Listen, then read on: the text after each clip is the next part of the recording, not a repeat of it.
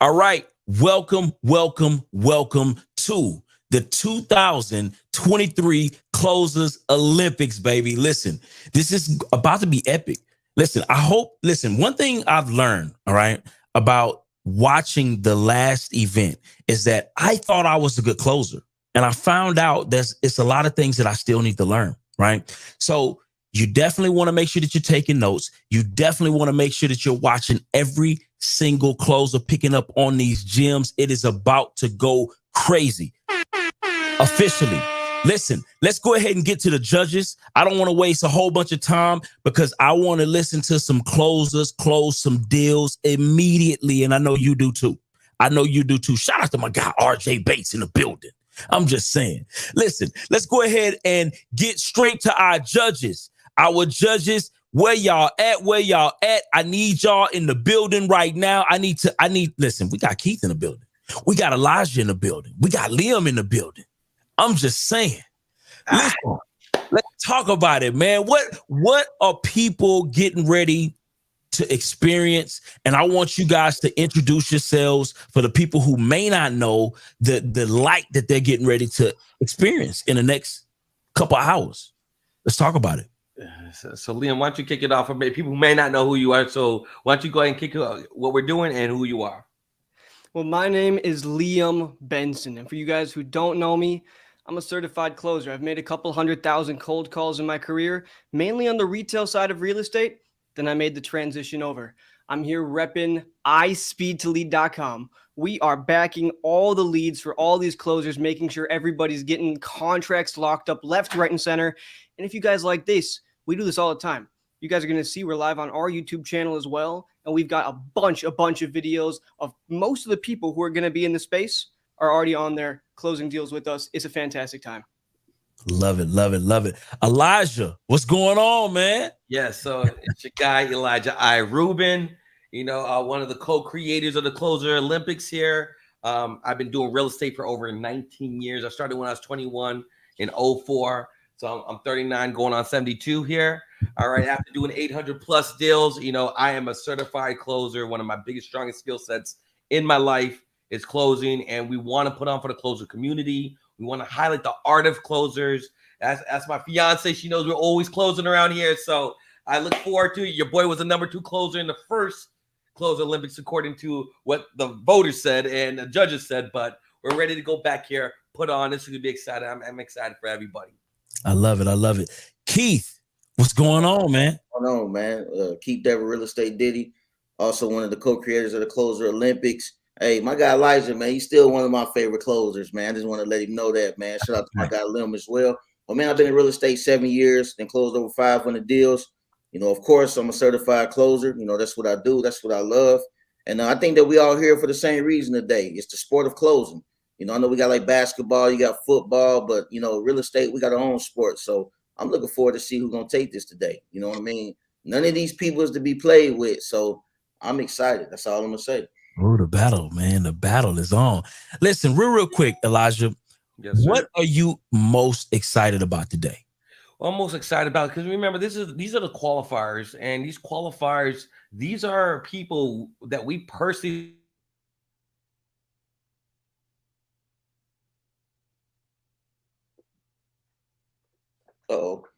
Did we get a... I think he got too excited. He got too hot over there, man. He's cooking it. What are you looking forward to mostly, Diddy? While we wait for Elijah. I'm gonna kind of pick up where he left off at. These are the, last year and not last year, but the 2021, the 2020 Closer Olympics, we didn't get the opportunity to do like qualifiers like we're doing now. And this is giving, everyone a shot that want to be a part of it. Everybody say that they got the skill set. And I want to let y'all know, like, this doesn't, you got to get through this qualifying round just to be able to even get to the open run on day one of the actual Closers Olympics. So, you got to knock a few bowling pins down for you to be able to get the strike. So I hope they ready to go. So, yeah, I'm excited to see new talent. I'm excited to see who is that person that we didn't even know. Who is the next Monique, Mr. Latte story? That's what we're looking for. Yes. Or Mrs. Latte, today. So yeah, I want to see talent. That's it. I also want to see talent. Love it. So, Liam, what are you most excited about before we get into the rules and break down all of the particulars of how we're going to be judging this thing? But, Liam, what are you most excited about? I'm excited to see somebody who people don't know. I'm excited to see somebody who is going to come and absolutely break through the space, somebody who can come and make a complete name for themselves and is able to show that, maybe the people doing the work are going to outperform the gurus. That's what I want to see. Wow. Talk that talk, Liam. You want a guru to get knocked off. Yo, before we go any further, Elijah, can you do me a favor and break down how are you guys going to be scoring this thing? What are the key things that people need to be paying attention to when these closers are closing deals? Can we break that down? Absolutely. So we want to give you guys a little sample and taste what the real Closer Olympics official event is going to be like. So we are judging this the same way the official judges during the official Closer Olympics will be judging this. So each round, each person can only score up to 40 points. So there's 40 points.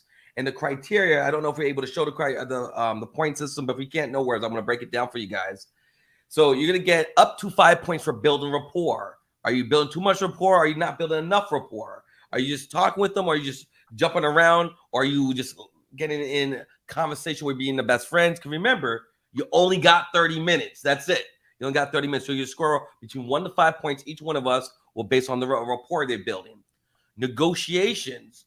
All right. Are you negotiating the best offer, or are you just going off the offer, the MAO that we put on screen? Are you really negotiating? Are you going back and forth? Creative option. This is going to be a big one right now, 1 to 5 points. And a lot of people ask me, Elijah, what if I do a novation? Yes, novation, subject twos, lease options, seller finance. Those are all going to be accounted for. Bam, thank you, team, for the points. So for creative options, you can score up to 5 points. Then handling objections. This is going to be a big one here too. How do you handle objections? Are you steamrolling them? Are you sidestepping them? Are you addressing them directly? Are you controlling the situation, or are they controlling you? So we're really going to be looking at handling objections. The best closers ask the best questions that highlight identifying the pain. So are you asking about the pain? Are you just taking the first answer? Are you digging? Are you asking? Are you poking the pain, being deliberate about those pain and pulling that out? Or are you just kind of subtly talking about it? Then verbal agreement, did you get them to say yes? Are they saying, yeah, let me think about it? Or yes, I'll sell it.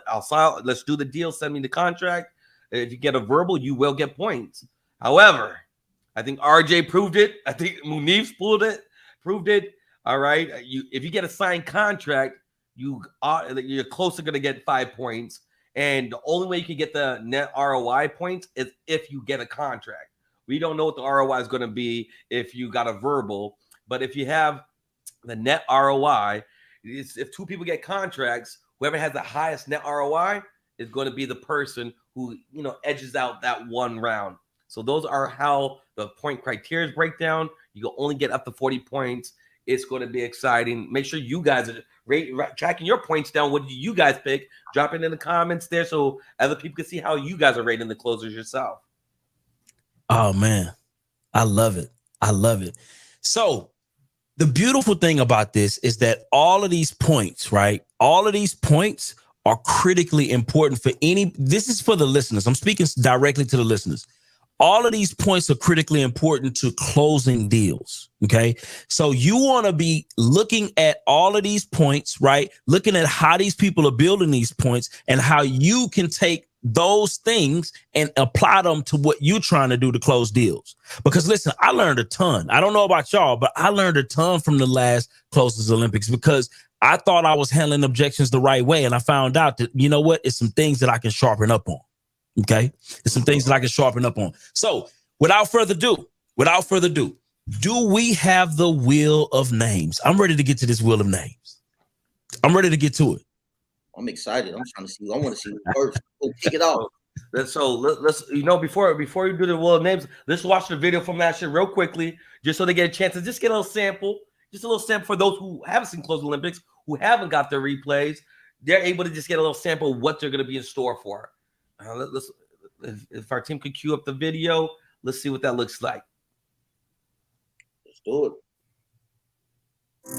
close it.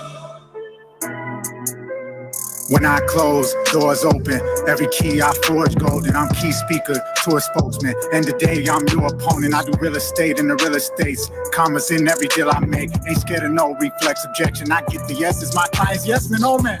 All time high, check the numbers, they won't lie. Last year we did 1 million. This year the mills multiply. We kings of this, you know the vibes. More life to live, more homes to buy. More escrows, more bank rolls, more urgency. Closing time. Close it, pick up the phone, close it. Big escrow, close it. $1 million deal, close it. It's all on you, close it. What you gonna do? Close it. Yeah. I want. Oop.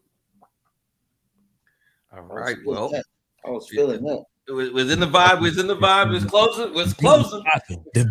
Close out that video. You know what I mean? But here's the deal. Listen, before we get the video back up, listen, I want everybody to understand something real quick. We got a special offer. We do got a special offer. And here's the deal. I want you to really, when you're thinking about this offer, look at the biggest offer, right? Because listen, if you get the bundle right now, listen, this is not regular. I just want everybody to understand. Listen, usually this thing is $697. Usually this bundle is $697, and we have a special offer right now as we speak. Okay, now what does this include? Right, you get both years of replays of the Closers Olympics. Okay, so you get that. Right, the next thing that you get is you get a discount on the tickets for the upcoming Closer Olympics finale. Okay. Right? You get a Closers Olympics mini course as well. Okay. Now, here's the deal. You're going to get this not for $697. Not for $697. We was able to talk with Elijah and the whole team, and we was able to get this at an extreme discount. And you want to pick up your tickets right now. I promise you want to pick up these tickets right now because this thing is going to be crazy. $297. Listen, $297 is all it's going to cost you. Right. This is all it's going to cost you to be able to get access to all of those things all at the same time. OK, so if you haven't already, go ahead, jump on the website and get your bundle today. OK, now, here's the deal. If you only want to get the tickets for the Closers Olympics, that's just $97. It's just only $97. That's it. Right. So make sure you're taking advantage of those tickets. Or if you were like me, you're going to be getting a bundle, right? I need all of the things because when you watch the things that you're going to learn today, all of those things are going to be carried over from the previous event. Okay. The previous event was insane. Listen, you do not want to miss that. So go ahead, hop over, get your tickets while we get the video queued up, while we get the wheel of names queued up. And listen, you're finna be in for a treat. All right. So I just want to put that out there. Elijah, I hope I ain't getting in trouble for announcing the $297. You know what? You know, the early bird special, you know what? Let's bless the people. The idea is the more people are able to see the techniques, see the opportunities, is the better they're going to be able to win. And like I said, we want to make it affordable for them to close big deals, you know, and I just think the more you see it, when you see it, you could be it. So I have no problem with that. No problem with it. So I like it. I love it. I love it. Massive discount. Massive discount. Half off, y'all. Guys, half off. And like say, the longer you wait, you're gonna see what the real numbers are. Like tickets, we were selling $297 just for the tickets. You're getting last year's tickets. You're getting this year's tickets, both bundles. I mean, you're getting both replays and a mini course. Make sure you guys get it locked in. We already got RJ and Max in the comments going back and forth. Let's see who's gonna be going first, second, third, fourth. Let's go. Go ahead, Byron. Go ahead. Let's go. We got Colleen. Is it gonna be Colleen? Is it gonna be Seamus? Who's it gonna be? Let's see.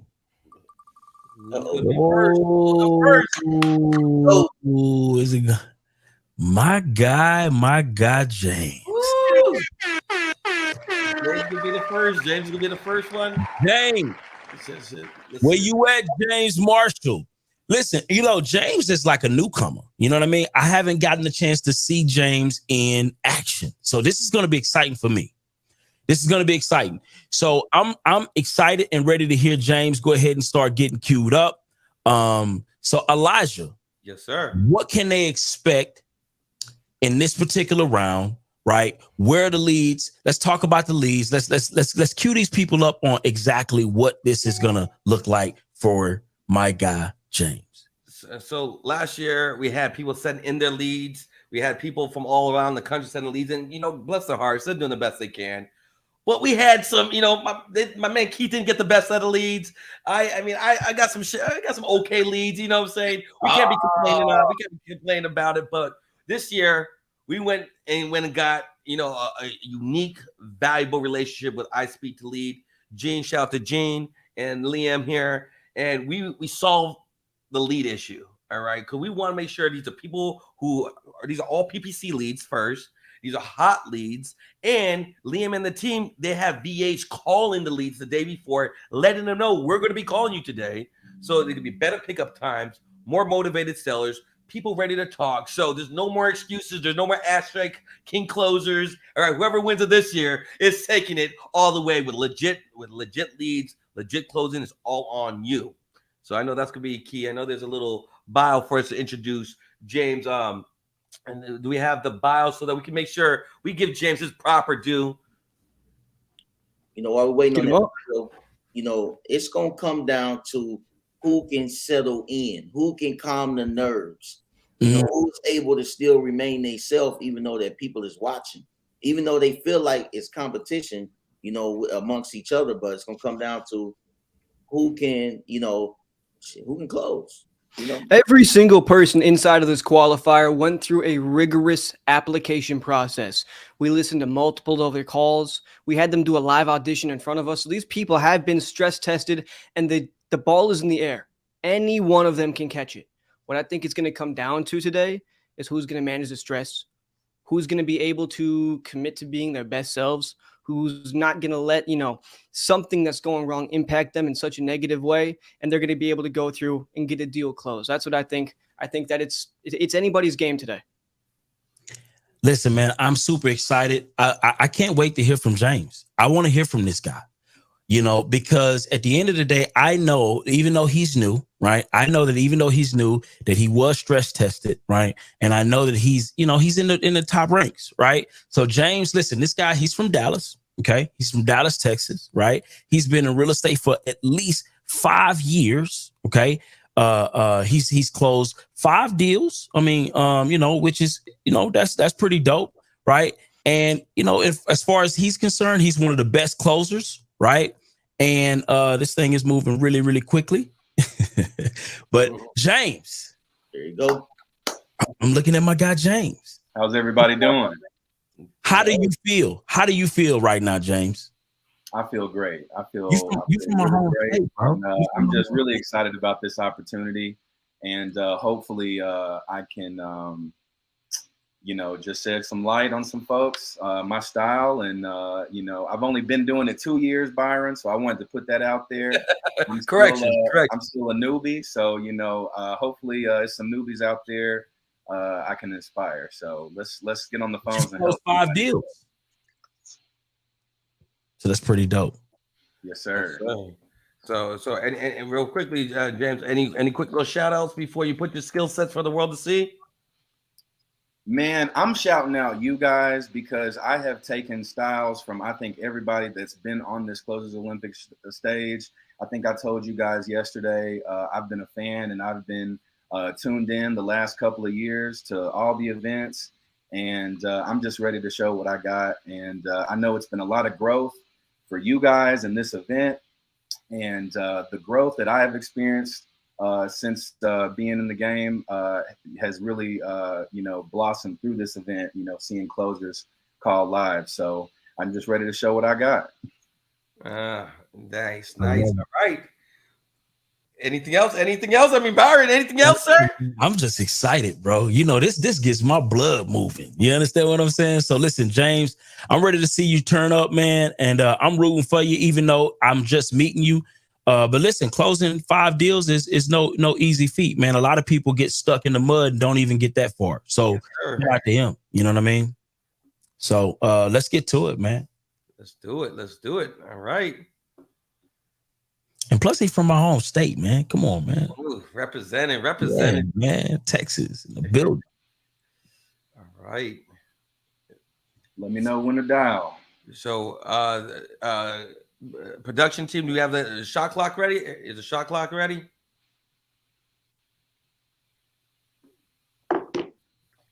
I want to see if James gonna turn into King James. Woo! All right. All right. So your clock won't start until you start talking with the first person, and then it's on. Okay. All right.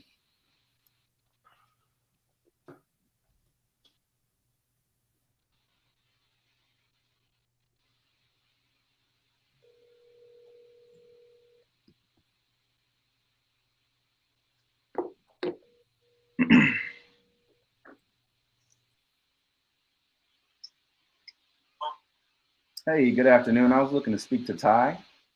Yes, sir. Hey, Ty, this is James. I was just giving you a call there about the property on Sloan Street. Yes, sir. How are you today? Man, I'm doing great. How about you? Oh, not too bad. Just about to get off work and it's about beer 30. All right, about beer 30. About beer 30. Hey, I like to hear that, man. I like to hear that.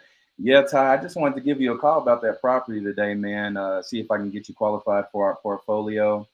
Just make sure you're a good fit for us and make sure it's a good fit, that we're a good fit for you as well.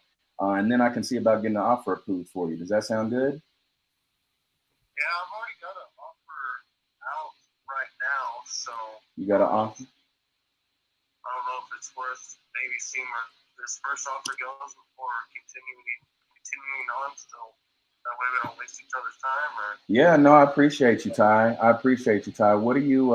What's keeping you from going with that offer that you have already? just waiting for paperwork really right now. We talked late last night until now, midnight or so. Oh, well, good, man. Well, look, I'll tell you what, I am a guy that has my paperwork ready. So why don't you and I talk? And as long as you and the other company haven't signed anything yet, Yeah, ethic. nothing signed at all. So Okay, awesome, awesome. What asking price were you looking for that property? I was asking 140, but just with everything else around the neighborhood, but kind of settled at 130. Gotcha. So that's going to be how I'm an open book. So Gotcha. So if I can get you an offer approved for 130 today, you'll be looking to move forward. I would, yeah, cash offer. You pay closing costs, and What's a good email? What's a good email for you, Ty? ty_2007@hotmail.com. Okay. Let's get to know a little bit more about this property, Ty. So what overall condition would you say it's in? Well, actually, Ty, I'm so sorry to cut you off, man. Before I get started, before I get too deep into it, are you the sole owner of the property or is there anybody else on title with you? No. Okay, great. Fantastic. Well, Fantastic. it's in my LLC, but I'm the owner of the LLC. Okay, that won't be a problem. So tell me what's going on with the property, Ty. Nothing, just really kind of looking to offload it and get more into have more cash heavy on the sidelines for kind of this market dip coming in and looking and getting into more of a quadplex, kind of in a closer town next to me. Oh, okay. Is this your primary residence? It is not. No, it's a rental. I've got renters and everything in there. So. You got renters in there. Okay, gotcha. I'm pulling up some details about the property, Ty. So I'm just gonna keep going. So you said the overall condition. Would you say it's in good condition? How have the tenants been treating the property? Really good. So the only issue that I had was the toilet backed up. I don't know, a couple weeks ago, but they've been in there for about 3 years now, so I never really ran a snake or cleaned it out. Okay. And all the pipes look, so the guy ran the rotor and a camera down in there, and pipes look good. There's no roots or anything. It was just a buildup of grease, a bunch of college kids pouring grease down the damn trap. So Gotcha. but it was nice that they ran the camera down there just because it's cast iron to PVC, and it's just right there at that little lip connection that it built up. But overall, there is a big tree next to it, and there isn't any roots coming into the piping or to the drainage system. So okay, that was really good to know. So what about some of these bigger? So is the rest of the plumbing okay, or is that just kind of the only? Yeah, okay. that was the only issue we've had in 3 years that they've been there. Okay. But like I said, running the camera through there, it is kind of a peace of mind that, hey, nothing's really wrong, cracked, For sure. damaged, so. For sure. What about some of the bigger ticket items like the age of the roof, the foundation, HVAC, things like that? So the roof was probably, I think it said 5 years old whenever I bought it. So it'd be 7 years old now. Okay. It's got aluminum siding around, so it doesn't rust or deteriorate really. Gotcha. As far as foundation, there's no crack in the foundation. It was level whenever I bought it. No issues there. And then as far as the HVAC, it had central heat, but whenever I turned the gas on, there was a gas leak, so I ended up cutting it. It was back in the, 50s or 60s, I think. This damn thing is that old. And ended up taking it out and putting mini splits in just because they're way more energy efficient. And so the only thing that the gas runs off of is the hot water heater. Okay. Is this a 3-1? 2-1.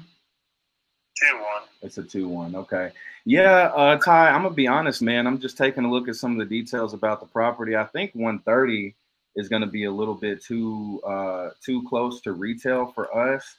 Now I'll tell you what, we look at two things when we're, considering our offer. We look at what the houses are selling for as is and what the houses are selling for on the market, fixed up with an agent. Now, as is, I can definitely get an offer approved for you, but like I said, I don't want to waste your time if you got an offer closer to what you're asking for. Would you even consider anything under 100? Because that's kind of what I'm seeing with some of these as is houses. Okay, gotcha. Well, look, that being in a college town and right next, it's only 2 blocks from the college. So yeah, I got you. I see it. Yeah, man. It sounds like you got a good deal with the other folks. I hope they're able to take good care of you. But I actually got another call coming in real quick, Ty. If anything changes, I'll give you a call back, man. I appreciate it.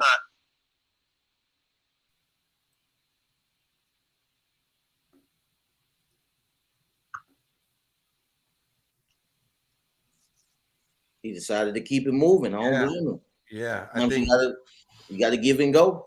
Yeah, and that's part of the strategy too. So I think he asked some really key questions, and then he didn't stay stuck. I think, especially your first time on this, you feel like you have to be loved to that one seller. If that's not the right seller, move on. There's more leads for you to call through. Yeah, don't get attached to someone. Get attached to you. Got to keep it moving.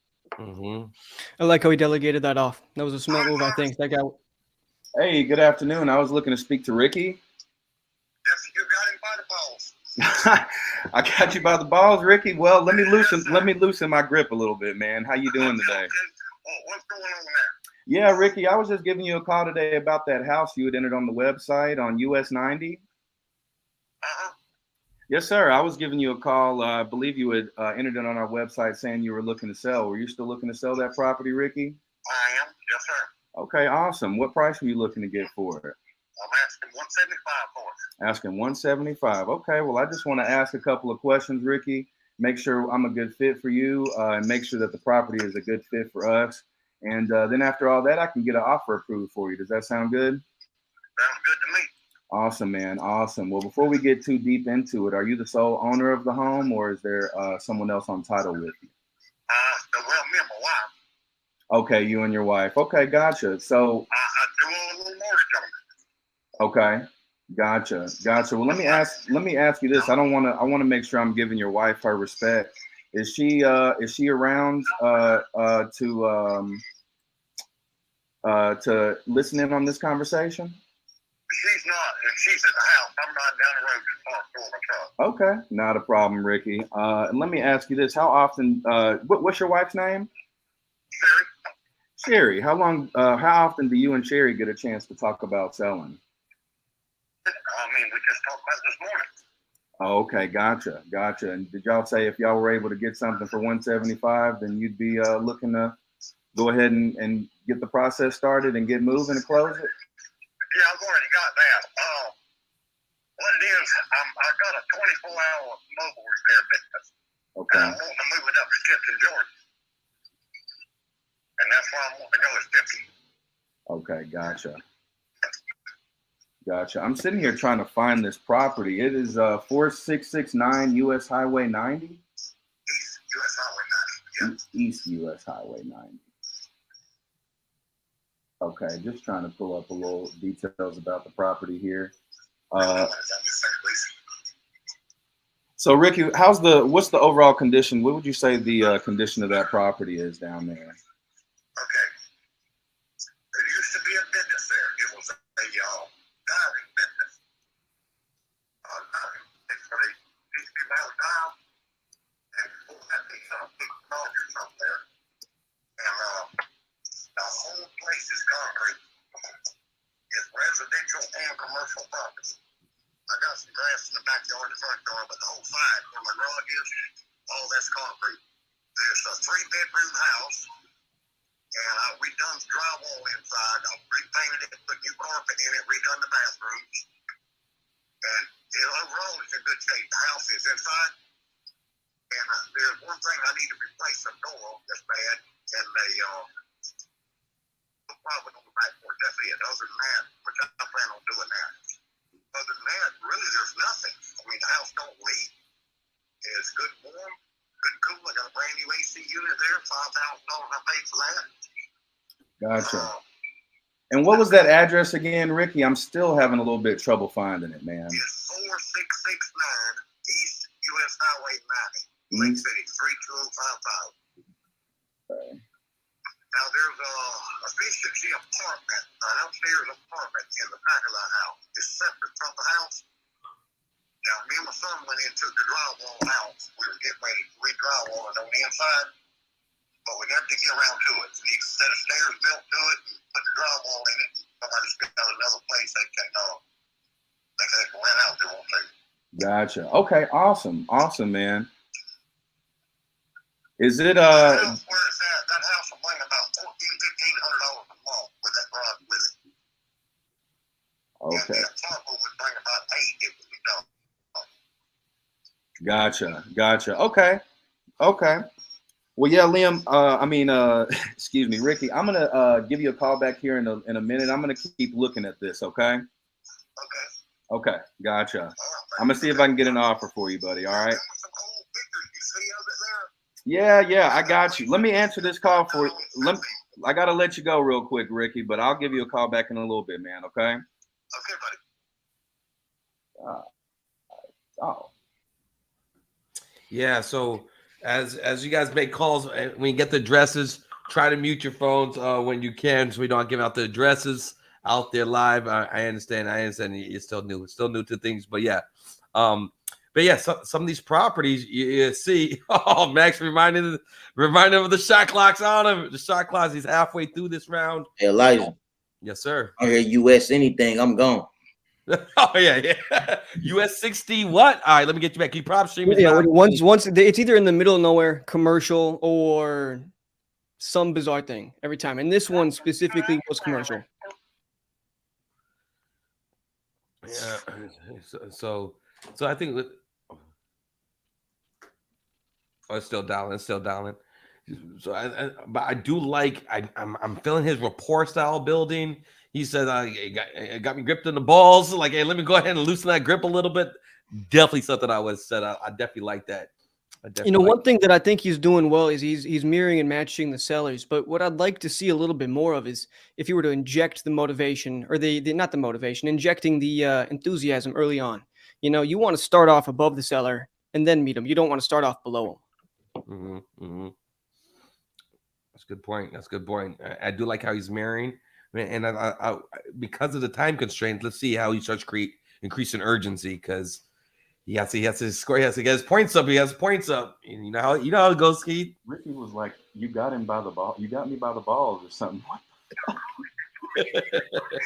I just remembered that. Yeah, Who answers the phone like that? I thought about Money Mike for a minute. He had Damon. I'm triple dialing. All right, good. Get you set up.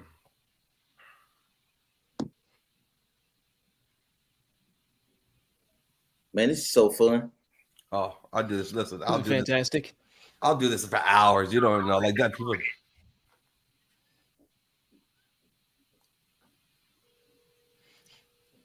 Yeah, no, like I said, I'll do this stuff for hours. So at this point, this one you gotta kick in your pre-call affirmations to keep yourself. You got to keep yourself up right now. To anybody that's watching. Absolutely. Pre-call affirmations, and tell yourself who you are, what you do. I got my vision boards right behind there. Sometimes I'll turn around and take a look at that. Oh yeah, that's me right there. That's what I'm doing it for. Get right back in it and just remembered all the times you got yeses. You turn those to yeses. I think those are the key parts, and just feeling comfortable and being able to know that, hey, yes, you got the shot clock, but treat it like it's just another day in the park. And it's not over yet. It's not over. One thing that I always do whenever I'm on a long dialing session is you're not making the connections you want to. You start to get down. You start to feel like you're not going to do what you want to do that day. But what I do is I just put myself in the mindset of thinking that the person who I'm about to connect with, they're like the coolest person ever. And I've been wanting to talk to them for years. There's some celebrity that I just, think is the coolest and that I'm super excited to talk to them. Cause that keeps me really excited to hop onto the next style and make sure I'm not starting their conversation on low energy. I remember on the first Closer Olympics, I seen one of the brilliant closers. They actually hit a buzzer beater. So it's not over yet. Guy by the name of Elijah Rubin. Hey. He hit a buzzer beater at one point in time. 3 seconds left. Got to say yes. So just know it's not over. Stay cool, calm, collected. Poppy calls like from over. So it's about, because what we think about, we bring about. So if you start stressing it, you start thinking about all things not working, how it's not fair, and this, just understand you got plenty of time. But like I said, he's got to hustle up, and he's going to hustle up. He got plenty of time, and you guys are watching this. Think about yourself. Like, what would you do in this situation? What would you guys? Appreciate Chef Curry with the close, boy. I see you. At this moment, I would definitely make sure I'm doing my pre-call affirmations. Settle down. Just relax. You know what I mean? This ain't the time to start stressing. Nah, the clock already going at this point, so just gotta relax. I've been in this position, You have been. Yeah. Just relax, man. Just relax. You got it. You got some good ones. And don't think about the last call, because I've been in a situation where you're like, man, I should stay on the last one. And now you're in this new call and you're letting those past thoughts play in your current present call. So you have to have like Kobe Bryant, short-term memory loss there. I like that. Mm-hmm. Okay. Say positive. Say positive. It's okay. You got this. Okay. Just taking the time. Oh, shuckers. See the family, Jordan. And I think what's really good is that, this is what's going to be like every single one of us who making these phone calls. You're going to have stretches where you're not going to talk to anybody. But like Liam said, I was looking to speak to Will. Hey, Will, this is James, man. I was just giving you a call about that house on Waring Court. The Waring Court property is 17 acres. There's actually 3 dwellings on there. There's a house, there's a log cabin, and there's a mobile home. Okay, awesome. And so the 527 is the whole thing with all 3 of those? All 3 of those, all 17 acres. All 17 acres. Okay, awesome, man. Awesome. I just want to give you a call and see if I can get that qualified for our portfolio and see if it's a good fit for us, see if we're even a good fit for you, and then I can see about getting an offer approved for you. Does that sound good? Yep, sounds good. Just to give you a heads up, I am taking offers from, feels like everybody. I'm taking offers for 30 days, and if I don't get an offer that I like within 30 days, I'm just going to put it in my list. I've taken a couple so far, but nothing that makes me want to go to closing yet. What makes you want to go to closing, Will? I got money tied up in it. I'm not quite sure how much, but I want the best possible offer. Yeah, I completely get that, Will. I completely get that. like I said, one of the questions, we asked to help qualify folks for our portfolio is to get an idea about price. We got a lot of folks that submitted forms to the website. So I'm pretty certain we're going to buy our next property today. And I just don't want to waste your time if we're not even in the same ballpark. With you, looking to sell and wanting to take the highest offer, I know there's got to be a price or a range you got in mind, right? So as far as, did you run comps before? Have you run comps yet? Yeah, I'm trying to take a look at it here while we're on the phone. All right. So the last prop. So I mentioned MLS earlier. I'm not a realtor. My wife is. So whatever I build, she sells. Mm-hmm. This property, I'm not going to build on. I'm a small builder, and that property is too much. It's too much for me. Okay. So that's why it's going on the market. I still have money tied up in it though. So what were you thinking about listing it for? So the only comp I could find that was close was a property. I think my wife said it's about a mile or two away. It sold for $6 million within the last year, but it was twice the size of mine. It also had better road frontage, so probably half of that, maybe $1.5 million, if I can get it. You're looking for 1.5 million? That would make me take it off the market. But Mm-hmm. may not be the best offer. It may not be the best offer I get. So I'm still pretty open. That's just what I'd like to have. Gotcha. What's even got you looking to sell? Well, like I said, I'm a builder, and usually I'm a small builder, so I'm in the 4 to 6 homes a year neighborhood at best. Gotcha. 17 acres. If you break it up in a quarter of an acre parcels, or even a third of an acre parcels, that's too much for me to sit on. Gotcha. I'll take a look at this, Will, and give you a call back, man. I don't want to waste your time on the phone. I just want to see if this is something that even makes sense for us, okay? Perfect. Thank you. All right, man. Take care.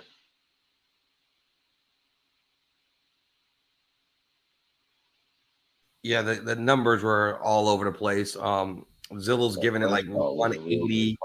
Yeah, the cancel listing 575. Yeah, so yeah, and we all get crazy sellers. We all get crazy sellers talking crazy, reckless, and I think he handled that right. He asked a couple questions, talked about it, and pivoted out of it. Mike. Yeah, it's a tough one with a super educated seller with a somebody that's a unique sized lot with a bunch of different properties on it. That's when you got to take your time on. But the one thing that I don't like when sellers come at me with is, have you run comps yet? I don't even know if you still want to sell, man. Let's have a conversation first. I would, the way you want to kind of overcome that objection is ask them, I see you had it listed, a few years ago, what was your comps? What's some of the feedback that you got from the property? I see that you had it listed. I see also that it didn't sell. What's your thoughts about it? But at the end of the day, he don't really have enough time to really dig in. So do the right thing. Right. That's to make the competition a little challenging, right? Because you can't do exactly what you do when you have 3 hours to burn. But at the same time, I like to ask them when somebody hits me with that, I was like, well, tell me, you got some good offers, right?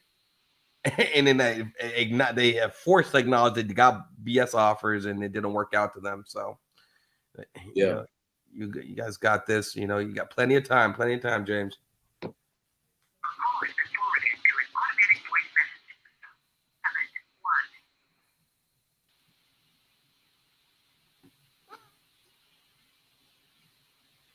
Let's see, Max over there, one of the top 3 closers in the country last year, giving some good game out. He said, giving us some good game, giving us some good game. And you can see closers appreciate other closers, and it's just so valuable to learn and be around other closers, learn from other closers, see what they see, watch what they're watching, hear what Liam is sharing, see how Keith perspective, everybody's POV is so much different. It's really good. I love this. I love it. Yeah. My guy gotta, at this point, just keep, you gotta finish strong. You know what I mean?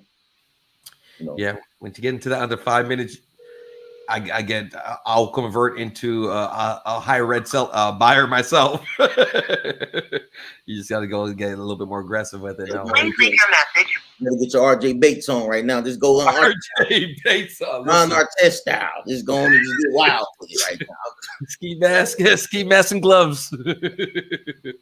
I think this last call, man, he's just got to go for points. He's got to get into some type of good pitch here. That's what I think is going to happen. So basically, are you serious or curious? I mean, off the record, I get right to him sometimes. Hey, you got it. Plenty of time.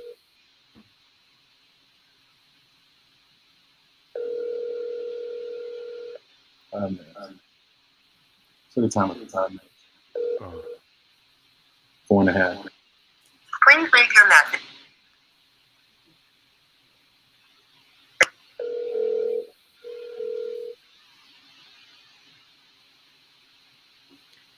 One and a half time, 1.5 minutes. Like I said.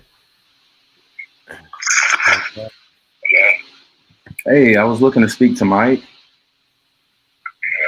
Hey, who is this? Hey, Mike, this is James, man. I was just giving you a call about that property there on Elm Tree Street. I believe you would enter. Okay. Yeah, I believe. You can call me back. I was just trying to see if I could get you an offer for that property on Elm Street today. Were you looking to sell? Yeah. Okay, gotcha, man. Well, I just wanted to ask a couple questions, get it qualified for our portfolio, see if I can get an offer approved for you. Does that sound good? Yeah, let me call me back in a couple hours. Call you back in a couple hours. I can give you an offer here in about 4 minutes if you got time, Mike. Yeah, I don't have time right now. Okay, not a problem, man. I appreciate you. Thank you.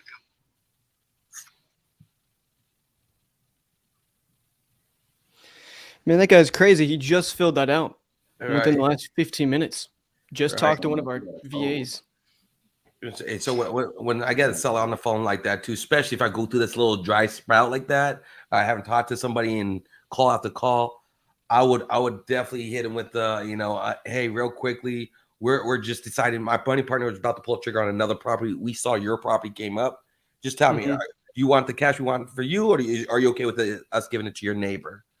And then that usually makes them perk up. No. I want the cash for me, and then that like force them to kind of play ball. Yeah, keep pushing. You got this, man. 3 minutes. Yeah, put that pressure on. Give them a little bit of a takeaway. Show them you don't need the deal. You know, it's kind of funny. It's the same thing with women. The less you want them, the more they want you. Hey, tell them, Liam. Tell me how you got wifey over there. Tell me how you got wifey over there. It's just not the hair. It's just not the hair. You got game too.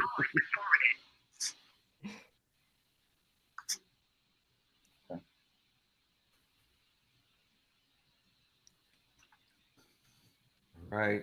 And I think, that's the hard part. You can't go back to the other cells because the leads get thrown in the mix. So you're on to the next one. The way in your traditional, you can just pick up the phone, call your past seller. You can follow with that person. It's on to the next one. I think I have 15 leads. I think I've called 10. Okay, just gotta get through them. You got it. I like James' attitude still right now. Yeah. I'm a big fan of that. He ain't letting it get him down because this is real life situations that people experience throughout every single day. You gotta reset your mindset after every call, whether you get a no, whether you get a no answer, whether you get a yes. Got to reset. Everybody is not the same. If you're going to every call the same, then you're probably gonna get the same answer. So you got to reset your mind.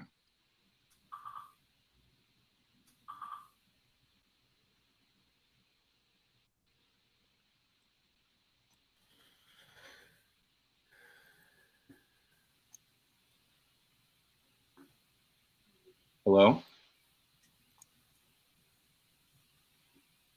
Hello?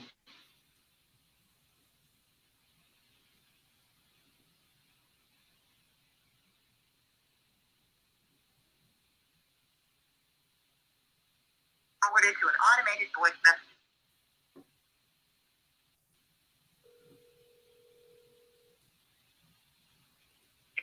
Your call has been forwarded to an. They're there. They denied the call.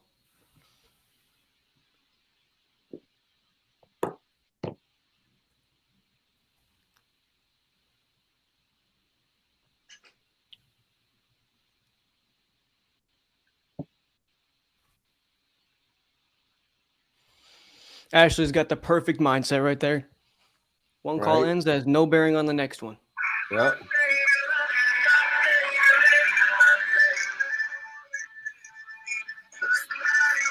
Got a ringback tone here, like it's 2003.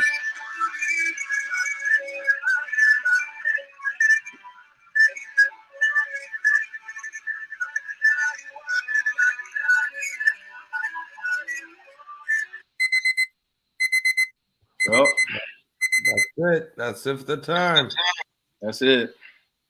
All right. All right. Well, like I said, if you put the time in, you put your best foot forward. You put the best foot forward.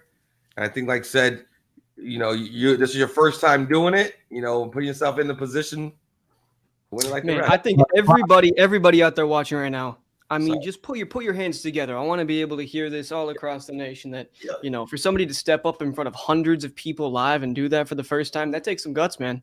Most people, they're going to fall before that pressure. Yeah, man. I really wanted to see him get some more action in there, man. But sometimes it be like that. Sometimes it's like that, right? Sometimes circumstances don't allow us to be able to showcase the best of the best skills. But guess what, though? He still kept his composure, right? So shout outs to him. He still was able to keep his head in the game despite things not necessarily going his way. We don't know what the judges are going to say. We don't know, right? Because listen, it was still an opportunity there for him to be able to rack up some points. Okay, so I definitely want to send a special salute to James, man, for putting his best foot forward. Listen, all of the calls, in my humble opinion, I mean, he handled those things with grace. But listen, I don't know anything. We got to find out what the judges are going to say about this, right? Because the judges are going to ultimately make the decision as to how his fate is going to be. Sometimes it's death by clock. And we just witnessed death by clock. Unfortunately, you know what I mean? But it doesn't matter. It doesn't matter. His head was in the game. Listen, he's a new entrepreneur, just getting into the game, trying to close deals. So I'm excited. Listen, I hope, listen, are you excited? Like, I'm excited to see what these scores are going to look like, because I'm definitely excited. Listen, we got my guy, Keith. You know what I mean? He's been doing this for a long time. Elijah, the same, Liam. So listen, we got the judges scoring right now as we speak. So if you can right now, go ahead and put what you thought the score should be. I want to know what your comments are. So if you can, go ahead and put down how well you thought James did. I want to hear it. I'm pretty sure James is going to want to hear it as well, right? So let's listen to what you guys think, right? Listen to some of you guys' takeaways. What do you thought he did great? What do you thought he could have done a little bit better on, right? Because listen, I've seen closers in worse situations and still pull out a W. I've seen this, right? So listen, it's always room to grow, right? I'm not going to sit here and act like everything was all good. Listen, it's always opportunity. If you're the right closer at the right time. So I just want to put that out there. But yeah, let's get to the judges. Judges are currently scoring right now as we speak. And I hope you are judging as well while you're sitting at the house watching this thing. Because listen, this is a learning opportunity. I hope you're writing notes, right? I hope you're doing all of those things. But before we even get to the judges, I want to mention something real quick, because this is very important. Listen, we got a bundle that's available on the website right now. I literally just got the official approval from Elijah. He told me that we're giving this thing to you half off. Listen, let me explain what you get on this deal. So you're going to get access to some discounted tickets, right? You're going to get the Closer Olympics mini course. Listen, the Closers Olympics mini course. Anybody that's looking to make any kind of real estate deals take place. You know what? Matter of fact, I'm going to go as far as to say, if you're looking to learn sales in any genre, any field, You definitely want to take heed to this mini course, this Closers Olympics mini course, as well as getting the discounted tickets. And guess what else? This actually gets better. You're going to get the previous 2 years replays. The previous 2 years replays. So you definitely want to make sure that you're taking advantage of that. Okay. And it's only $297, half off. Okay. So this is half off. So $297, you can get the Closers Olympics bundle. Okay, so make sure that you're going over to the Closers Olympics site to go ahead and pick that up. Okay, and worst case, if you want to just pick up the tickets only, right, for the final event, it's only $97. Okay, so it's only $97. If you anything like me, you're gonna go ahead and get that bundle though. I ain't gonna lie to you. I need all of the replays. Because I've literally went back and watched those replays multiple times because it was that much knowledge, learning opportunities in there. So are my judges ready? Where are my judges at? I need to know where my judges are at. Are my judges ready? The judges are still scoring. So we're going to give them some time. Definitely be writing down what you think happened. I want to go and look at some of these comments.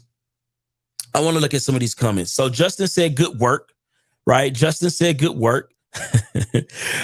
Fernando said it was a 50 for him. Damn. Okay. Fernando was a little rough on that. RJ Bates, for the past 2 years, the Closers Olympics included. Okay. So, all right.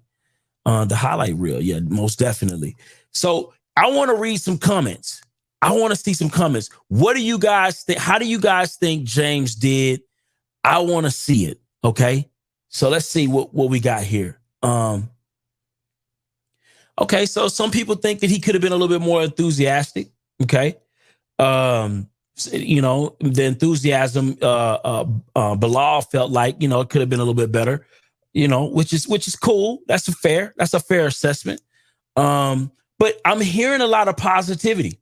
I'm seeing mostly positivity. Shout out to James, right, for doing a great job. Anybody had anything that you feel like James could have done better? That's what I want to know, because listen, this is a learning opportunity. I know we want to be kumbaya, right? We want to be kumbaya. We want to all, say the nice positive things, but listen, we need, where's Steve Trang at? We need some of that Steve Trang energy. Where that's at? We want to learn today. You know what I mean? So let's see. We got, maybe he could have had some more enthusiasm. So we're seeing a lot of people talking about enthusiasm. Okay. And I think that's critical. I think enthusiasm is definitely something that you want to make sure that you have on these calls. And I'm hoping James is hearing that as well from the people in the comments. So let's see what we got here. All right. So we got Liam. We're pulling up Liam's score first. Okay. So Liam. Do we have Liam ready to go right now? Let's go ahead and get Liam's reaction to what took place. Let's get his score, right? Because this is critical, because the judges make the decisions here. Okay. Yeah, we got our opinions. Yeah, we think about all of this enthusiasm, but that ain't. I don't even know if enthusiasm is on the scoreboard. Right. So we're looking for rapport. We're looking for negotiations, right? Creative options, handling objections, identifying pain. Okay. Verbal agreements, contracts signed. That's the things that we're looking for. Okay. And projection of the net ROI. Those are the critical pieces. Okay. So that is what is going to determine who is going to be the person looking to move forward in the next rounds coming up. So real quick, do we have Liam ready to go? Is Liam ready to go? I'm ready to go, baby. What's up? Talk about it. So before we even get into the scores, Liam, what were your thoughts on the call? Overall, I think he could have done better. I think that based on the calls that we listened to him and how we saw him perform in the audition, there was I was left wanting a little bit more out of them. When I'm on the calls, there's two things that I'm looking at more than anything else. It's going to be your cadence and your tonality. Your cadence, ladies and gentlemen, that's your speed, how fast you're talking. Your tonality, your pitch rather, that's going to be your highs and your lows. Where are you at? And now you can have any combination of those to create this very dynamic word flow. When you're looking at the most interesting people to listen to, you guys listen to Matthew McConaughey. he has such a dynamic range within his speaking style that he's very, very enticing to listen to. And, there's multiple studies from Ivy League schools that have done research based upon what is important when you're speaking. Now, the most important is actually body language. Second is going to be your tonality, your delivery. And the least important is what you're actually saying. You can say nothing important and say it the right way and get where you want much faster than you can say the right thing the wrong way. So when I'm looking at this, I think that if I were on these calls, I'm going to start off at a high degree of energy. I want to start off motivated. I want to start off excited. I'm going to be smiling, all my chest puffed out. So that way I'm taking a look like this and it's going to come through because my body language will carry. So I think the tonality was where this was lacking to begin with. Can we bring my scores back up, that screenshot there, so I can break those down? Yeah, let's do it. Let's get these scores up and moving. Let's go. Yeah, man. That was some good pointers, though, man, that you pointed out while we wait on the scorecard to pop up. Because I guess that's going to show up in the scorecard. I'm really interested to see exactly how you broke this thing down, for sure. Because, we did hear that in the chat. Other people noticed that the enthusiasm wasn't really there like that. Was that a thing for you, or did that factor any part in your scoring? Yeah, it did. The way that I would define enthusiasm is delivery. How are you saying what you're saying? How's it coming out? Now, I don't know where that scorecard is, but I'll just break it down from my end. And the criteria that we're looking at here is first is rapport. Out of 5 possible points, I gave it a 2. And the reason is because he had some interesting back and forth dynamics. What he could have done better is when somebody says something, you want to smoothly chain off of that to move to your next question. You don't want to go, all right, and then jump into your next question. That just creates a more dynamic conversation where you're feeding off of each other. It's more conversational, not like you're giving him a survey. And that's where I think he could have earned more points in there. Next is negotiations. Out of 5 points, I only gave him a 1. And the reason for that is he only really got to talking about price one time. And when he did, you generally want to try to get them to confirm why they're at the price. You want to put them on a stool and then start taking their legs out with a sledgehammer. And all that he really did in that situation was say something along the lines of, this is pretty close to market value, and went from there. So there just wasn't a whole lot to base it off of. And he didn't try and make that seller negotiate against themselves. Next up, for the creative option, none of those came into play. So that's 0 out of 5. For handling objections, I gave that a 2 out of 5. There weren't too many tough objections. The only time I really got to see one come into play was when the guy was saying, hey, I got to go right now. And I think that I would have put some pedal to the metal there and trying to make that work at any cost instead of kind of letting that one fizzle off. And then the last one, and this is where I think that he should have earned a lot more points, was in the identifying pain. This is the motivation. I gave him a 1 out of 5 on that. And the reason I gave that a 1 is you want to be looking for little opportunities to ask these between the lines questions. Somebody says, my house is in disrepair. I was in disrepair. Do the tenants do that? You want to start making these inferences and then allow them to start segueing into that. And then you want to start pushing your boot on their neck at that point and don't let up. And there just wasn't really a point where we were diving into that motivation at a really deep level. And then the other 3 are just the verbal agreement, signed contract, and net ROI, which there was no verbal, no signed contract, and the net ROI is based off of that signed contract. So out of 40 possible points, I scored it a 6. Wow.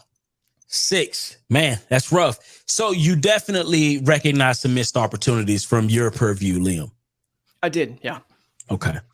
Well, it is what it is. I'm interested to see what Elijah thought about this and Keith. Listen, 6 is rough. 6 is rough, right? But keep it real. Elijah, it's on you. What were your thoughts, man? What were your thoughts on this call? Yeah, no, like I said, being the first one, there's a lot of jitters. Being the first time even called, so I get it.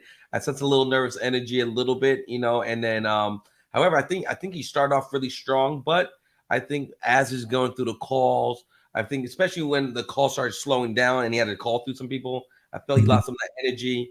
And I feel like, how you do anything is usually how you do everything, but let's just get right to the points.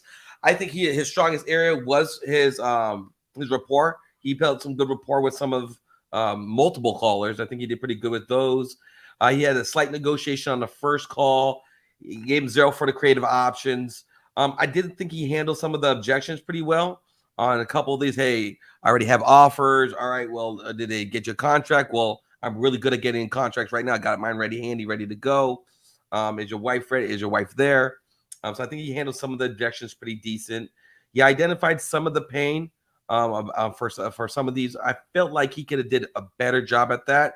And I just know how hard it is out here. So I didn't want to get my Steve Trang on. So I gave him a little extra on identifying the pain, but the rest of them, he just didn't clock out. So he got a 10 for me. Wow. So definitely some missed opportunities I'm seeing. So overall, Elijah, I saw that, on your score, you didn't feel like the negotiation was there. What are some other opportunities you felt like he missed where he maybe could have got in and got some good stuff in there? Especially the first call. I really feel like he could have went for the seller financial and creative options. I think there's an opportunity for there. I think he could have poked the pain a little bit more. And I think by poking the pain allows you to know their sophistication and allows you to know, is this a real cure seller or a very serious seller? I feel like those are a couple of missed opportunities he had there. In terms of his cadence, I know that in the chat, a lot of people talked about his enthusiasm. They didn't like that piece. Did that matter to you any? Yeah, and when I'm on the call, like I smile and I'm talk with them, I'm connecting with them. This is a relationship business. Make relationships, not offers. And you kind of felt the enthusiasm a little low, and people are gonna feel that across the phone. And I feel like, especially as he was going through it, that started waning down. That's an area for the future he could definitely improve on. Wow. Well, thank you so much, Elijah, on that. I'm interested to see. Listen, it is what it is. Listen, he had a 10 from Elijah. I mean, it is what it is, and a 6 from Liam. Keith, I mean, where we at, man? What's your thoughts? I'm gonna say this, man. I'm just gonna keep it real brief. The clock beat him up. The clock beat him up. Clock took his energy away. And the reason why I say that is he started out very enthusiastic. His rapport was on point. Yeah. He started out with the first person, but when it got down to 15 minutes and start getting to 12 and 10, you could feel his energy going away, Yeah. And I think that caused him to not really overcome more objections, dig more deeper in the pain, because he knew in the back of his mind he got to go ahead and get out of there so that way that he can find the call that he was looking to get. And unfortunately, he didn't get a chance to really, take it far. I feel like he could have been more creative. I feel like he could have overcame a little bit more objections. I think he had good starts to the calls, but I think that when it got down to the nitty gritty, he didn't really fight for it, if that makes sense. Absolutely. So I gave him rapport. I gave him a 3 because he did start off the calls pretty good. Negotiations, I gave him a 2. He didn't throw too many blows when he got hit. You know what I mean? He didn't really, do what I wanted him to do. Creative option, I didn't give him anything. I don't think he was too creative. Handling objections, I gave him a 1. I didn't think he really tried to press that point, to try to overcome some of those objections. Identifying pain, I gave him a 2. I feel like it was times that he tried to dig in a little bit, but I do think he could have did a little bit more. Verbal agreement, I gave him a 1 because he did get a price out of, a few of the sellers, even though they wasn't the prices that he needed to get to. So I showed him a little bit of love right there. But as far as signed contract, return on investment, I mean, we all know it wasn't there. But, what I like about James, he did try to finish to the end. He was trying to fight. And I think that if that clock wasn't ticking, I think he would have tried to do a few of these things different. So I don't want to judge him too hard. But definitely big shout out to James for sure. Yeah, shout out to James, man. Listen, I think he, with what he was working with, Keith, I think he did, a phenomenal job based on what he had to work with. But, obviously, James, right? According to the scorecard, there was some missed opportunities. Okay. For sure. I got to be real. What do you think? What do you think was some of the things that you did great? Okay. So we'll start there. If you could give me one of the things you felt like you did great, and then one of the things you felt like you missed the opportunity on, that'd be awesome. Yeah, man. One thing that I'm really good at that, can be a tip for anybody watching is, like Liam said, is the tonality. I really try to match tonality. That one of the last sellers I spoke with, he sounded like he was rolling out of the bed. And so I kind of sounded like I was rolling out of the bed too. So it just comes with those things. And then, kind of joking back and forth with that first seller with that, weird little intro that he had. I definitely think I did good with that. You know, what I didn't do good, I definitely could have done a creative option with that first seller. And had I known that that was going to be the best seller, I definitely probably would have stayed on the phone there. You know, he was a little closer to retail, and that was just kind of my strategy. I just wanted to keep it moving and get somebody that had a good fair market value for that we can make a cash offer for. But I'm just really happy, all smiles, and you know, we'll just see what happens, man. We'll see what happens. I appreciate the feedback from everybody.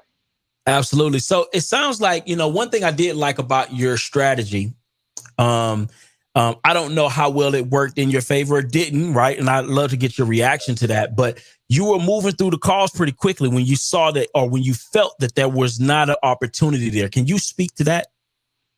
Yeah, absolutely. I'm not even going to try to act like I'm somebody that pitches creative options every day and stuff like that. It's something that I bring up to my sellers. And then those leads, I work and collaborate with other people that know a lot better than me. And so that's also, you know, why I kind of moved off that first call, which really could have been a good call, you know, if I had just kind of dialed, you know, into it a little bit. Absolutely. Absolutely. Well, man, listen, man, I just want to say congratulations to you. You know, I really, really appreciated the call. It was entertaining, and I felt like I learned some stuff, despite there were a couple missed opportunities there. But listen, man, this is just the beginning. This is just the beginning, man. You're closing deals in real life. You're already in this game, and you stepped up to one of the biggest stages for the closers in the real estate space. And I just want to salute you for that, man, and kind of keep going, man. Listen, I love it.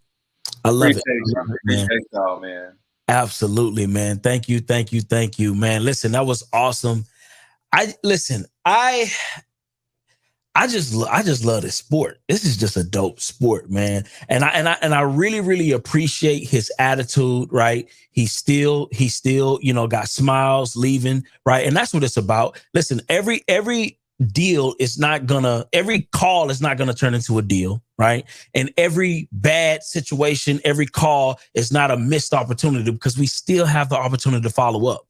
Okay. We still have the opportunity to follow up. And so that's what it's about. It's about sticking in the game and not giving up. So I just want to give him a heavy, heavy salute.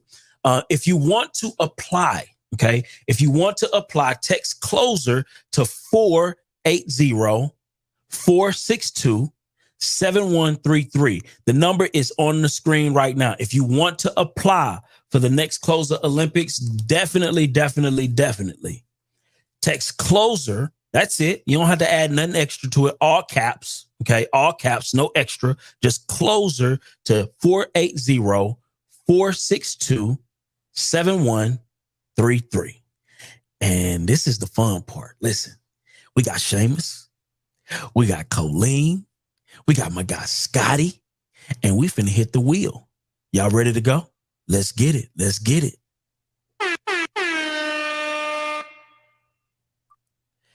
And next up is Colleen. Colleen, Wealth Community Zone.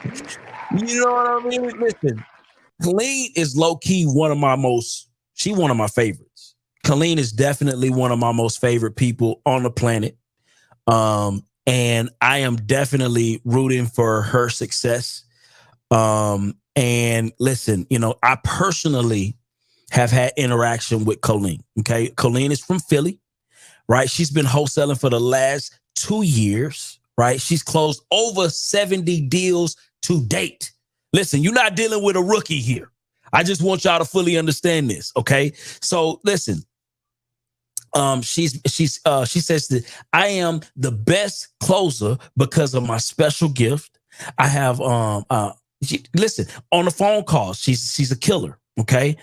So I'm very, very interested to see how she handles objections, how she runs through this scorecard. Oh my God, we got Colleen on the screen. What is going on? How you feeling right now, Colleen? That's what I want to know. I'm feeling amazing. I'm feeling really excited. And listen, y'all better grab that bundle and catch the replay. The replay is what helped me get to this point. I watched that more than 3 or 4 times just to prep myself. So grab it while you got the chance. But I'm excited. I'm ready. Apparently, you're the wholesaler that other wholesalers call when they can't get the deal. That's right. When they can't get the seller signed, I'm the one to get the job done. You know, I am extremely proud of your progression, Colleen, and I'm extremely excited to see how you handle these calls today. And I'm gonna be to the side rooting for you. I'm just letting you know that off the top. Thank you. Thank you so much, Byron. Listen, judges, what's going on? We got Liam, we got Elijah, we got Keith back in the building, and we're getting ready to start this clock, man. Any words y'all want to say prior to us hitting this clock on Colleen? Yes. Let loose. Let it go. Let it fly. Let's see what you got. Let's get it, Colleen. You got this. And you got the hat swag. You know what time it is already, so there ain't nothing to say. Let's go, Colleen. Let's see you, girl. Let's do it. All right. I got my first lead pulled up, and I'm going to give him a call right now. I've been doing some research on the leads behind the scenes. Let's give him a call.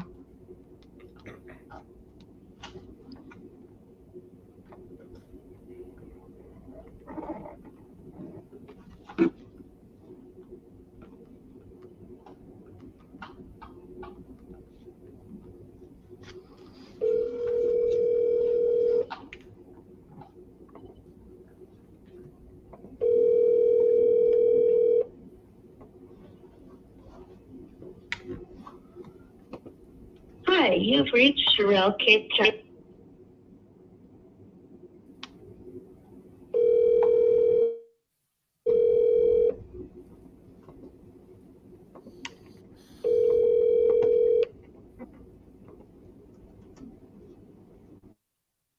Hi, you've reached Sherelle Cape Town. Oh, they just said they're going to call me right back. Yeah. All right, on to the next. So just remember, guys, the clock doesn't start until she talks to our first person. So we want to make sure we're not burning the clock time until you at least start to talk to somebody. So you have some time. Okay, I'm going to turn the volume down too, so I don't get distracted. Don't hear us. Don't listen. Put up one finger if you could still hear me. Put up one finger. We do hear you. All right, perfect. All right, like I said, this is going to be and so what's really I don't know, for those who don't know Colleen, we did a role playing session. Me and Keith did on a live, and she went crazy. Oh, yeah. She went crazy. People were like, "Whoa, this lady's come with that heat." And then I'm like, "Yo, Mitt, you know, she's part of the Mitt family, you know, 9 to 5 wholesaling." Yeah. And he's like, "Yeah, she's a beast in our community." So, and I think this is the benefits, right, of being in the Close Olympics. Somebody you may never heard of 2 years ago, she wasn't doing any of this. Now she's crushing it in the official Close Olympics. No, if the Close Olympics was on FanDuel, Please leave a message for betting a lot of money on Colleen. People putting money on this honor. Yeah. Yeah. You know, I put a poll out saying, who do you guys think would win? Please leave your message. Looking at the results right now, the big favorite is Mr. Seamus Goss with 48 votes, 84% of them. Next, Colleen did come in second with 10% of the votes. And then Scott and James, 2 and 1 vote. But Seamus, people think that he's going to come in today. You know, one thing I learned about the Close Olympics, I don't care how many votes you get. Right. right. Matter. The votes, only vote that matters, that seller voting on you to buy this property and saying yes or not. Good afternoon. This is Sal. Hey, Sal, this is Colleen. I'm just giving you a call back about your property there on Francis Street. You had filled out a form on our site. Is now a good time to talk? Yes, I have time. So, which iBuyer, sorry, I can't speak. iBuyer are you with? Well, my company's name is Montez Renovations. We actually contacted you because I was really interested in this property. Is this one still available? I just want to make sure before we hop into everything. Sure. Yeah, it's still available. I'm actually in the process of remodeling the property. So I just finished phase 1, which is painting the interior. Then phase 2 is going to be the flooring. So that's the step I'm on right now.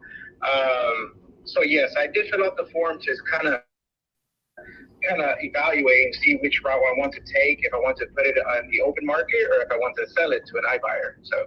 Oh, got it, got it. And it seems like you've already put a lot of work into it. Do you know about how long it would take you to complete that?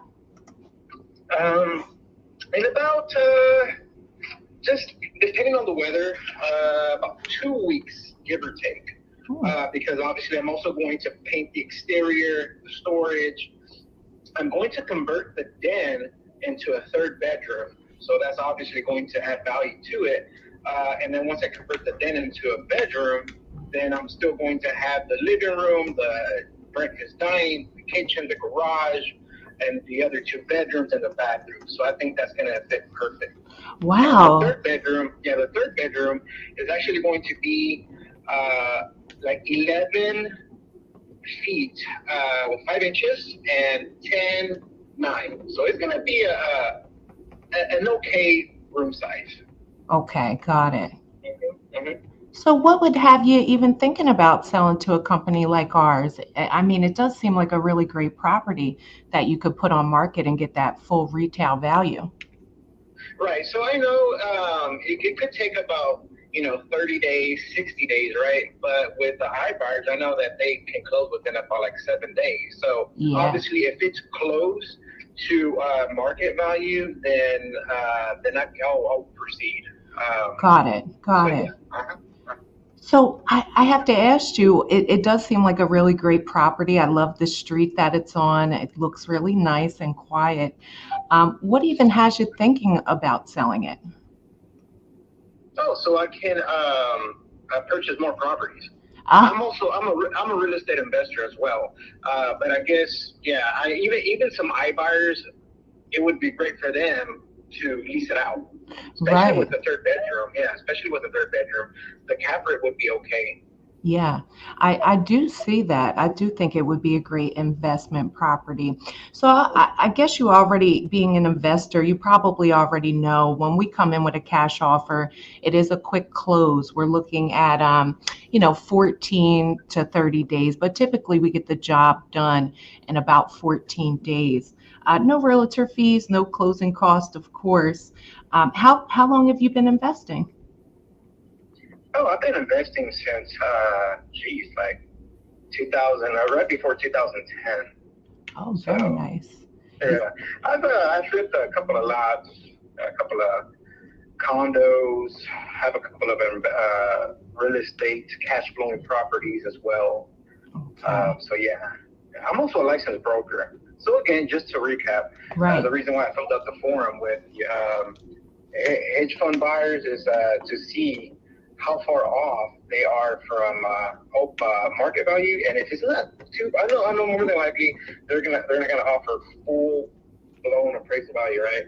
But I'm thinking, okay, if they're really close to it, then I can just sell it to them, right? Because they're focused on. I know some iBuyers are focused on rentals, right? So they buy close to market value. Oh yeah, definitely. And how much did you say how much more you would have to put in it for it to be rent ready and be up to like the 2023 standards? Sure.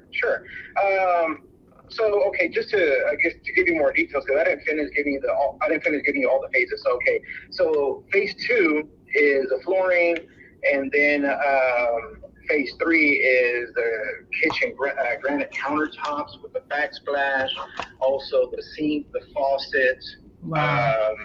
And then I'm also going to convert that dishwasher space back to its original state, because right now they boarded up that area to add another cabinet door. So I'm gonna convert it back to where the dishwasher was and put a dishwasher there.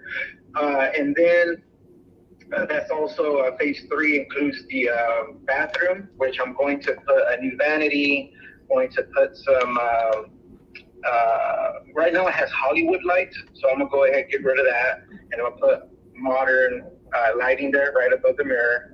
And then I'm also going to put flooring in there too, right? So that's actually part of the other phase. But yes, flooring, and then the exteriors paint, and then also the storage in the back, I'm also going to paint it the same colors as the exterior of the house. So Oh, that sounds wonderful. And do you do a lot of that work yourself or do you contract that out? No, I contract that out. I don't do it myself. Oh, okay. It sounded like I was going to say, Sal, wow, you are a jack of all trades. But as I've been talking to you, Scott, excuse me, Sal, I've been sending this information over to my funding department. They'll have an offer for me in just a second here. If we were able to make an offer that you liked, would you be able to close in about 30 days? Right. So are y'all the end buyers? Are y'all investors and wholesalers? And what are y'all? Yeah, no, I know you probably get a lot of calls like this. I'm actually a real estate investor. I do have a portfolio myself, and I work with other investors here at my company. We kind of go in on these investments together. Sometimes I get a little greedy, and I'll take it on myself and kind of leave them hanging. But on this one, I'm thinking it might be a joint effort between me and my partners. But I got to ask you this, Sal. What you're looking for, it seems like you're looking for completing the property and trying to get that top dollar. Is that right? Right, exactly. Now, because we do but have, like I mentioned to you right before that, if we can close, within about let's say 2 weeks. I have title companies that can close in 2 weeks because I know some investors are like, oh no, they claim to be investors, but deep down inside they're just wholesalers, and they say, oh no, title companies are taking 45 days. oh And then in yeah, the meantime, they're out there trying to wholesale the property. So just to be very transparent with you, on the contract that I'm going to do whenever I sell it, I'm going to put on there that the contract is not assignable. So they're just very transparent. Because I've had that before. Whenever I sold, the condos and some land, and they say, oh, I'm the end buyer. And then whenever we get it under contract, right? yeah. They try to be sneaky and just blast it, in Oh. other websites. Like, Oh no, trying to get their assignment fee. That happened several times. I'm like, oh my God, how come? Very annoying. End buyers, and then they're trying to go around. Oh yeah, I've dealt with that. Just be very transparent and clear. So yes. I hear you. I've actually dealt with that too, and I can't stand that. That's why I want to send you over our credibility package so you can see all the title companies we work with, seller reviews, just so you have more information on my company. We don't do anything unless we're planning to close this deal out, and you will find that when you check on me with those title companies. Sal, what is your email? Because I want to get that over to you. Sure, it is S Martinez Sal Martinez.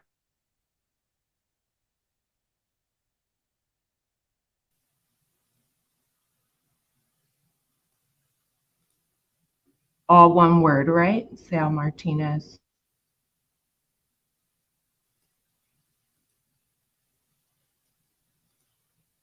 Sailors waste your time. That's not what I'm here to do.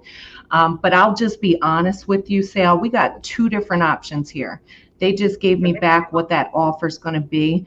I'm not too happy with the cash offer, so I got a little good news, a little bad news. But the great news is the good news is so darn good. I don't even think you'll think about the bad news. So the cash offer, and I'm serious, Sal, I'm not too happy with my funding department, but the cash offer is coming in around 90. I think it's worth way more than that. The good news, well, should I say the great news, is we can actually offer you this program. Not everybody qualifies for it. Instead of closing in 14 days, we would need about 30 to 60 days. And we would come in, we would finish all the renovations, any repairs, any upgrades. We would use our own funds to do so. And after that time, we would be able to give you $150 cash, still the same benefits of that cash offer. Now, does that seem like something that will work better for you than that 90 cash? Yeah, actually, I received higher offers than that. Okay. Much better. What were they saying? It's a platform. Whenever I filled out the hedge fund buyers, I thought it was directly with that iBuyer, but another investor a couple of days ago, he said, "Oh, just keep in mind that a lot of investors are going to reach out to you because what hedge fund buyers they do is they broadcast also the property." So I did receive an offer directly from hedge fund, and I have it in my email. But then I wasn't aware that they were going to blast it to or broadcast it to other investors. That sounds like a wholesaler sale. To put it in a nutshell, yeah, I received much higher offers than that. Okay, and is there any reason you didn't just go with those offers? I'm sorry? Was there any reason you didn't go with the higher offer? Yeah, because it's a little bit much lower than I anticipated, because after the repair value, now that I'm adding the third bedroom, it's about in the 180 range, and I have the comps to back that up. And I even asked another investor, like, what do you think? You know, he was pretty reasonable. He was like, no, you're absolutely right. I do see comps here that reflect, you know, one sold for a bit over 200, one sold for in the high 190s, but your property is a little bit smaller. So yeah, I do agree about in the 180 range. I'm like, okay, just kind of get your point of view. He's like, that's fine. He said, I'm an investor myself. I'm very honest. I know top dollar. He told me like this, top dollar, you know, you can probably get about in the 180 range. And I told him, I know, I'm a broker, and I did the comps, but I just wanted to see your perspective, right? And he was like, yeah, I'm an investor. I would lease it out, not to flip it. I can offer you 155, man. He said, I know if you want, you know, fast cash, I can give you 155 once you're done with it, cash. But yeah, if you want to get top dollar, then yeah, you can put it up in the open market. So going back to what I initially mentioned, that I wanted to see, you know, if someone comes close to the ARV, I was thinking if someone were to offer me, you know, in the 170 range, then yeah, I'll sell it. If not, you know, I can broker the deal. Sal, let me put you on hold. Can you give me just 1 second? Because I do see those comps you are talking about. Just give me 1 second, okay? I just want to ask them. Take your time, because I have you on speaker and I'm driving. So, okay. Yeah, 1 second. Right now, so I'll be right back.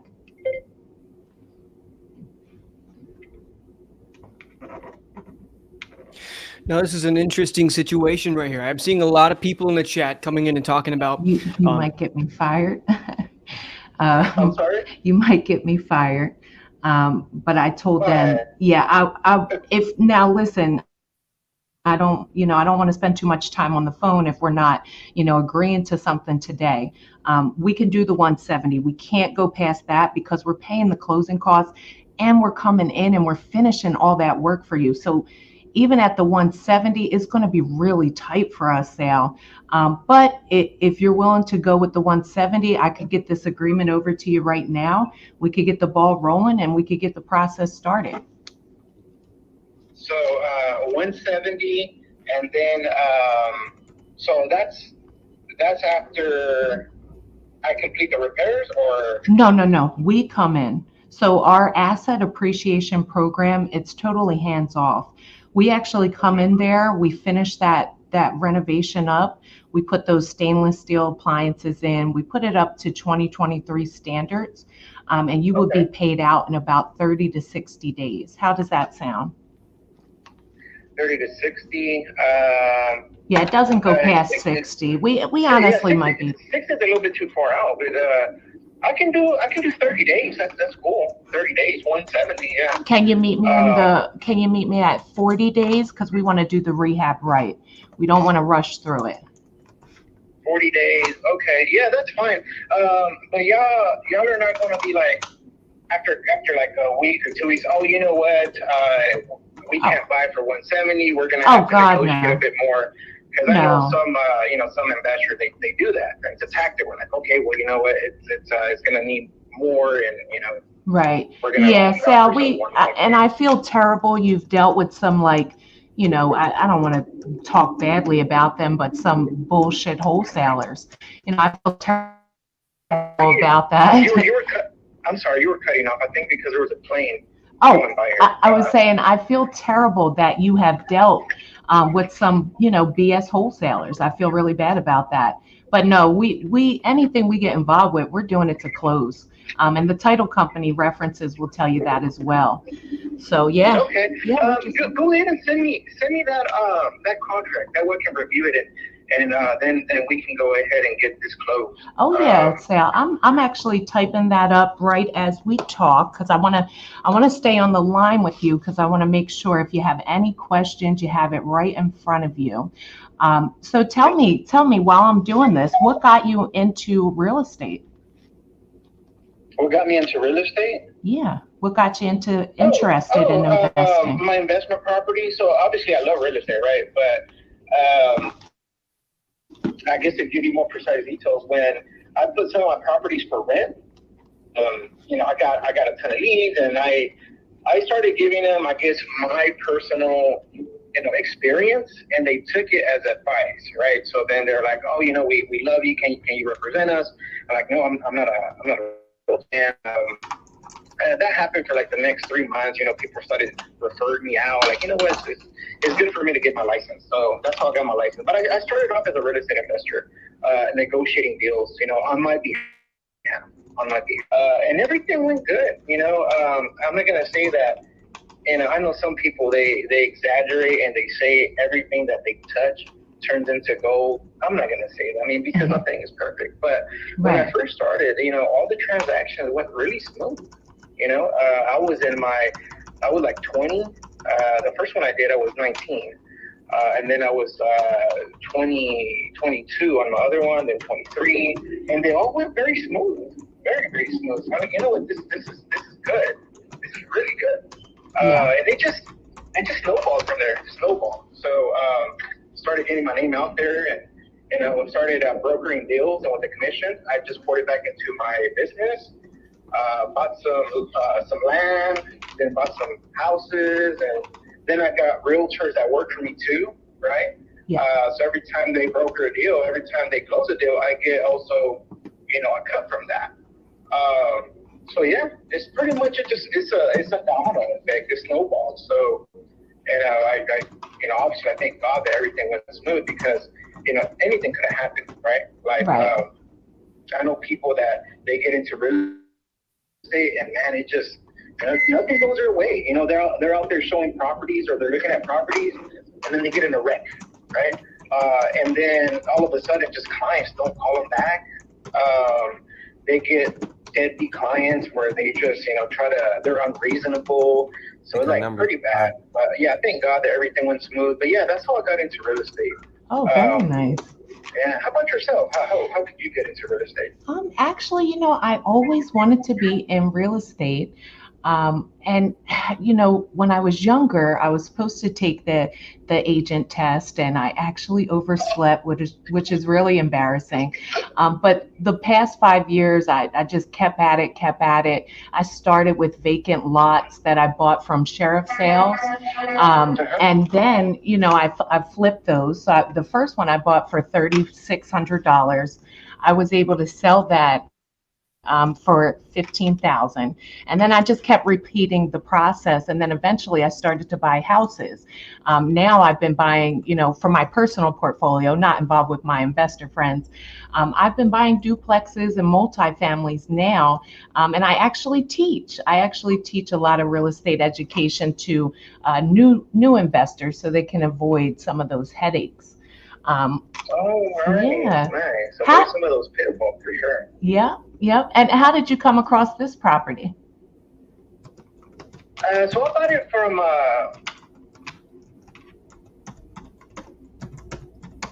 Hello? Hey, I think you hit mute. Are you still there, Sal? Oh my goodness. Let me call him right back. I got that verbal though. Oh man. Got that verbal, Man. All the eggs in the basket and then the click. Ouch. See, but on that, I don't get the sense that he hung up on her because he was being back and forth. Talking, There is conversational, but he was driving. Damn it! I hope his phone didn't die. Hold on, let me. His phone might have died. He might be in a bad reception area. Call me. Hey, I thought I lost you there. Can you hear me, Sal? You might have me on mute because I see. Hello? Hey, Sal, I think you. Oh, there you go. Can you hear me? Yes, we lost signal. I don't know what happened, but Yeah, even a couple of minutes before you were breaking up. So maybe it's either my service or it's your service. So, but anyways, I'm glad that we're speaking again. But yeah, it's directly from a seller. It's not from a bank. It's not a short sell. It's just directly from a seller that just wanted to sell the property. Okay, got it. Have you ever been to some of the sheriff sales or tax sales? I have. It's just, at the end of the day, once you're there, in my opinion, right? You really have to just search for good deals, and the good deals, they become bidding words, and then it's no longer a good deal. Right. And then also, you have that redemption period over here in Texas. Where are you at? You're in Texas? I'm actually from Philadelphia, and I live in New Jersey, but I buy all around the place. Okay, so over here in Texas, we have a redemption period whenever you buy properties that are at an auction for tax default, right? So there's a two-year redemption period for homestead, and then 6 months for non-homestead. But then, I can fly by that. I mean, that time, let's say 6 months. If it was someone's investment property, 6 months go by quick. But it's the bidding. It's just all of a sudden it's no longer a good deal. Right. But yeah, I've gone to them. How about yourself? Do you go there often? I do. I try to go to one every month. I have another one coming up. I just got a really great 3-bedroom for $2,800 in perfect condition. Really, really excited about that. It really needed a clean out though. Not embarrassed to admit there was definitely, it was piled up to the ceiling, but I got a lot of that stuff out of there. So next is just, a deep cleaning, and then getting it rented out, putting in some new appliances, and getting that one rented out. But yeah, nice. That's it. That's it. I'm pretty excited about that. So how do you do your due diligence? Like, do you have, I know some title companies, they offer packages where like they can do title searches for like, let's say 100 houses for $500 or something like that. But obviously you have to do your due diligence, right, before you buy them, because you don't want to buy properties with other liens. If you do, it's like you can just kill the deal. Oh yeah, so some of these tax sales, it's really interesting, but some of the tax sale properties, they'll actually come to you free and clear. So I love that.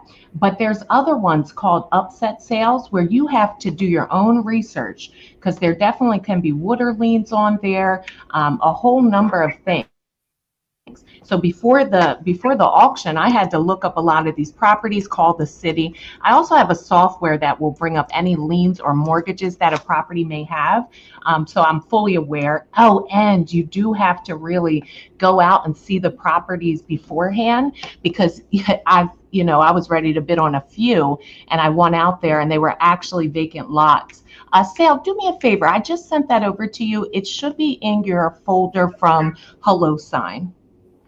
Give me 1 second. Let me check my phone. No problem. Here. All right. Hello sign, yeah. Yep, that's from me. And it's just a basic agreement, but it states in there that we have 40 days to get you paid out, Sal, or this agreement is void. It also says we're going to come in there, bring that property value up. But yeah, everything else that I told you about the benefits of selling through us still remain. You're going to walk away what we agreed upon today. No closing costs to you. We're going to take care of everything. If you have any questions, just let me know. You would just click to sign at the bottom, and I'll get that right over to my title company so they can start doing their thing, and you and I could get to that closing table. Yeah, so I'll review right now, and if I see anything that pops up that I see that needs to be changed, I can always email you. I'm driving right now, but give me about, right now it's 4:48, give me about an hour or so. 2 hours, because there's traffic. So give me about 2 hours, okay, and then I can go ahead and I can text you or give you a call and let you know for sure. Okay, how about I give you a call back? And you said about an hour? Drive safely. Like in about an hour and a half, because there's traffic here. It's Houston. I don't know if you've ever been to Houston. It's literally like everything is 30 minutes away. Hey, the corner store is 30 minutes away, everything. So it's definitely on my travel bucket list. Are you stuck in like bumper to bumper right now? no, not right now, but I see ahead like a bunch of brake lights. Oh yeah, yeah. It's probably going to get congested. It's right around that time. Okay, Yeah, Sal, so, just drive and carefully. I'm sorry, what was your name again? Colleen? Yes, Colleen. Okay. It was Thank you very so nice much, Colleen. talking with you. I look forward to closing with you, Sal. I'll give you a call Likewise, back. I look forward to doing a business transaction with you with this one and also maybe another one because you seem very easy to work with for sure. Thank you so much, Sal. I hope you have a great day, and I'll talk to you soon. All right. Thank you, Take Colleen. care. Bye-bye. Bye-bye. Sal, I still got more time though, right? I love that mindset right there. I've still got more time. Everybody was in the background saying, hang up, hang up, hang up, hang up. She is on the call with him for 27 minutes. And then the first thing she says is, I have more time. Yep. You gotta respect that. You gotta respect that. That's a killer mindset. Run to the finish line, run through the finish line vibes. I love it. Let's see what happens. Please leave your message for. What are you saying, Keith? Let's see how I finish out. You know, I don't count nobody out ever since I seen Elijah hit the buzzer beater, man. You know, You know the vibes. Yeah, man. So I can't, you know how that go.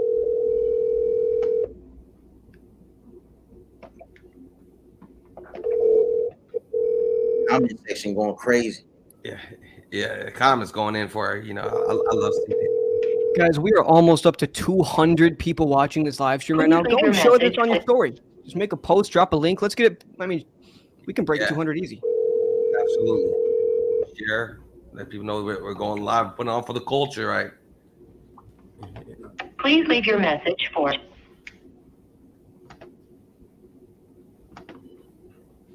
Yeah, I just like seeing. I like the tenacity, and you know, squeezing the juice out of the opportunity. All right, you know, you don't get to choose the cards you're dealt. You just get to choose how you play your hand. So now she gets a call in 2 minutes. Golly, 2 minute closer, Colleen. I love it. I see a lot of closers in the comments. I see a lot of closers coming out. I love this. Showing up for each other. A big shout out to all the ladies in the building supporting. Yes. You know, got to give them a shout out. You know, if I had to choose between building a sales team of all women or all men, I would go all women every time. They just have that intuitive sense to understand emotions and actually shut up and listen. So much better than most guys. Man, we got a lot of ego going on. A lot of ego, extra testosterone on the boss people are on the Has been call. forwarded to an automated voice messenger. You know, women got the ability to make you say yes when you want to say no. They got that nurturing vibe. Man. On the dispo side though, that I want a hard closer on my dispo team. I need a man for the dispo. Yeah, get somebody who can just, you know, tell it like it is, hard close. That's because it's B2B sales, business to business. The acquisitions, that's B2C. It's just different skill set. I think my time's up. I don't see my clock no more. Put the clock up for her. Shout out to Mitt and the family. Salute. Shout out to Mitt. Call has been forwarded to an. How much time does she have? 30 seconds. Under 30 seconds. Oh, I ain't bagging that in 30 seconds. I ain't that good. You will be the all-star of all-stars. Sign now. Click.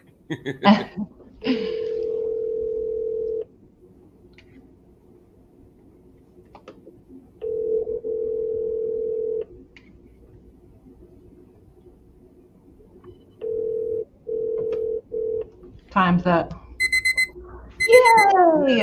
I'm just so mad he didn't sign. He said, give me an hour. Whew. Congratulations, Colleen. That was fun to listen to. That was real fun to listen to. Congrats. Wow. All I can say is wow, fellas. You know, what do y'all think, man? Real quick, man. Just what were your thoughts on that, man? Jeez, that was a good call. That was a good call. I would have got up out of there. I'm gonna be honest. I would have got up out of there. You know what I'm saying? Yo, that was. My bad. I interrupted you. Go ahead, Byron. No, go ahead. Go ahead. Well, what I was going to say is I saw a really fantastic comment that I thought was a pretty interesting way is that they said this is boxing. It's not a street match. She got a guy on the phone. There's no guarantee she's going to get somebody on the phone. She made it through that first 60 seconds. And once you're through there, she was going for points. She was going for points. Now, the thing that I think that remains to be seen is whether or not it was a deal. And the verdict from our comper, David Olds of Easy REI Closings, he said 215 ARV was based on him finishing the rehab and it looking good. 180 is probably closer, and if that's what he thinks, he knows he doesn't do a good job. There's no money to be made at 170. She would lose money most likely. I feel like she maximized as much as she could. Absolutely. Mm-hmm. On that call, for sure. I agree on that. Yeah. So what you're saying overall is that that you don't think the deal would have monetized at the end. Is that what you're saying? Yeah, I think at the end, when it's all said and done, I don't think the deal is going to monetize. And listen, guys, if you're at your home and you're hanging out and you're closing deals by yourself, cool, lock it up. Hey, see what happens. I get it. This is close the Olympics. You gotta get the numbers. These are the best closers in not the country, the world. These the best. Numbers. Man, this is amazing. So, listen, the judges are going to be scoring right now. Here's the deal. This is what I can say. We literally just watched high level closing and negotiation. Regardless of whether or not whether she's going to, it's going to monetize or not, the fact that she stayed in the fight, I'll be honest with you, I was doubtful. Me personally, I was extremely doubtful. But at the end of the day, the fact that she was able to see beyond the doubt, see beyond the fact that this guy was getting ready to fix this property up, looking for full retail, right? And to be able to take the conversation to those links, I think was personally amazing. I really believe that was amazing. So listen, I want to know what you guys think, though. I want to know what you guys think. I know that you guys were very, very active in the chat. But I want to know, what do you guys think? Were there some missed opportunities? Was this, in your opinion, not an opportunity, right? Something that should have been passed. I want to know what you think. So if you don't mind, go ahead and put it in the chat. I see that Jeff says he's very proud of Colleen, right? I am proud of Colleen. That was an amazing call, by the way. Just want to put that out there. But I want to know, do you feel like it was some missed opportunities? Do you feel like it was a great call? What do you guys think? I want to get some feedback. Okay. Awesome. So it looks like the overall rapport, it looks like, a lot of people are excited about the rapport. The judges are currently scoring right now. Okay. So it looks like we got a couple judges that are ready to go. Looks like Keith is ready to go. But I want to keep looking at these comments. Let me see what we got here. She's stuck. Okay. She's stuck. Okay. Yeah, that's a fact. She's stuck in there, man. And I'm truly excited about that. But I want to get to the judges. Let's get to the judges. I don't want to waste a whole lot of time because ultimately the judges are going to determine the fate of whether or not this was a great call or not. Oh, looks like we got Liam up first. Okay. What's up, baby? What's going on, Liam? What's going on? Your thoughts? What are your thoughts? So my thoughts are that she did really fantastic on having a conversation and really actually talking to the guy. So one thing that I really liked is that early on when he said, "Who are you calling with?" Some people, there's like a little hiccup there. And it's small, but sometimes I do that. And immediately the seller is kind of like, why are you talking to me? You don't even know who you're calling from. She had no hiccup. Like that was not even an issue for her. That whatever wall he put up right there, she freight trained through that. There was no issues on it whatsoever. But the thing I think she probably could have done a little bit better was when he was ending off a sentence and she wanted to lead into her next question, what I would have done is have a bit of a smoother transition. If somebody's ending off a call or ending off one of their sentences, I don't just want to be like, great. And then how about this here? What I want to do is I want to touch on the last part of their call to show that I acknowledge what they're saying actually. and have a better transitional phrase. Like, it's really thoughtful that you'd say that about your mom. And, that made me think about whatever my next question is and dive into that. So I just have a smoother transition, and that adds up over the call when you do that a whole lot. So I think that would be a skill for her to work on. Guys, are we going to pull my my score up, or am I going to walk through it again? What's the plan? Yeah, let's get the scores up. Let's get the scores up. I'm definitely looking forward to these scores. And if not, what we could do, just go ahead and start running through them, because I want to know exactly what your thought process was on the scorecard itself. So if we can get the scores up, that'd be great. But if not, let's just go ahead and run through it. Let's ask if we're doing the scores 1 sec, because I want the production managers to not be upset with me. Okay, I'm going to assume I'm just going to go for this. So, first and foremost, we have rapport. And out of 5, I gave her a 4. She's a fantastic conversationalist.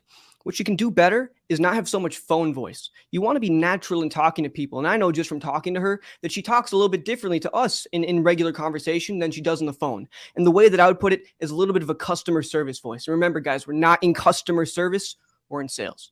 So that's one thing I would change. But that's why she got a 4, and that's why she missed the 1 extra point. Next, negotiations. Out of 5, she got 3. Because she put a lot of good strategies into play, but she didn't utilize silence a whole lot. So, for example, when she gave out that 90 number, she had this whole, 1 to 2 minute long train where she was like 90 and then gave her second price. You want that first price to settle and actually anchor. That's how it's going to do its job, is by setting it out. You want them to have an emotional impact to that and then bring it up, because that's when they're going to get excited. So using some more silence and having him justify his price better, that's where she could have got those extra 2 points. Next, for the creative option, out of 5, I give her a 1. And the reason is because now, while it seems like she was going for innovation, that's a speculation. It wasn't very transparent in the pitch. Usually, if you're going to be doing innovation, you're going to be pitching it as some sort of alternative option, not just cash is going to be a longer close, but you're going to be a bit more transparent of like, we're going to bring it to our network of people. We're going to do something else, and usually there's going to be a better level of transparency, because for innovation, your general exit is on the MLS, and for somebody as sophisticated as this guy, if you're not transparent up front, that's going to ruin the relationship down the line. Next, for handling objections, out of 5, I gave her a 3.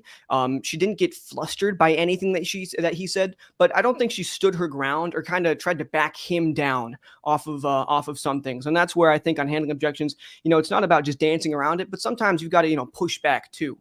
Next, for identifying pain, out of 5, I gave her a 1. And the reason for that is because with this guy being an investor, there's not a whole lot of pain there. So we just didn't get to see it come into play a whole lot. And what I would have done is I would have tried to figure out what pain was going on with the actual renovation of the property, what kind of headaches he's running into, why he's looking to sell now, why isn't he finishing the reno first, these different sorts of things, which weren't dove into very much. But I think that she would have got a much higher score had she had been not with an investor and with somebody who's in a bit more of pain. I think she would have been able to identify that better. Then finally, verbal agreement. Out of 5, I gave her a 2, because I think it was really bold of her to go for it. Everybody's telling her thought that she should have got off the phone. I would have got off the phone with him. And so I'm going to give her, a point for trying it, a point for sticking in. But then where she's missing the other points is because by all accounts, it doesn't seem like this is a deal. So that's where it's gotten. And of course, signed contract, net ROI, those are zeros. Wow. Well, listen, that was the real deal. Elijah, what are your thoughts on this, man? What are your thoughts? I mean, yeah, I've seen Colleen. Like I said, we did the role playing session, so I know her body of work. I think everybody got a chance to see she is a phenomenal closer, real deal. But want to be able to kind of get to the numbers here. So basically, on the rapport, I think she did a very good job with the rapport building. She connected with them. She liked them. I felt a genuine vibe. Negotiations, gave her a 2. Like I said, I don't think she really drive it. I liked how she started with the 90, but she didn't kind of really lock in with that number. I felt she could drove the numbers, went back, got his number, went back and forth a little bit further versus just kind of giving above our MAO. Creative option. I think the creative option, I gave her 1 point for that because she did go for it looks to be the innovation. But like I said, I don't think that number she was doing was really going to make sense for the innovation. Maybe a seller finance or a JV might be a better play. I just really felt like, and then like what Liam said, I don't feel like it's fully disclosed what the exit strategy is going to be when it's all said and done. identifying the pain, handling objection. I felt like I gave her 2 points because she talked about some of the other offers and why he didn't go with some of the offers. So I gave her 2 points, but I feel that it could have been stronger. She could have, kind of maneuvered around those objections, and which leads me to poking the pain, identifying the pain. I gave her 2 points for identifying the pain. I feel she could have did a better job. Like, what happens if it doesn't sell? Why don't you just finish it yourself? You're right there to finish it. Why not just finish and take the time? I feel like she could have dived in a little bit more on the pain because, listen, at the end of the day, no pain, no gain. I gave her also another 2 for the verbal agreement. He did say yes. She got real close to getting a contract in place. But once again, I don't think the numbers I don't think the math is mathing. Right. And at the end of the day, like I said, it's cool for the strategy. But at the end of the day, our judges, we're real closers. We really do this. And those numbers didn't feel like it was going to work. But I still think she did a phenomenal job as far as being a closer. Wow. Amazing. Thank you for that. Keith, what's going on, Keith? What are we thinking, man? I think it's pretty simple, man. First and foremost, me personally, I would have got out of there. If this wasn't the Closer Olympics, I probably would have spent my time. So I'm gonna get straight to the scores. So rapport, I gave her a 3. I know Liam and Elijah, they gave her 4s, but to me, it wasn't really that much rapport to build because he really was more in investor mode, kind of, you know what I mean? But I did still want to give her credit for, still building some type of rapport. Negotiations, I gave her a 3. She went back and forth with the guy on many different things. Many different numbers were thrown out there. I like how she was putting them on hold, getting stuff approved. So I got to give her credit for that for sure. As far as creative option, I gave her a 3, even though I don't like the numbers all the way that was on the deal, but she did still pitch that. She did still get to that point where he even started talking about, signing the contract. So I definitely want to give her credit on that.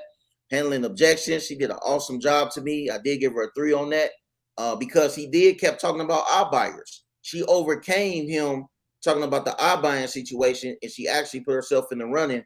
And like I said before, though, he was looking to sign a contract. Identifying pain, I gave her a 2 because it wasn't really a lot of pain there, though. He wasn't in a situation where he had to sell because he already was renovating the property. What we got next? Verbal. I gave her a 2, even though I didn't like the numbers. She did still get a verbal, so I definitely want to give her credit for that. And of course, signed contract, net ROI. We didn't get the opportunity to see those things, but I definitely want to give her credit though.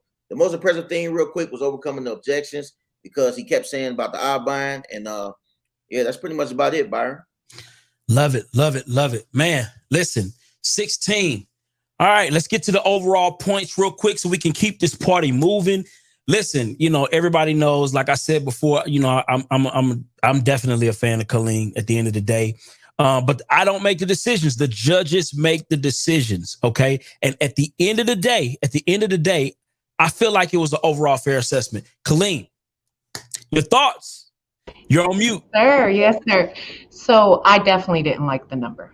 I didn't like the number at all, but my fear was I wasn't going to get anybody else on the phone. So I wanted to showcase a little bit of my skills. I agree with the judges and the feedback. I love all the feedback. And again, I really didn't like that number, but I just wanted to stick in there because a lot of times when people say, oh, you shouldn't be doing that call, or I wouldn't do that call, I'm the person that can get that deal closed. But again, didn't love the numbers. But yeah, I did what I did. Well, listen, Colleen, shout out to you. Listen, it was amazing. But I'm you know what? I'm interested to see, are you gonna call this guy back and see how that all plays out, But yeah, let's keep the party going, man. We got a couple more closers getting ready to step up. Definitely took a lot of notes from what Colleen was able to do. But let's go ahead and keep this party rolling. Because we got 2 more closers ready to go. So I'm excited to see how this is gonna go with my guy, Seamus or Scotty. Who shall it be? Let's get this party going. It's a 50-50 dice roll on this one right here. And it looks like this gonna be my guy, Scotty B. Scotty B, what's going on, man? My guy, Scotty. Scotty, how you feeling right now?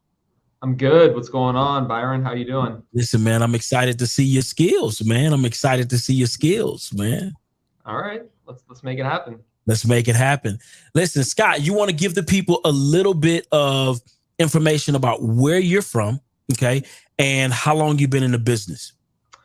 I am from Southern California. I'm sitting here in my office in suburbs of Los Angeles, a city called Agora Hills. I've been in the business this is my 3rd year now. And my older brother is a fix and flipper that kind of showed me the ropes. He's also a wholesaler. So, I saw the type of money he was making while I was working a 9-to-5, and it was inspiring. I asked him how I could get into the business, and he said, hey, you can find me private money or you can find me my next deal. And I definitely didn't know how to find private money, but I've, spent my entire career on the phones. So I figured, let's give it a shot. Try to find you a deal. And I did. And that started my journey. And now here we are. Well, let's get to it, man. I don't want to waste a whole lot of time. Listen, it looks like 43 points is what you got to beat. Colleen got 43 points. Shout out to her. So listen, we're not going to waste a lot of time. Let's go ahead and get straight to the calls. Are you ready? I'm ready. So I should turn my volume down, right? Okay. Yes. Yep. Turn us down. Turn you up. Yes, sir. Volume's off, but you guys can hear me still, right? Yeah, we hear you. We hear you. Okay, word. Ooh, so real quickly, when we did a live with RJ, the King Closer of last year, he was saying this gentleman right here, Scotty gave him a run for his money. That came from RJ himself. Coming off laid back to me. I feel like he's ready to go, man. He kind of relaxing, man. Yeah, that Dwayne Wade. Like, let me just see. Just give me the ball. Let me just do what I do. Frames on, man. You got the frames on. You got you know what I'm saying? You got the bat in the back. Yeah, you got the bat, man. I've had the unique experience of actually seeing Scotty in his office, and dude's legit. I've seen him close deals live. Yes. Oh, he got the water bottle. Ooh, got the water. You see, he got the water. Start until he gets that first call.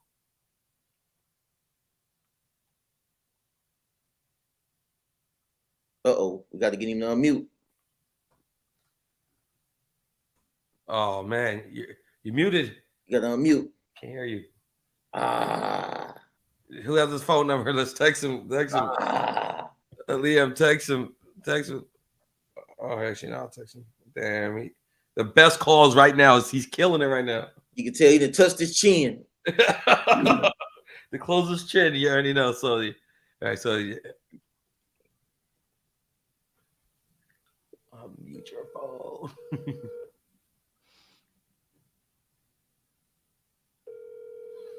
The computer, he has the computer. Sorry, I was muted. My bad. You guys good? There you go. Okay. All right, hey, sorry about that. I couldn't really hear you. You can hear me, Maxine?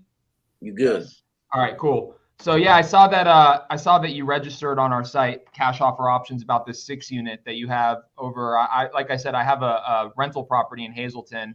Had it for a couple of years, so I'm always looking to add to my portfolio. Talk to me, man. How many units are occupied? All 6? All 6. How long have you had the property for? 7 years, 6 years, 7 years, something like that. Okay. And are you? What kind of condition is it in? Any of the units need work? One, I renovated all the units except one that's had tenants in it the whole time. That one is just outdated. Yeah, it could use some paint and some floors in the future, but okay. All the units are in really good shape. What made you buy this? Are you a local guy, or where do you live? I live in New York. Any specific reason why you're selling? I mean, it seems like a cash cow, no? Yeah, but I'm doing a larger multi-fam right now in Kentucky, and I need to free up some money. Got it. Okay. Do you have a mortgage on the property? I do. Okay. Yeah, I see. Actually, you refied last year, 2022. Yes. Yeah, I see from what I can tell, sometimes the system lies to me, but I can see a pretty low interest rate too, right? Yes, it's like in the 5s, or maybe the 4s. It's a very low interest rate. What kind of cash flow are you seeing from this property? Like how much are you getting per unit? Total rent is $4,200, I believe, on this. And what's your payment every month? So PITI is 2032. Okay. Any of the units have any like glaring issues that need to be addressed? No? None. Okay. What are you looking to get for it, man? I mean, in multifamily, you know, like I do, it all comes down to the cap rate and cash flow. So what are you thinking? 369.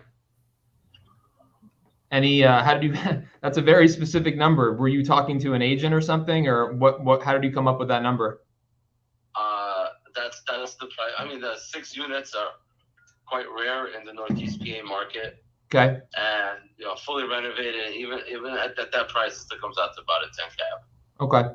So 369, it's fully occupied, getting 4,200 per month. Is that what you said?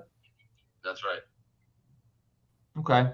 Yeah, that I mean, I'm sure you follow, or have heard of the 1% rule. That's the first indicator I see, and it definitely meets that.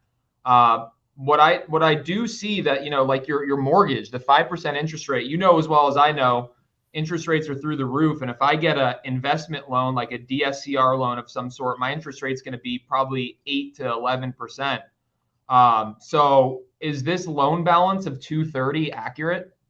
Yes. And this new multifamily property that you're getting, are you raising money for it, like a syndicate, or are you coming in with cash, or how are you funding that deal? I'm coming in with cash on it. Okay. How much do you need? About $500,000. $500,000. Okay. So even getting 369, 230, I mean, you're still going to have to raise some money, or you have some additional funds, I'm assuming. The reason why I ask is because I am interested. But if I go get my own loan at 369, my interest rate is going to be higher, so that my payment is going to be higher and eat into that cash flow. So of the 4,200 on the 6 units, I mean, that is, let me just take an average, 4,200 divided by 6 units. That's 700 a piece on average. Is that market rents, or are they under rented, or what? They're under rented. You could go up another 300-400 on that place. Per unit? No, total. Total. So 4,500. Yeah. Okay. I'm just doing a quick mortgage calculator. If I pay 369, my lender makes me come in with 25% down on these deals. So 369 times 0.75. I'm looking at like a 276 loan at 8% on the low end. My principal and interest is going to be right around $2,500 a month. And then I have to add taxes and insurance. So, I mean, I'm going to be really close. I want to make at least at least $200 a door, net cash flow to make it worth it. You know what I mean? Yeah. So here's my question. One of the ways that I could do it is if we can potentially leave your mortgage in place. This is a 30-year loan, right? That's right. Okay. And I mean, you're an investor like myself, so I'm sure you're familiar with subject to the existing mortgage. I realized where you were getting at, but we could. I get it. Okay. Are you open? If you want to do, I'm open to subject to on it. Yes. Okay. Cool. The big thing though is if I get my own loan at 369, I'm only going to have to come in with 25% down, which is a little under 100K. And even on these types of deals, I really don't like to come in with that much, just because I'm not like a mega millionaire. I wish I was, but I want to be able to spread my capital across different deals. You know what I mean? So what, on the 139 that you're expecting to put in your pocket, so to speak, on this deal, what is the absolute bare minimum I can talk you into taking down? And then maybe you can hold a second position deed of trust for the additional, because it seems like there's still going to be some room to pay you on a second position and still cash flow. So what's the absolute minimum you can make work in your pocket of that 139? 90. Yeah. So, okay, so here, let me pull up mortgage calculator again. You got kids right there or what? Yep. I got 2 little ones at home waiting for me to come home. Yeah, So I got 2 right here in the car with me. Sounds a lot like my daughter. I have a 3.5-year-old. That she sounds young. Yeah, I got a 6-year-old daughter and a 2-year-old son. Okay, so you're trying to build up the bankroll for your kids, man. Create some generational wealth, just like I am. That's the plan. What's this new multifamily that you got your eyes on? How many units? 40. That's sick. Do you have a partner for it, or is it just you? No, just me. I already purchased it. But I purchased it on a short-term bridge, and I'm getting out of it right now to like a longer-term loan. Got it. So your lender is not going to care that this one stays open, though, right? No. Okay. All right. 90, is that the best I can talk you into with regards to a down payment? Can you do any better than that? No, probably not. Yeah, because, on 139, it doesn't really make sense to put a second lien position for like 40K or 50K. You know what I mean? Like we could, but let me ask you this. If I just come in with 90K and cash you out and take over the loan, are we in business? No. No? No. You need the whole 139, or can we, what are you, are you willing to negotiate a little bit there or what? I mean, 90K doesn't get it done. What gets it done so that we don't have to mess around with a second position loan? I mean, I'm down to look at that too. We can, but I'm just wondering if we could just be done. I write you a check. We keep the loan open. What's going to get it done? And how long do you want this subject to seller finance? Kind of forever? Well, I mean, you have a beautiful 30-year note. Why would we do anything? I mean, it's an investment loan, so it's not going to go against your DTI. So, unless you have a lender breathing down your neck trying to get this cashed out, I mean, it doesn't really matter, right? I don't. Okay. So, I mean, I'd let it ride, baby. We got 30 years. You just recorded it last year. Why not? Who knows if we're ever going to see 5% interest rates again? That's a good point.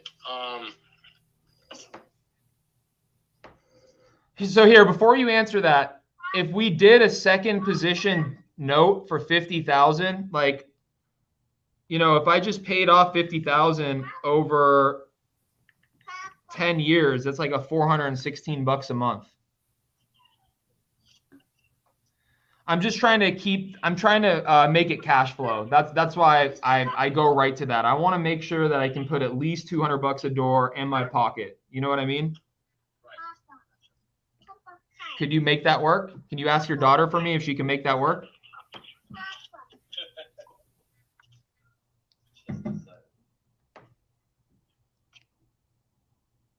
So I'll give it some thought. What would you say? Yes, I could do that. Because I get great salesman. I gotta tell you. My property manager, her name is Rebecca. She's out of Hazleton. You're in New York. So how could I have her do like a quick walkthrough? I mean, do your tenants know that you're selling? No, tenants don't need to know anything. Well, I want to get in. So you know what I mean? Like I can't buy it sight unseen. Yeah, obviously, no. My property manager would set it up as well. Okay. Are any of the tenants, I don't know, like, are they all cool and like paying and responsive and whatnot? 100%, 100% current. Okay. No delinquencies. All right. I just had one turnover and tenant for the third floor moved in actually yesterday. Oh, really? Besides that, everybody's long term. How much was that to turn that unit? It was it wasn't much. We did they've been in there for a while. I replaced like the shower. Okay. And some flooring, some paint. Maxime, if I do a subject to and I put 90K in your pocket, which is definitely more than I want to, but it's not out of the question. For the additional 49,000, what is the longest time period you can give me to pay that back where you would say, yes, I would do that? Because 3 years? Yeah. 49,000 divided by 36 months is $1,361 a month. And how much is your PITI? 2,032. 1361 plus 2032 is 3393 per month, and you're saying it's getting 4200 right now. So 4200 minus 3393. 4200 minus 3393 is $807 net cash flow divided by 6 units. That's $134.50 a door. And how many of these tenants are month to month where I could raise the rent? I don't remember off the top of my head. I have to get back to you on that. Okay. You know, 800. I own like 130 units out there, so I don't. You know, I'm not up to date on where everybody's leases are. Dude, can we do more business after this one or what? I have a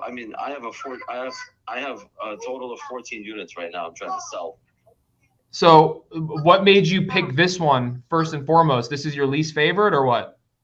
No, I've owned this one the longest, but this one has a lot of equity in it. Got it. So it's just an equity play, trying to capture as much as you can for this 40 unit. Yeah. How did you pick this area? Because I just kind of stumbled on my Hazleton property, and it's been one of my highest performers. Where do you live? I'm in Southern California, actually. Yeah, so I live in New York in a parking spot where I live in my condo. It's $150,000. You know, you can buy back in the day when I started investing in Northeast PA, you could buy 8 units at that price. Okay. So yeah, that's crazy. How long have you had these units for? Years. Okay. I've been heavy in that market for a long time. So before most people caught on. If we do a deal here, you open to talking about another one or what?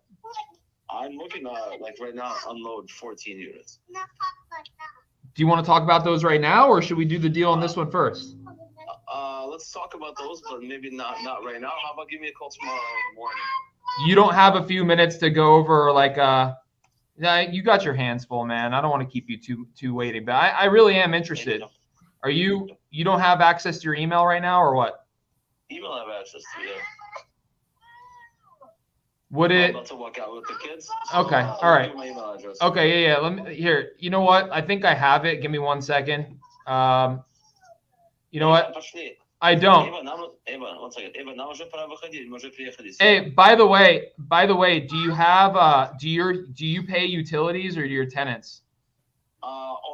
So that one, all utilities except water, but water, and then municipality is like $180. So you only pay water? Is that what I'm hearing? Yes. Okay.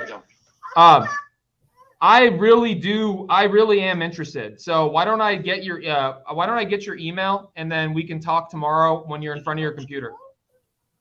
Okay. So my email?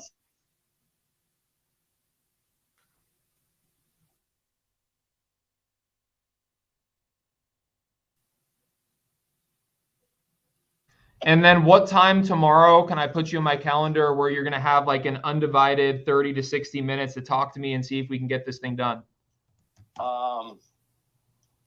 Probably like 4 p.m. my time. Okay. And Сейчас коляски нету, потому что мы сейчас бабушки поднимаемся. Надо подождать минуточку. Max, last question. You serious about doing this type of deal? I am. Okay. And you're willing to work with me with the 90K down and the 49K repayment over 36 months? You can make that work? We can make that work. Okay. All right. When do you want to close? I mean, ASAP. Okay. Always. You need the money. All right. Hey, Max, do me a favor. My name is Scott. I'm the owner of the company.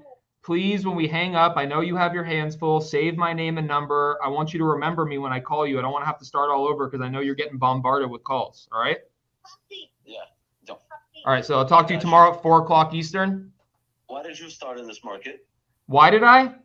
Yeah, same reason. Same reason, man. Like I wanted to provide, freedom, financial freedom for myself and spend all the time in the world with my kids and not have to answer to the man. If you want to hear like a crazy deal, I did hear. I bought a 6 unit for 25 grand. Wow. How did that happen? It was a sheriff's sale, like a peak of coal, but it was there. I scooped it up. 200 grand in rehab. It just appraised for like 750,000. Shit. Do you still have it? Absolutely. Damn. Did you refi it and pull your money out? I refied it last year, but under like I don't know 485 or so. It was Wow.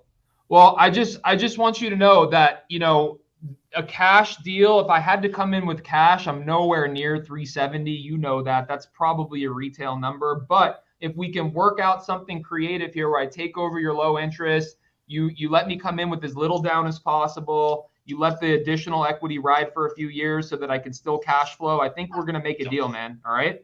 Okay. We'll get in touch tomorrow and I'll tell you about the rest of the portfolio. 1 o'clock my time, 4 o'clock Eastern tomorrow. My name is Scott. Remember me. Save my name and number. I'll talk to you tomorrow. All right? I got you. Yeah. All right. Later, man. Okay, move on.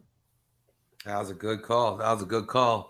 I mean, he was what did he call it? He called it the gobbler. Yeah, RJ called it the point gobbler right there. Point gobbler round right there. That was a point gobbler call. You know, that man was definitely on point. You know, he was, you know, he talking that talk. You know, somebody in the comments said something real. A lot of people can't even talk to investors that way. The lingo, no. You know what I mean? Like he talking a different type of talk. Hi, Donna. Yes. Hi, Donna. Good evening. My name is Scott. How are you? Fine. It's about the property in Lebanon. You registered on our website recently looking to get a cash offer. Is that correct? No. What is your website? cashofferoptions.com. On Village Circle, you're not looking for a cash offer? No, and I did not register on that website. I am so sorry. I better let my webmaster know, and I will never bother you again. Okay? Hope you have a wonderful evening. Thank you. I'm just going down the list.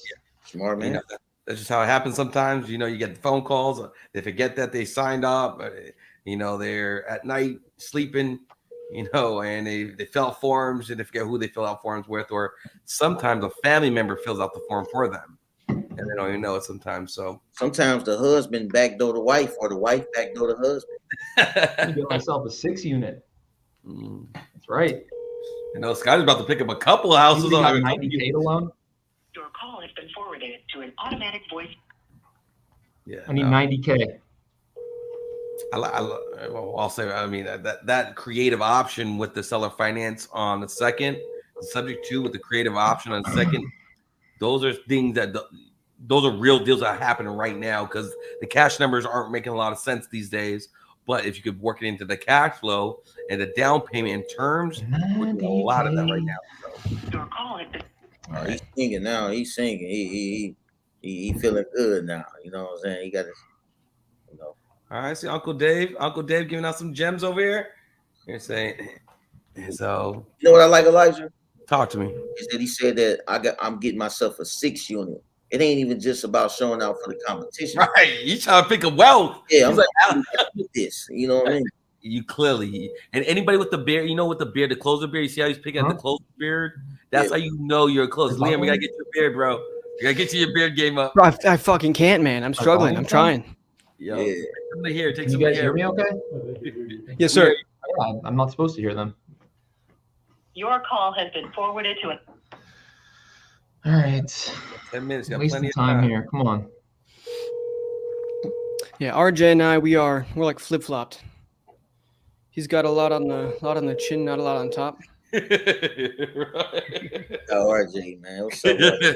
Shots fired, RJ. Shots fired. Yeah, but no, I see. I noticed that. You know, it's really cool though. 9 minutes left. All right. Yep. Yeah, plenty of time. Plenty of time. All right. Next. Let's see. I think what's quality is that he felt like he had a very Luka Doncic This feel. He had a little very Luka vibe, you know, where he went at his own pace. You know, he went at his own pace. You know, and when the seller can't rush you off the phone, they can't move you. You got your own pace, no matter what they double teaming you or not. That makes you a valuable closer. Moving at your own pace. Yeah, I think that's strong. All right, Jade. Hey, you get the beard transplants. All right. Hello, hey, Scott. Scott. Nope. No, we see the top end. Yo, we're gonna give away. We're gonna give away one free closer Olympic. The person you called has a voice. We're gonna give away one free Closer Olympic replay for anyone who's seen RJ without a hat on. I want to see one picture without RJ. I have never seen RJ without a hat. That's what he said. Like, nobody's seen me without a hat. Like, oh snap. When do we sleep with it on? We sleep with it. Yo, Cassie knows. Hey, John. Good evening. This is Scott. How are you? Hey, good. How are you? Good. About the property on Edmar in Pine Bluff. You were on our website recently. How's it going, man? Oh, yeah. Good. Thanks, man. I think you're the first person I've talked to. Nice, man. Did you register on multiple sites or what? No, I don't know what it is. I got plenty of text messages from people from from a California number. Yeah. Like True Vista. And then I think I've spoken to a couple people from the Philippines, and then Oh, man.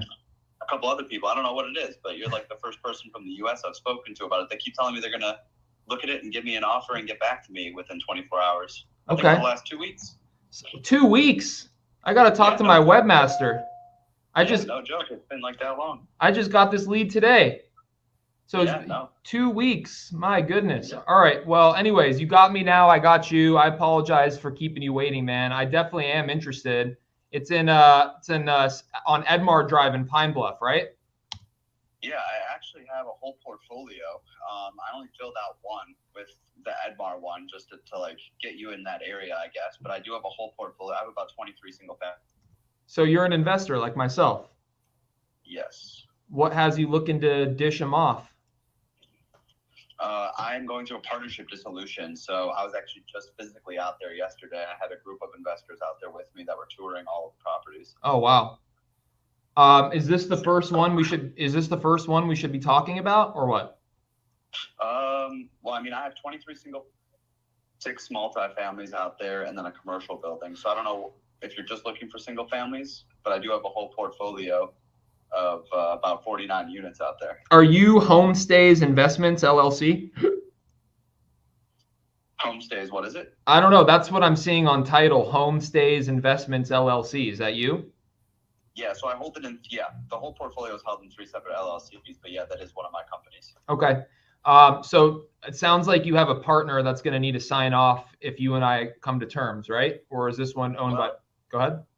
It's a silent partner, so all the LLCs are going with. Are you like the managing member where you have the right to sign off on a purchase agreement and the deed, so to speak, or do you have to converse with your team? Nope, it's just me. Okay. So is this tenant occupied? It is, yeah. The lady at 1701 Edmar pays $1,200 a month right now. Oh, nice. Did you just get this in 2021, May of 2021? June of 2022. I've only had it for 7 months. June. Gotcha. Yeah, I see that there was a transfer on death deed. So maybe that was like an interfamiliar deal. And then Brown Property Holdings. Are you Brown Property Holdings or are you Homestays? I'm Homestays. Okay, gotcha. Okay, and so $1,200 a month. Let me just go ahead and take a look at this real quick. What are you trying to get? I mean, I'm an investor too, so I'm looking for a deal, but of course I know you're looking for a deal. So it's kind of one of those things where we both need to be happy. You know what I mean? Yeah, honestly, it's probably, I mean, I don't know how many you're looking to buy, but if you are looking to buy more, it probably would be better, especially if you're an investor, to look at the whole portfolio on a per door basis, because the ARV for that Edmar house is probably around I'd say the 90 to 125 range, but the whole portfolio I'm selling at like 50 a door. Got it. So it would average out at a much better rate for an investor if you were looking to take over like a footprint in that area. You can't one-off them though for 50 a door? Like I can't pick and choose type deal? I can't. And the reason I can't for 50 a door, and the reason is that the banks, basically I'm in a portfolio loan. Gotcha. The bank is going to make me pay 1.2 times. Right. And we bought that house for more than 50. So a lot of the houses, some of the houses are going to appraise at 130, and some will appraise at 60. But it's just there's still meat on the bones for all the houses, basically. It's just a matter of. Is your loan a 30-year or 20? No, It actually it's amortized over 25, but it comes due in 2026. Oh shit! So that's right when the interest rates started going up. Gotcha. So there's no option for like a creative type deal where we sub to it, like take it subject to the existing mortgage. Yeah, you could. That's how a lot of these, I've been talking to a lot of investors. I've been out in Pine Bluff the last 2 weeks straight because people have been flying in to see them. Yeah, but I'm gonna have to. I only have 3 years though, right before I have to refi, is what I'm hearing. Right, exactly. I mean, but that's what I've been offering to these guys too, and that's what they're interested in doing, is doing the same thing, is taking it sub 2. Okay. If I buy the portfolio sub 2 at 50 a door, is there any equity you're trying to cash out, or is it just like a 0 down sub 2 type deal? You're just trying to get out of these. Is that what? The tricky part is that, so we're selling the whole portfolio for 2.35. Okay. And the tricky part is that my partner's buyout is 650. So what I'm looking for is basically to have 650 down. There's about 1.35 left on the mortgages. That's at about 4.25%. So that brings us to 2 million. And then on the back end, I'm seller financing basically whatever interest rate amortized over however many years, How much would that be that you're carrying back? Just roughly. Sounds like, well, if it's 500 million, we're selling for 2.35, then I'd be carrying roughly 300,000 on the back end, which is negotiable also. But you need 650 down. Exactly. That's the sticky situation for a handful of people. Yeah, the 650 down is going to be tough. I'm going to have to bring in, some investors, because I personally don't have the 650 down that I could allocate to this deal. I'm trying to spread my funds across a multitude of deals. You know what I mean? We just started talking, but as you can imagine, I get a ton of leads every single month. So, normally I'm looking for like a really good cash offer in, a distressed situation where I can get the house for pennies on the dollar, force a bunch of equity, and then, make a bunch of money on the back end, and then rinse and repeat on my next deal. On a deal like this would be a good buy and hold, it seems. Especially if these are getting $1,200 a door, and I'm getting them for 50,000 each. I mean, that's some pretty decent cash flow. Are you bummed that you have to sell them, or what? Yeah, I'm not. I mean, not all of them are getting 1,200. That's our highest renting house right now, but they're getting anywhere between like 400 something all the way up to 1,200, depending on the house, the area, the unit for the multifamily. But because I bought them so recently, I am kind of bummed that I have to sell. But the guys that came out yesterday are kind of like entertaining a partnership where they buy out my partner for the 650 and just kind of retain me, and then I don't have a seller carry on the back end. John, let me just ask you, I'm sorry to cut you off. I'm just I actually have another appointment in a couple minutes that I want to get to, but I just wanted to ask you this. It just came to me. How bad are your partners wanting to dissolve? Because if the answer is really bad, maybe they'll take less than 650. Well, they are not. So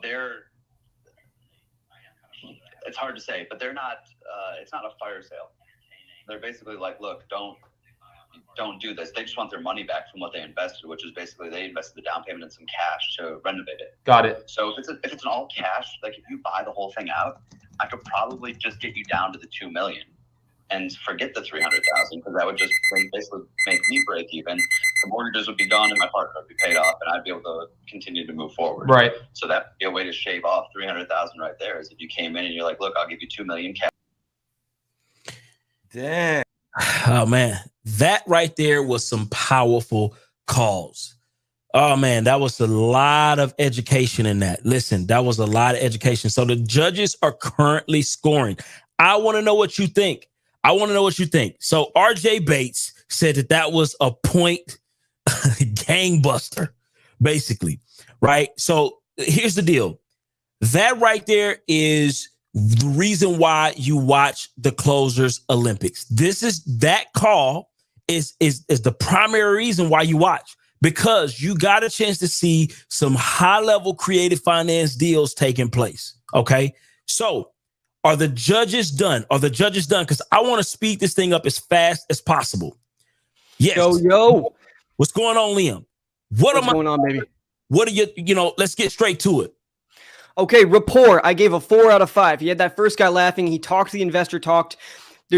There's credible rapport and there's relatable rapport. He was super credible. 4 out of 5. Negotiations, 5 out of 5. I don't think I could do it much better when you're working with this complex of numbers. He's running numbers on the fly. That's hard to do. He did that well. Creative option, I give it a 5 out of 5 because he's got that first guy on a very likely creative deal. I think he's going to get that one closed. Just needs time to take a look at it. Beautiful. Handling objections, I would do a 3 out of 5 because these aren't very motivational driven things where you're handling these tougher objections. This is a much more straightforward thing. So I think in a different opportunity, we could have seen more. So 3 out of 5 on that. For identifying pain, again, 3 out of 5. On the second one is where he got those points, figuring out what's going on with that deal, why he's trying to ditch the partners, what's going on with that.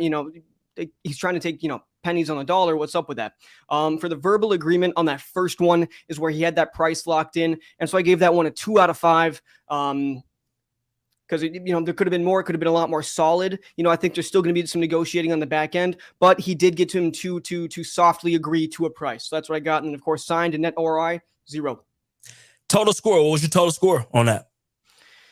That comes out to 22. Listen, you just heard from the experts. 22 points. That was amazing. Thank you so much. Listen, we got Keith up next. Keith is up next. Let's go ahead and get Keith up here so we can get the score for my guy. Oh, Elijah. Hey, we're here. Hey, it's all right, Keith, Elijah. Hey, we're all family. We're all family around here. We're all family. Let's get to it, man. What are your thoughts on this, man? What's the score? Phenomenal. Like I said, I love closers. I love the creative structure. And guys like this are built for recessions. He's going to clean up. He's going to eat up during a recession. But let's get right to the points. On building rapport, I think he did a phenomenal job with the building rapport. I gave him a 3. Wanting to add values. Talk to me, man. What 1% rule? Talking about the kids. I like that. On that first call. Negotiations, I gave him a 4. What made you buy this? What do you think you're gonna do with this? What's the absolute minimum you could do out of that 139,000? Asked him multiple times. Got it down to 90,000. And then I really like the creative options. I gave him a 4. He went to subject 2. He went to a seller finance note on the second. He got creative on the portfolio options. And it's really, really strong. Really strong what he did on the creative options.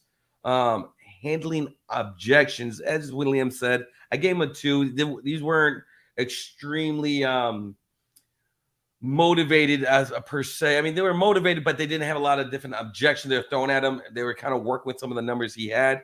How did you get that when he did push back on some of the realtor numbers that they were getting? So how do you get that number from the realtor?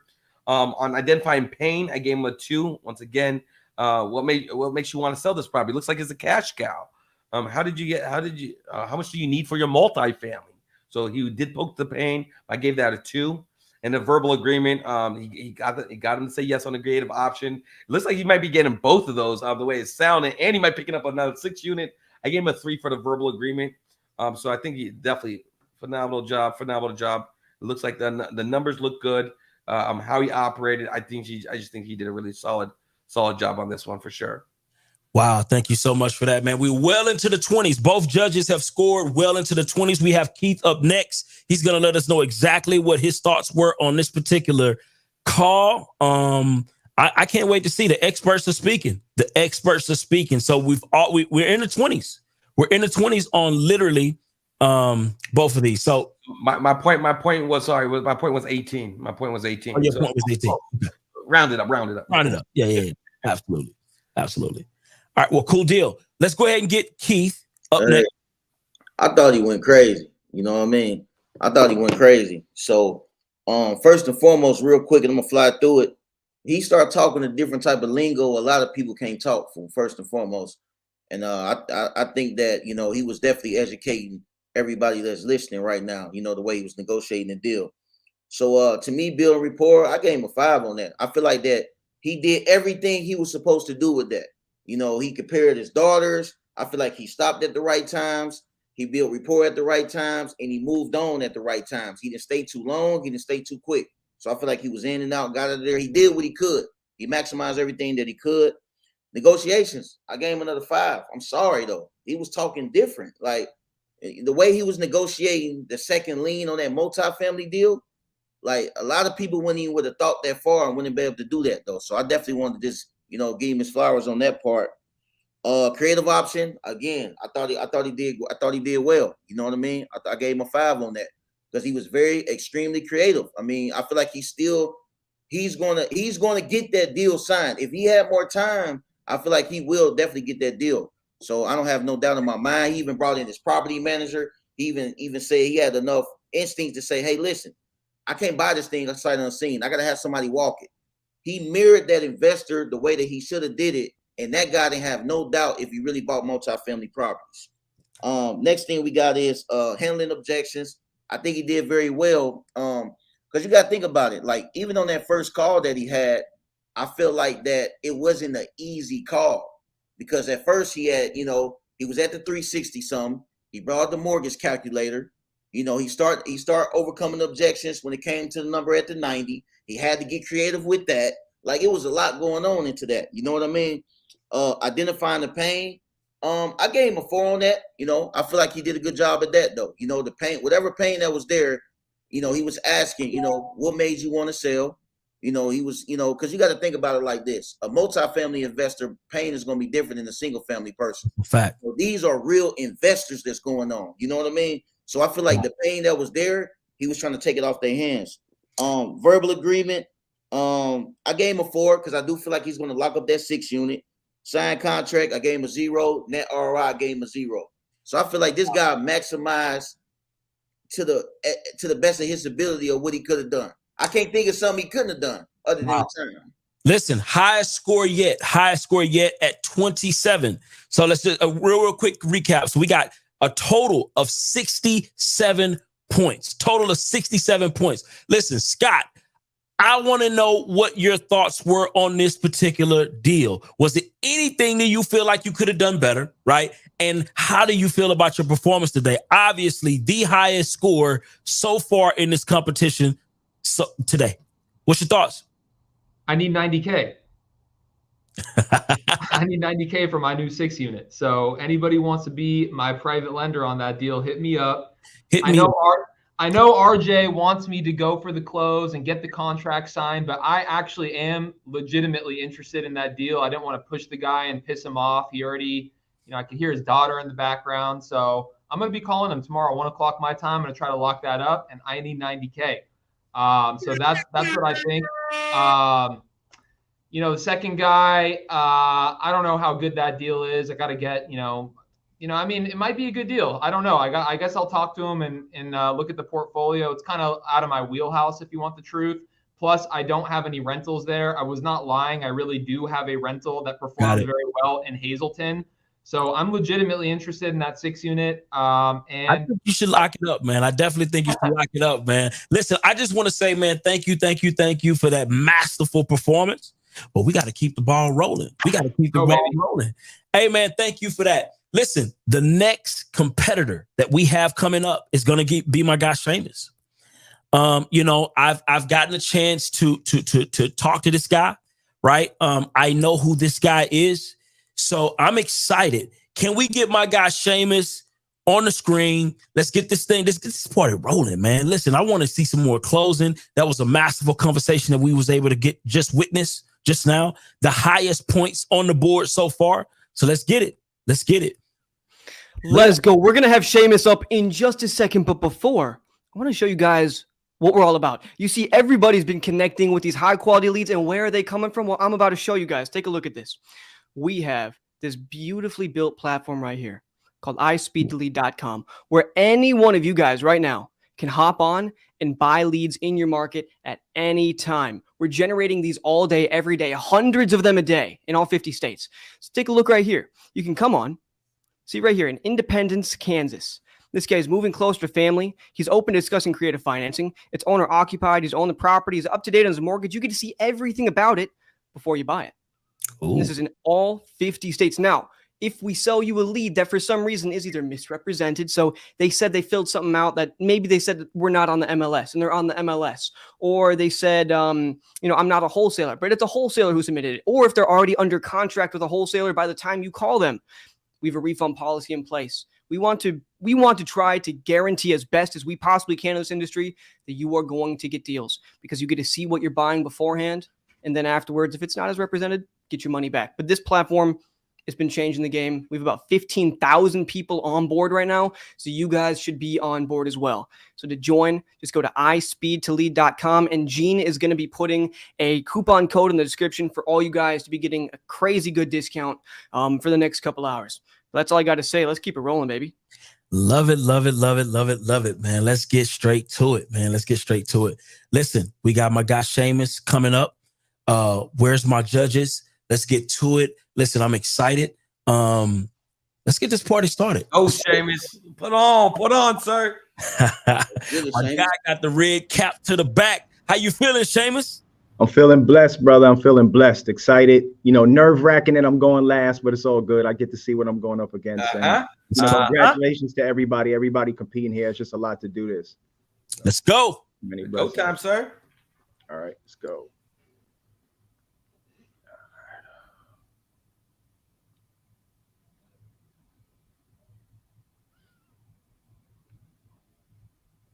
This could be a good. Let me know if y'all can hear me.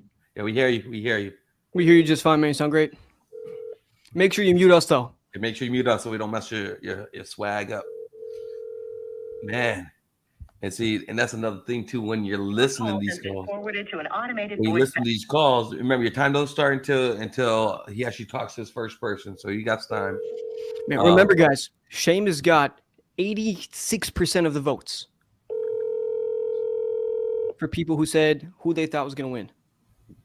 A lot of Team Seamus on here. A lot of Team Seamus showing love. You know, he's definitely a go-giver in this community. You know, but when you see somebody ball out like that, you know, Keith, you know, you've been there. You see somebody ball out. Your call has been forwarded to an automated. You sit up a little straighter. Make sure you tighten up your shirt a little more. Yeah. Like, you know. No, absolutely, for sure. I'm looking forward to this, though. I want to see how you rock out. Yeah, no. And I see Scotty over there raising some capital for his deal while closing deals. You gotta respect that. Your call has been forwarded to an automated voice messaging system.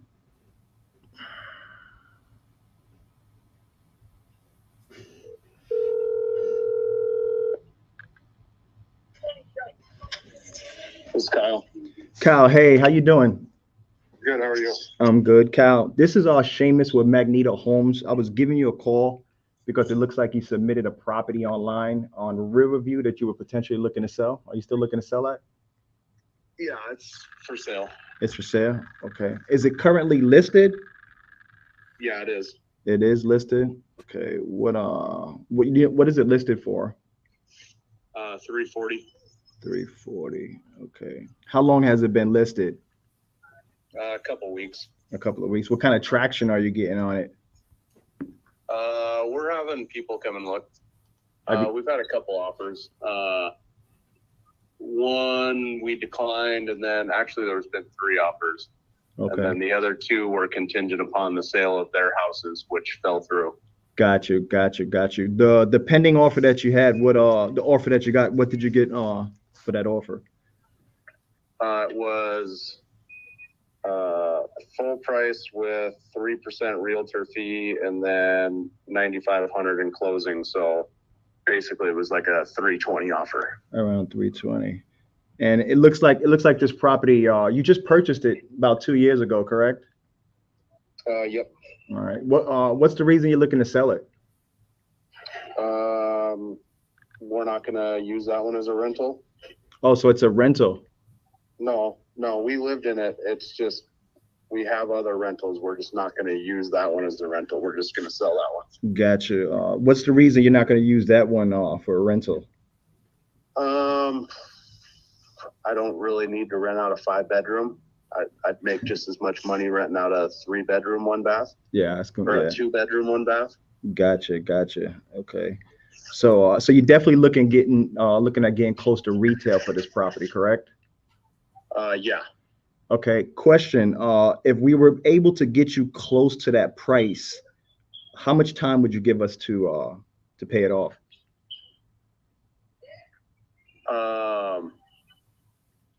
Meaning, like what? What do you mean by paying it off? Basically, in situations when homeowners have properties that sit on the market and they sit on there longer than they want them to, they basically become the bank where we would put a deposit down on the property. That's not going to work. It's not going to work. No, that wouldn't work because I would just rent it out at that point. Gotcha. I don't need you guys to rent it out for me and pay me monthly payments. Gotcha. Okay.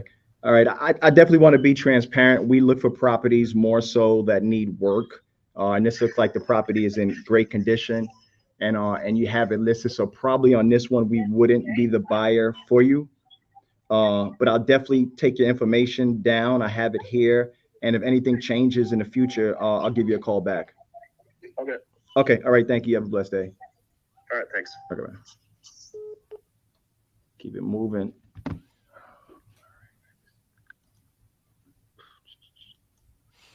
I think that was a smart move. Yeah, on to the next one. That guy's house is in too good a condition. He's not motivated enough. He doesn't really know what he wants. It's on the market. The body there. Yep. You know, you gotta cut it. Yeah, you gotta, you know, when they talk about this on the market, entertain them, try to overcome objections for a couple minutes. Get them out of there.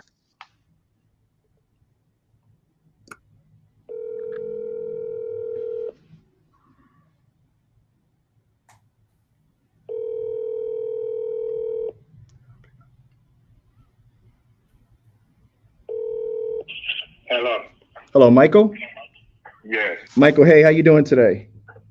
I'm good. Good. Michael, this is Seamus with Magneto Homes. I was reaching out to you with Magneto Homes. What about it? I was reaching out to you because it looks like you submitted a property online that you're potentially looking to sell over there on Crossing.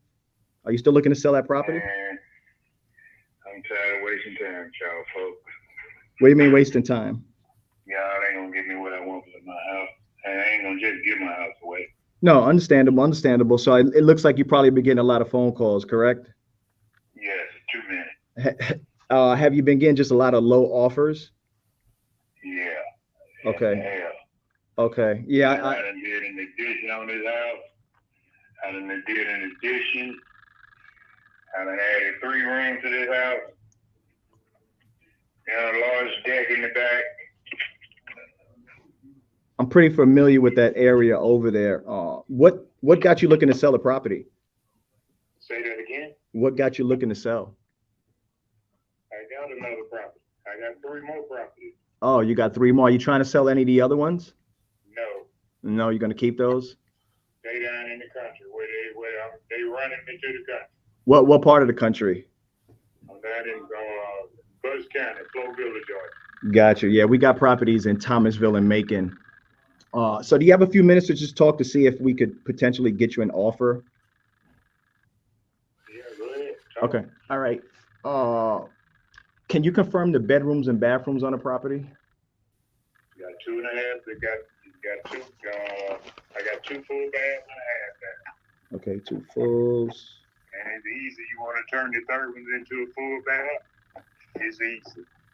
Okay. It's right by the lunch room. 2.5. Okay, perfect. What's right by the lunch room? You can make it 3 easy. Got you. What's the approximate square footage of the property? I don't know. I really ain't get square footage. All right. I know I added on about 1,000. Yeah, it looks. I like to just confirm everything. It looks like it's around 1,600 square feet, so we're just gonna go with that. No, it ain't that. Say if it's 15, add 1,000 to it. Oh, so you're looking at about 2,500. Square feet onto that. So you added. Did you did the addition? Did you add it? Did you finish the basement, or was it additional? There ain't no basement. I added the rooms onto the house. Got you. Are you into construction? Yes. Oh, okay. What do you do with construction? I insulate houses, remodel bathrooms, do kitchens. Okay. What areas do you work in? And the reason why I asked is because we flip All around Atlanta. around Atlanta. All around the Atlanta area. What do you specialize in? What do you specialize in? Do you like framing, flooring, electrical? Installation. Gotcha. So I may have some business for you. Because we have a couple of flips going on in the city of Atlanta down there in Oakland City, and we're gonna need to get. I'm familiar with the area. Yeah. I'm always on the west side. Yeah, we just sold a property over there in Oakland City, and we really didn't want to sell the property because they built a couple of brand new homes, $500,000 homes that we know with Tyler Perry studio and everything that's coming right there, that there's going to definitely be a lot of opportunity. So we definitely didn't want to sell that one, but we did it. When you added this addition, did you update the kitchens and the bathrooms? I did a little something. Okay. What did you do to the kitchens? I just did the backsplash.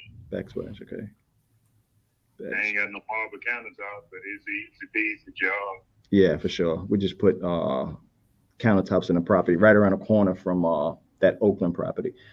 All right. So I'll tell you a little bit about what we do. We do purchase properties cash. In most cases, the properties that we purchase are properties that have to be fixed up, but we do have other options that we can help homeowners that are looking to get rid of their property. So it's just not a cash offer. We present, several options. Every property doesn't qualify for an offer. So that's why I kind of got to ask you these questions. I know it's nerve-wracking because I probably get 20 phone calls a day and I'm not even selling my house. So I completely understand. Now, the thing about when we present an offer, we purchase the property as is. You don't have to do nothing to it. You don't have to fix nothing. You don't even have to flush the toilets. And you'd be surprised what some tenants will leave us in the toilet. So it's a cash as is offer. Let me ask you a question. It seems like, you're in the construction, you know what you're doing. What price were you looking to get for this property? I've been for a while. I was looking at least get $350. $350. Okay. If you don't mind me asking, if you don't mind me asking, where'd you come up with that number? I told you I did an addition. They already offered me $225 and $250, and the addition ain't even down on paper. Gotcha. You came up with the 15. Now, when you did the addition, it been permitted. It was permitted, but it ain't down. It ain't showing up when you put the address in. Yeah, because what I'm looking at is I'm looking at around 1,500 square feet, and that's basically where we're getting numbers from. That addition definitely makes a difference. I don't know how much of a difference it makes. So let me ask you a question. So anything north of that 200,000 mark, you're not looking to entertain, correct? No. No, not at all. Okay. All right. I put money into the addition. Okay. Now let me ask you a question. If we were able to get you close to that number, how much time could you give us to pay you off for the property? Explain yourself. So basically, in some situations where the homeowner wants more than we can pay and our cash offer is definitely way off from what they want, we actually can take over payments on a property with a down payment and then make monthly payments on that property. Does that sound like something you would entertain? No, I ain't gonna entertain that. No? Okay. All right. I got another goal in mind. Got you. Sending me somebody money. I could have been to put a house on my other property. Got you. What, that 225 offer, why didn't you take that? I didn't take it. No, Why should I take it? You said, why should you take it? I'm not in the market to sell, really. Oh, so you're not really even looking to sell. I'm like, oh, let's sell the house. Your wife said that? I said no. Oh. I'm not in that type of market. Gotcha. I'm not even in that type of situation. Okay. So this is a prop. So if you don't sell it, it really doesn't make a difference. It don't matter. Got you. For my grandkids. Okay, understandable. I'll be just completely transparent with you. I can't get nowhere near that number. I don't want to waste your time. I know you've been getting lowball offers. So I definitely wish you the best of luck. And if anything changes, you have my number. You can reach out to me. I will. Thank you. All right. You have a blessed day. Bye. 350 ARV, bro. ARV was 220. Let me see what we got. How much time we got? His walls are made of gold. Yeah, and I think it's super important too. And when you're a closer here, identify the pain, find out. I mean, he came off not motivated. Within that first 2-3 minutes, is that at least suspect, not a prospect? You know, are they serious? Are they just curious? You got to kind of feel that because, man, these are time vampires. They'll suck all your time away. And as they suck up your time, you still got bills to pay at the end of the month. Right. Mm-hmm. Yeah, those type of people that. Hello, can I speak to John? Speaking. John, hey, how you doing? This is Seamus with Magneto Homes. How you doing today? Good. Magneto Homes? Yes, sir. Yes, so just like the movie Marvel. You like Marvel? I don't watch too much TV, but Okay. anyway, yeah, Marvel's pretty good. Yeah. I like the superheroes. I grew up on them. The purpose of me calling today, it looks like you submitted a property online that you were looking to sell on 104th East. Are you still looking to sell that property? I'm interested to see what kind of offer. Okay. So do you have a few minutes to talk? Yeah, go ahead. Okay. So, you know, the properties we do put into our portfolio, we're going to do one or two things. We're going to renovate them and sell it, or we're going to fix them and rent them out. We don't purchase every property. It just doesn't qualify if it's not in our criteria. Do you have a pen handy or a pencil? Yeah. All right. I'm gonna give you some information just in case we get disconnected. Mm-hmm. My name is Seamus, Shamus. Last name is Goss. Goss, hold on. Yes, sir. SHAM US. OUS. Yeah. Huh? GOUS. US, just US, MUS. Seamus Goss. Just like the wrestler, but I'm older. I have my name first. Okay. Last name is GOSS. The name of the company is Magneto Home Solutions. Okay. And our phone number is 866-868-3523. That's our toll-free number. Could you read it back? Say again, 866. 866-868. 868. 3523. 3523. Okay. And that's our toll-free number. Can you read it back just so I can make sure you got it? I just read it back to you as you were saying. Okay. All right. I'll do it again. 866-868-3523, right? You got it. Yes, sir. And our Okay, website. now, can you repeat that back to me to make sure you heard it right? You got it. 866-868-3523. You got it. You got it. Okay. I appreciate that. And our website is Magneto Homes. What's the best email for you? Best what? Email for you. I'm not going to give that out unless I, hear something I want to hear, with this conversation. Okay. All right. Perfect. So what I like to do is I just like to ask you a couple of questions. I don't want to take up too much of your time. I just want to ask you a couple of questions. Mm-hmm. Let's start out with what got you looking to sell a property? What? Say again? What got you looking to sell? Well, I'm in the business. I buy, sell, rent. Really? I have a few properties. I got one I'm interested in selling. Is that the one we're talking about, or do you have others? Yeah. Okay, perfect. So is it currently rented? Yeah. Okay. It's in good condition too, and it's a long-term tenant. She's been there over 8 years. 8 years, okay. What is she paying in rent? $800 a month. 800 a month, okay.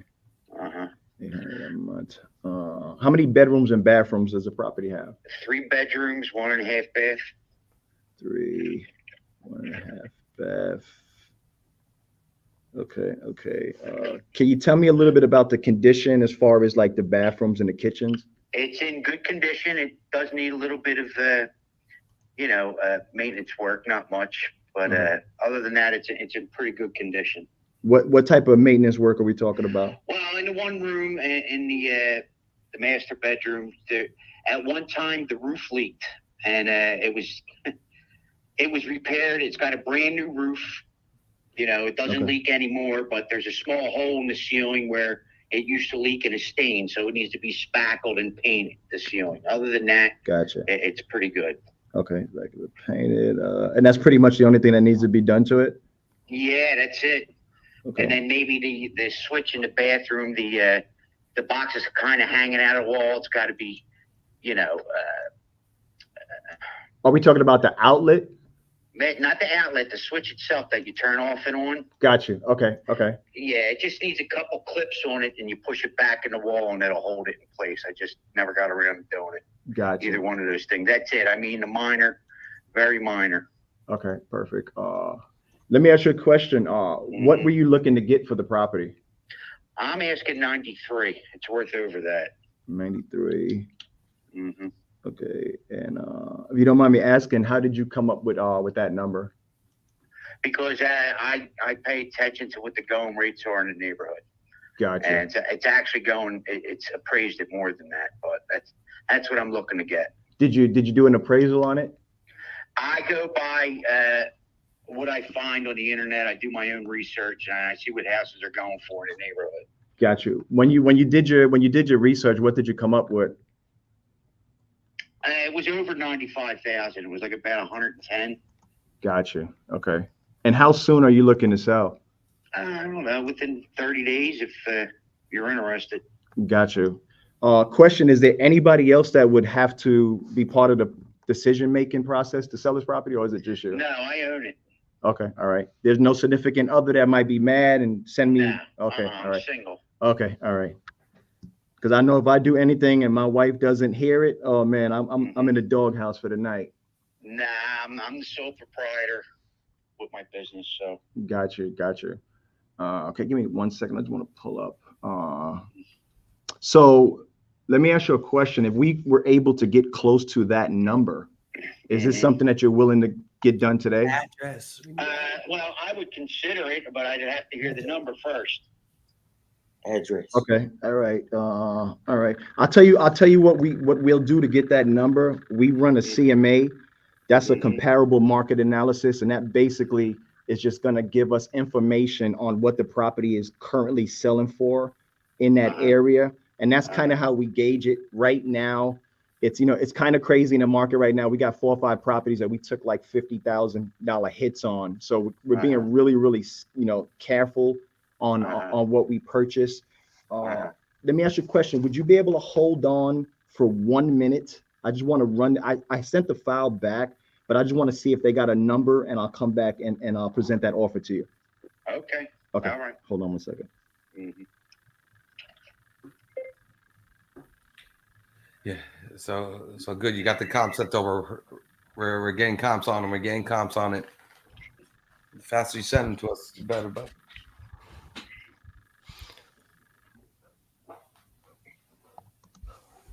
once we get these numbers run, maybe we can start trying to work into a verbal, get deeper into negotiations. That's what I want to see. I want to see how he's going to run some price negotiations here, but we got to get prices out the door first. I wonder what the MAO is on this. all right, that's what we're going to see. The MAO. We're going to see kind of where John, are you there? Yeah.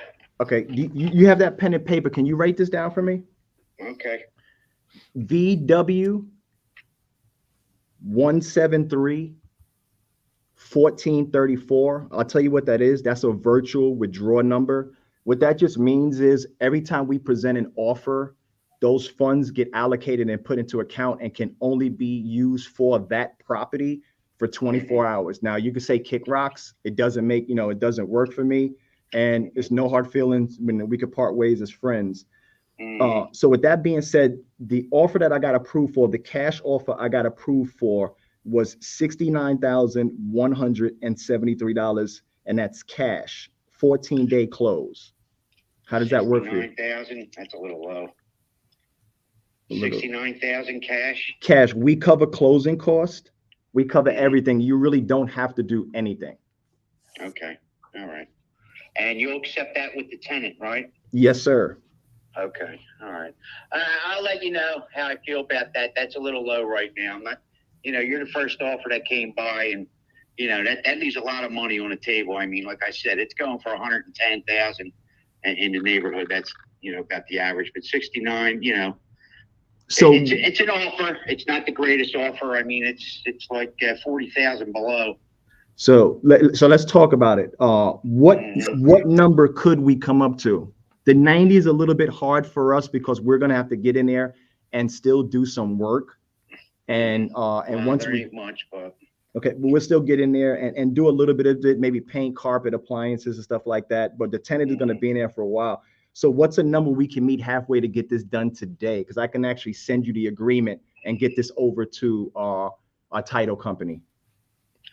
Well, I was asking 93. I mean, something in the middle.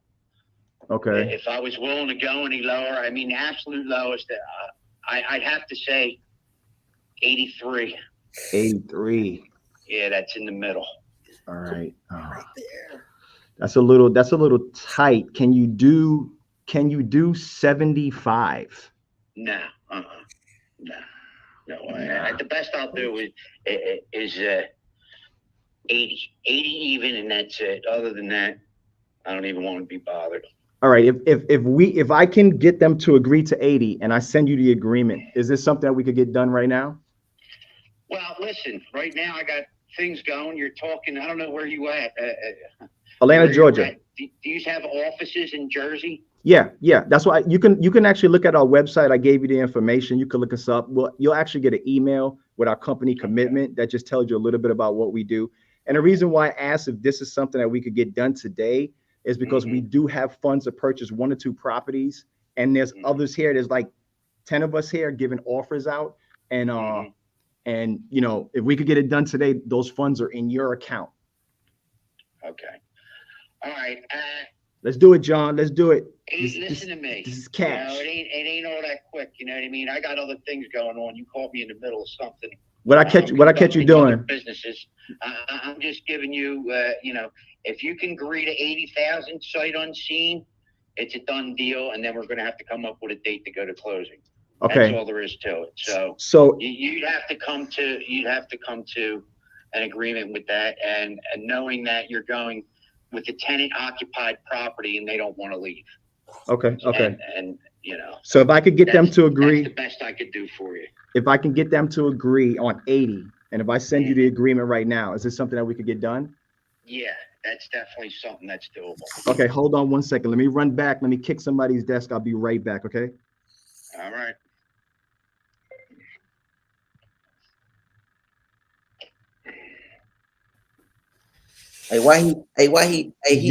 He moving like real life right now. Right.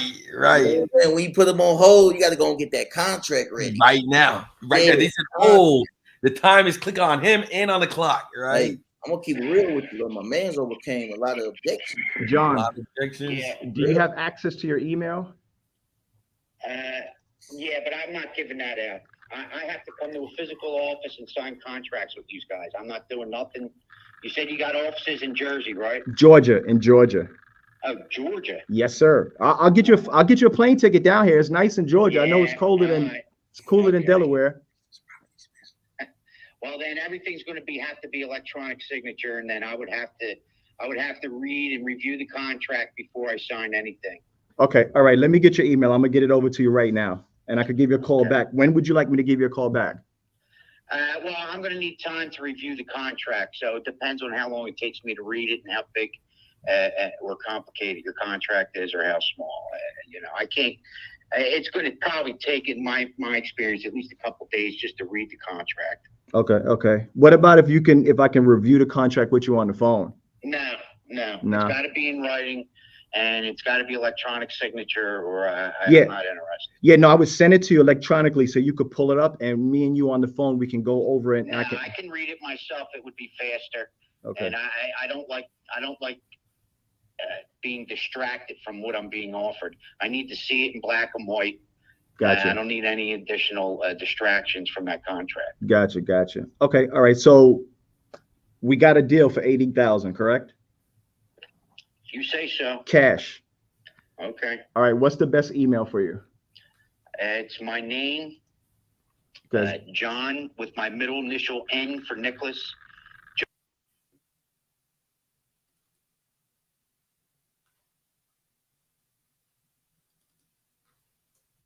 gmail.com. Do you have any questions for me? Yeah, spell out my email address to me to make sure you got it right. J-O.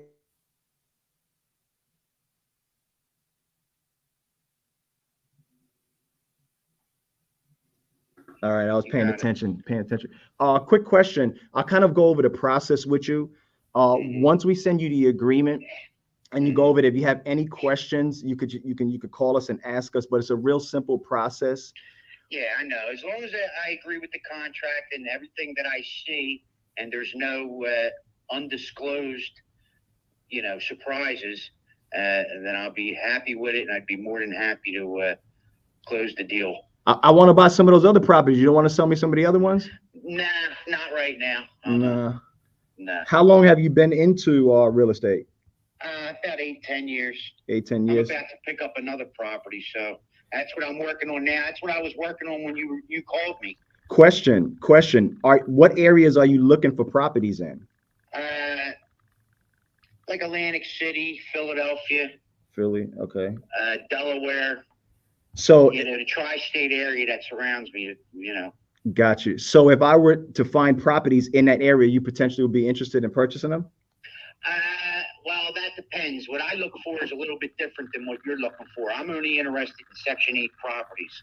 Good money. I'm not interested. That's why I'm interested in selling this property, because there's other better deals for me if I can unload this one. Okay. Well, we can move fast on the cash. So I'm going to send you the agreement shortly within the next few minutes.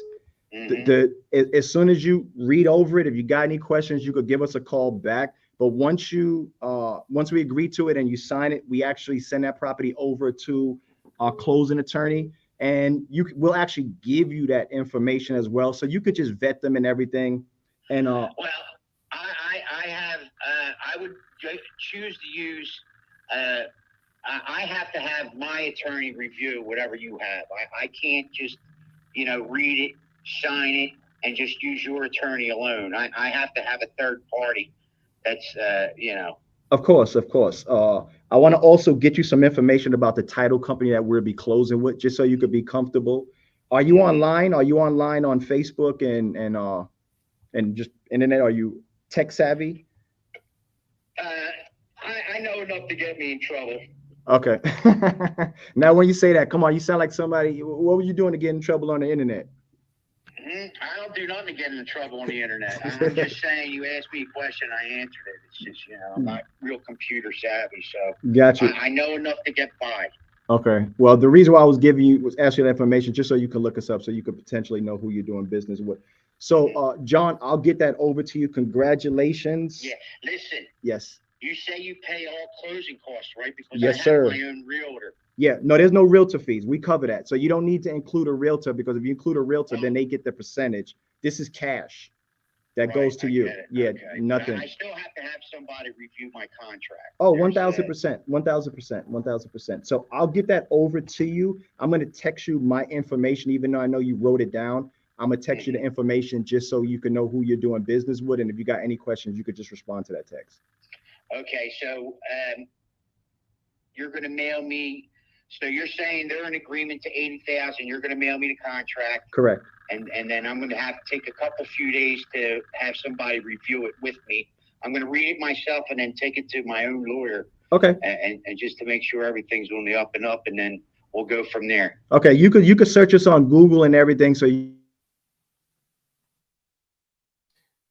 oh man.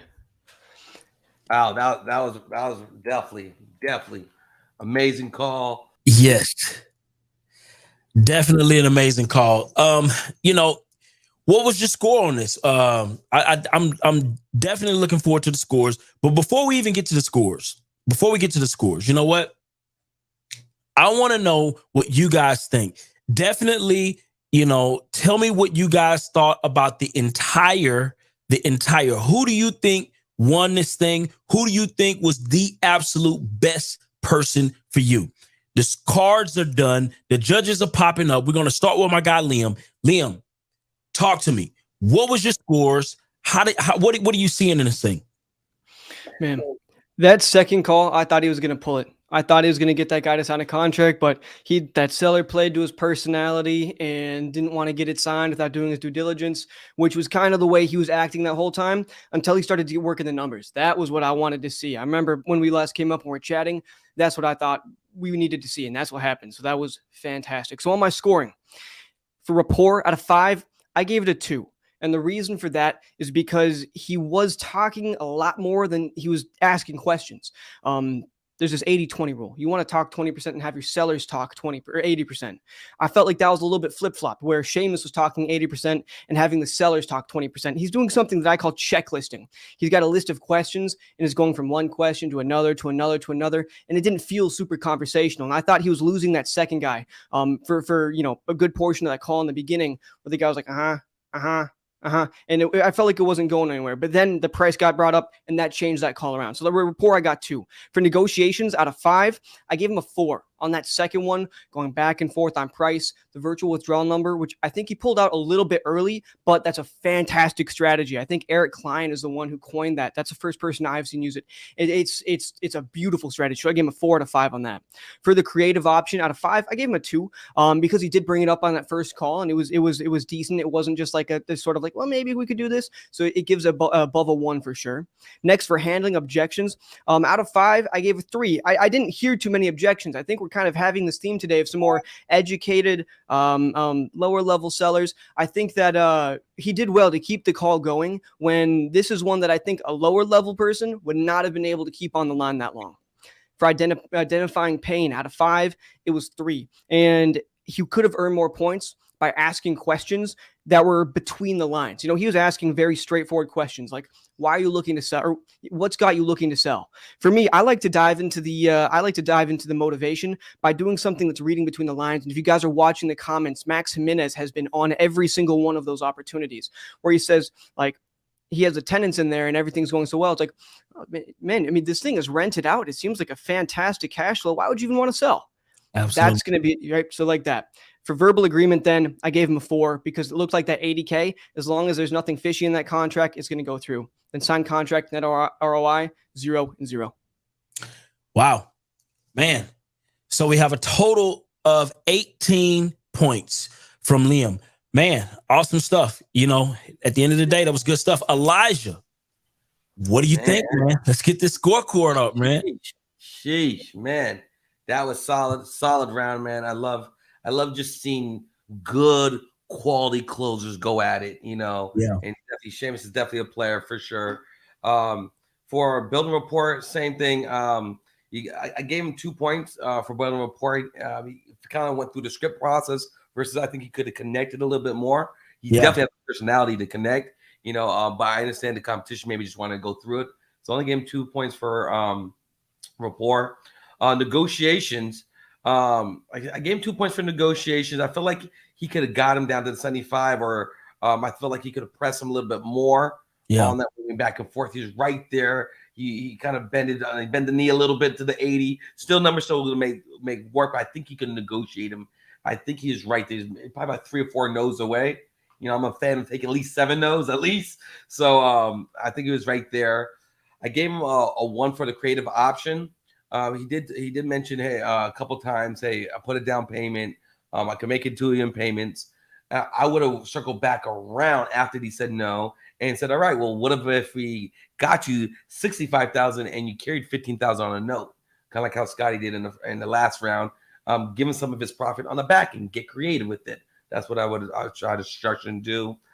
Handling objections. I liked how he handled some objections. I gave him a 2 on handling some of the objections when he said, I wouldn't take that low of a number. Well, what do you mean? He said, you waste my time? Well, what do you mean? And I like the marrying. What do you mean by me wasting your time? You married him. You matched him. I saw that he could have overcame a couple of objections, especially on that first call. I felt like he could have handled the objections a little stronger. Identifying the pain, I gave him a 4. I think he on multiple calls, I think he kind of dug a little deeper. He kind of poked the pain on some of them. Talked about, hey, if we get this done now, I think he missed a little point what Max mentioned in the comments about, well, if the temps are staying good and temps are paying, why are you so eager to sell this thing? But outside of missing that part, I feel like he did identify the pain and got him to play ball, and that's why I think he's giving that verbal agreement. And then the verbal agreement, I gave him a 3. I think he got the verbal agreement. I think he was close to signing the contract. I would have probably pressed him a little bit more and saying, hey, we got somebody else we're looking at. The question is, do you want me to give this cash to you, or are you okay with us giving to one of your neighbors? Because it's not me, it's my money partner, and he's going to pull the trigger. So what would you like me to do? Like that. I think he would have got on the phone. So that's kind of how I got to my numbers. And so it was a total of 14 points on my end. I don't know how I became the Steve Trang of this round. I'm sorry, guys. I don't know how that happened. All good, man. Thank you so much for that. Elijah, my guy Keith, what's going on, Keith? Man, sheesh. Oh, pressure. I mean, Elijah, man. You got a little, or should I call him Elijah Train? Hey. You know what I'm saying? No, man. So let me pull it up, man. I know we got the screen probably gonna come up, but I got a screenshot it. So I thought he did good, man. You know, I thought that he overcame some early adversity. Mm-hmm. You got to remember, this is a competition with a clock, so I feel like that not many people come back off that, you know, that second call though, and I feel like he got out of there at the perfect time though. You know what I mean? So as far as rapport, I gave him a 3. I feel like he did pretty decent with the rapport. I think he did enough, because you got to have some type of rapport to be able to get to the point that he got to, especially on that second call. So I definitely want to give him a 3 on the rapport. I feel like he did decent. He could have did better. But yeah, I mean, you know, here and there. Negotiations. I give him a 4. I'm gonna tell you why though. A lot of people, I understand what people are saying. First and foremost, the ARV was like what, 145 to 150. We all know that 80,000 by itself is not a bad offer, but don't forget that the guy wanted 95. He hit him at 69. Hit the 69. See, everybody forgetting he hit him low. A lot of y'all wouldn't have hit him at 69 probably. He hit him at 69, and then the guy came down to like, what, 85, and then he came down to 80. So he did come down. He did hit him low first, right? Absolutely. But I gave him a 4 because what I would have done is, instead of jumping straight to 75, I would have said, just meet me at 70, and then I would have inched my way up to 75. I would have gave him a whole 5 for that. Creative option, I gave him a 2. I feel like the first call he had, I feel like he was trying to get creative. Handling objections, I feel like he got a 4. I don't care what nobody say, because even when the guy thought he was in Jersey, the guy even said out his own mouth that, hey, we don't have to do it electronically. This guy was trying to beat him up everywhere he went. He was throwing haymakers, and I feel like Sheamus was whittling his way out, and he was getting to the next step. So we can't forget that. Where we at next? We got identifying pain. I gave him a 3. You know, I feel like he could have done better on that. You know what I mean? He could have dig in a little bit deeper as far as the pain. And we got verbal agreement. I gave him a 4 because he got to the point. He got a good price. He didn't get it signed, but the guy, I feel like he is going to give him a fair shot if Sheamus sent him the paperwork. But he's going to have to be on top of him, though. What I would have done was, hey, I understand that, you know, you got to speak to your attorneys. In the meantime, should I put the funds on hold right now? Because I don't want my partners to use on another property. These guys are buying properties every single day. I would have, if he would have told me, yes, put the funds on hold, I knew he was going to sign it, or at least going to come back. If he said no, then I would have knew he was bullshitting, basically. As far as a signed contract, of course, that's a 0, and then net ROI was a 0. So, you know, that's just my perspective, man. I thought he did good overall, and yeah, that's it. Man, this is a tough competition. Skills everywhere. Elijah. Sheesh. So you know what? We're talking. It's too close. It's too close. I mean, once you get the numbers, like I said, we were going to kind of not have a final round. I mean, we were a little behind on time. We want to respect everybody's time to close this time. It's getting late around here. However, we did not anticipate Sheamus coming out there, balling out, you know, hitting jumpers out on left and right. So I really want to make sure we want to make sure we put you guys in position to win. Gene, you know, and the whole iSpeedToLead family is going to put some premium leads on the table. If you guys want to see a final round, first, before you get that, let's get the official numbers. Let's get the official numbers so we know who the final 2 are going to be. I think we're close. I think we kind of know, but let's see what the final numbers. So do we have the final numbers, team? So and while we're getting the final numbers up, if you guys want to see a final head-to-head round right now between Sheamus and Scott, who I believe are going to be the top 2, assuming they are, that's my assumption. Give us a 1. If you guys just want to call it now and whoever has the highest point goes, give us a 2 in the chat. Otherwise, give us a 1 if you want us to do another one, 2 if you don't. Let's see him come rolling in here. Let's run it, people. Let's run it. Let's run it. Yeah. All right. Oh, shit. Right. I see it. All right. So it came close. So 52 points, 67 points. So these are the final two. But what we're gonna do, we're not gonna do a whole 30 minutes. All right. We're gonna make it a little spicy. We're gonna make it a little spicy for them. All right. They're only gonna get half the time. So 15 minutes. Yeah. I like that though. Yeah. Yeah, you got to get busy. For real. Right to it. Yeah, right to it. You know what? We're adding one more twist in too because my camera just went out. Let me switch to my other camera. Hang on. El gato. Oh, so here's my thoughts, guys. Why don't we have them just choose leads straight off the platform, brand new, fresh, generated within the last couple minutes? I'll share my screen. They will each choose one, and they will keep choosing until they get somebody who's a solid connection. How about that? And then just do one for one. Okay. So that is probably going to be the best way, the fastest way to make sure to get a hold of somebody. All right. So, but what we do need to do, we need to see who goes first. So, if the production team could get the spin wheel prepared to see who's going to go first, Scotty or Seamus, to see, because Keith, you've been in the competition. I like going last just to see what number do I need to. How many points do I need to score? For sure. You'd like to see. I feel like it's benefits to both. You know what I mean? You know, because you can go first and discourage your competition. Yeah. Absolutely. So RJ did that in round one. RJ did it in the first year close Olympics. Everybody's like, "Oh, these leads are tough. These leads are tough." Boom! He just knocked out 2 verbal agreements. The same with Monique. And that was what do y'all think about that last caller? With that, I mean, he seemed pretty tough to work with. What was y'all thoughts on that? Yeah, he's a red seller. That's a red seller. Yeah, red seller. Seamus was pivoting. He held the line. He became a little red seller back with him a little bit, but then he softened up a little bit. He navigated pretty efficiently to get him on board to say yes verbally. And I thought so too. Yeah. Here's the deal. I want to make sure that everybody understands that you can get a copy. Okay. You can get a copy of not just this one. Okay. Not just this one, but all of the previous Closers Olympics. You can get that, right? You can get that in a bundle. You can also get a Closers Olympic course. Okay. So make sure that you go to closersolympics.com right now, closersolympics.com right now. So you can take advantage of this amazing opportunity, because right now, I literally got Elijah to commit to $297 on this deal.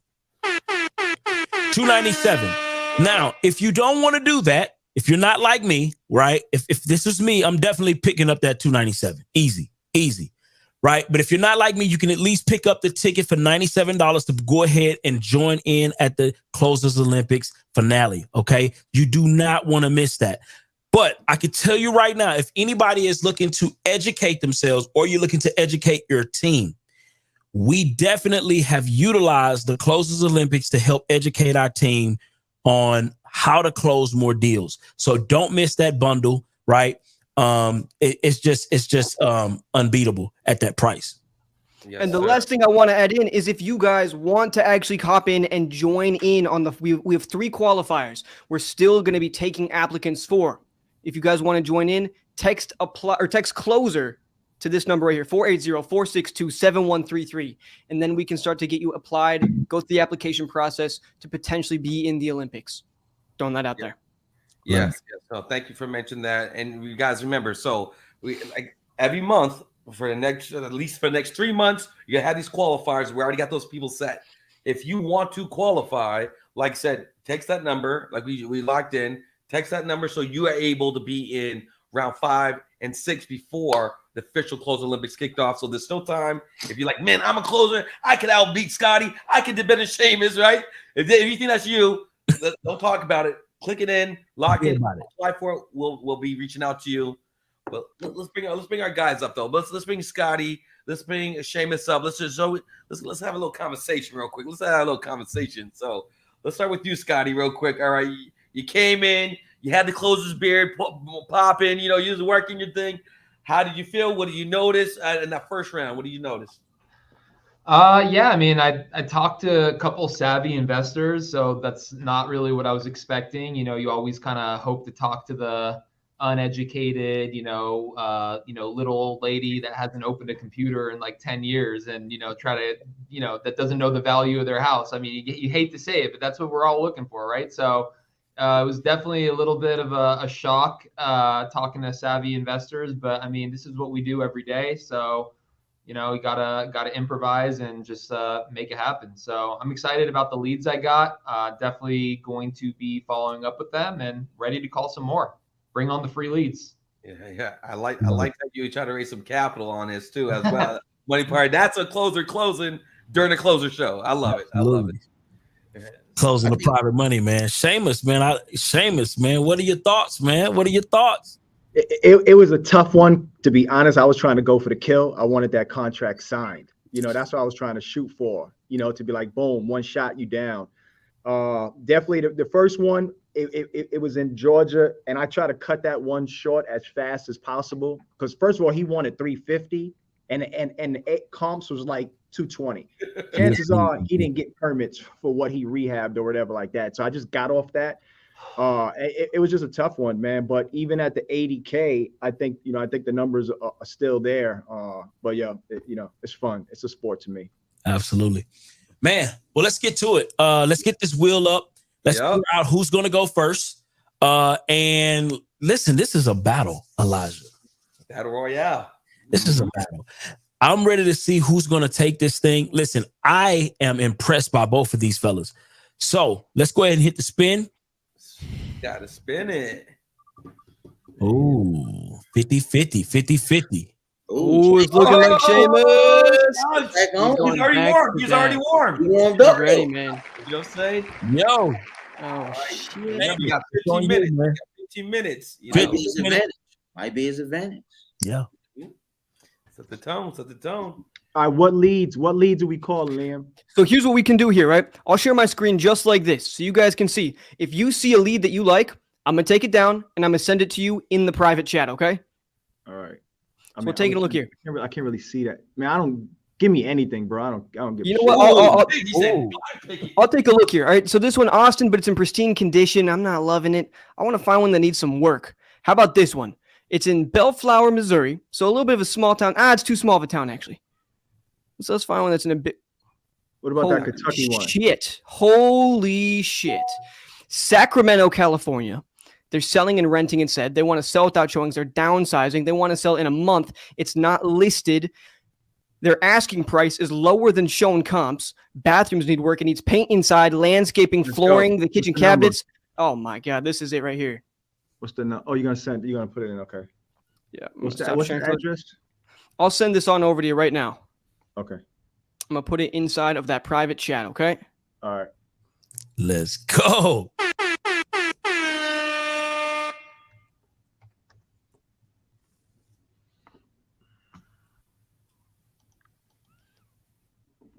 It is coming on over right now. There you go. All right. Name is Anastasia. Damn, how you even say that name? Non-IASA. It starts with A. All right, let's go scroll down. A-N-A-N-A.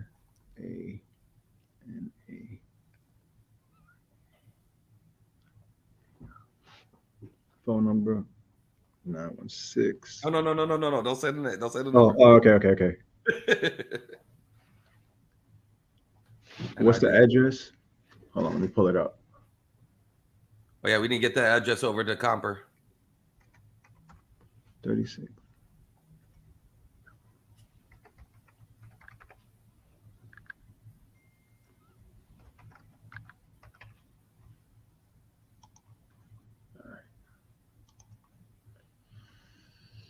All right. Wait, is this the right property? Hold on.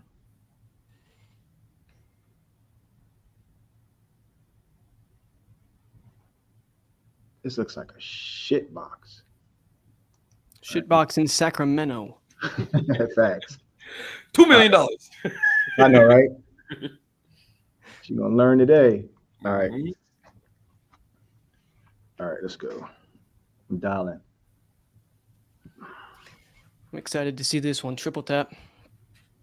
It's crunch time, baby. Let's go. Mm-hmm.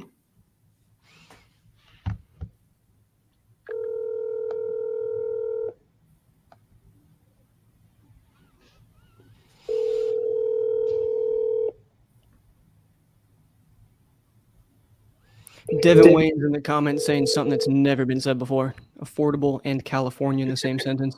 That's oxymoron.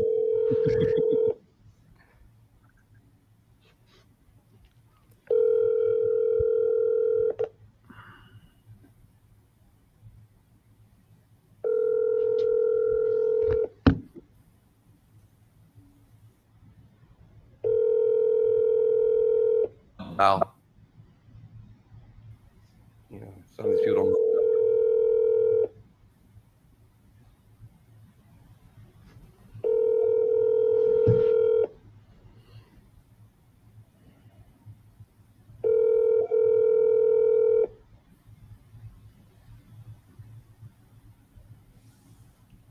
Please leave your message. Landline.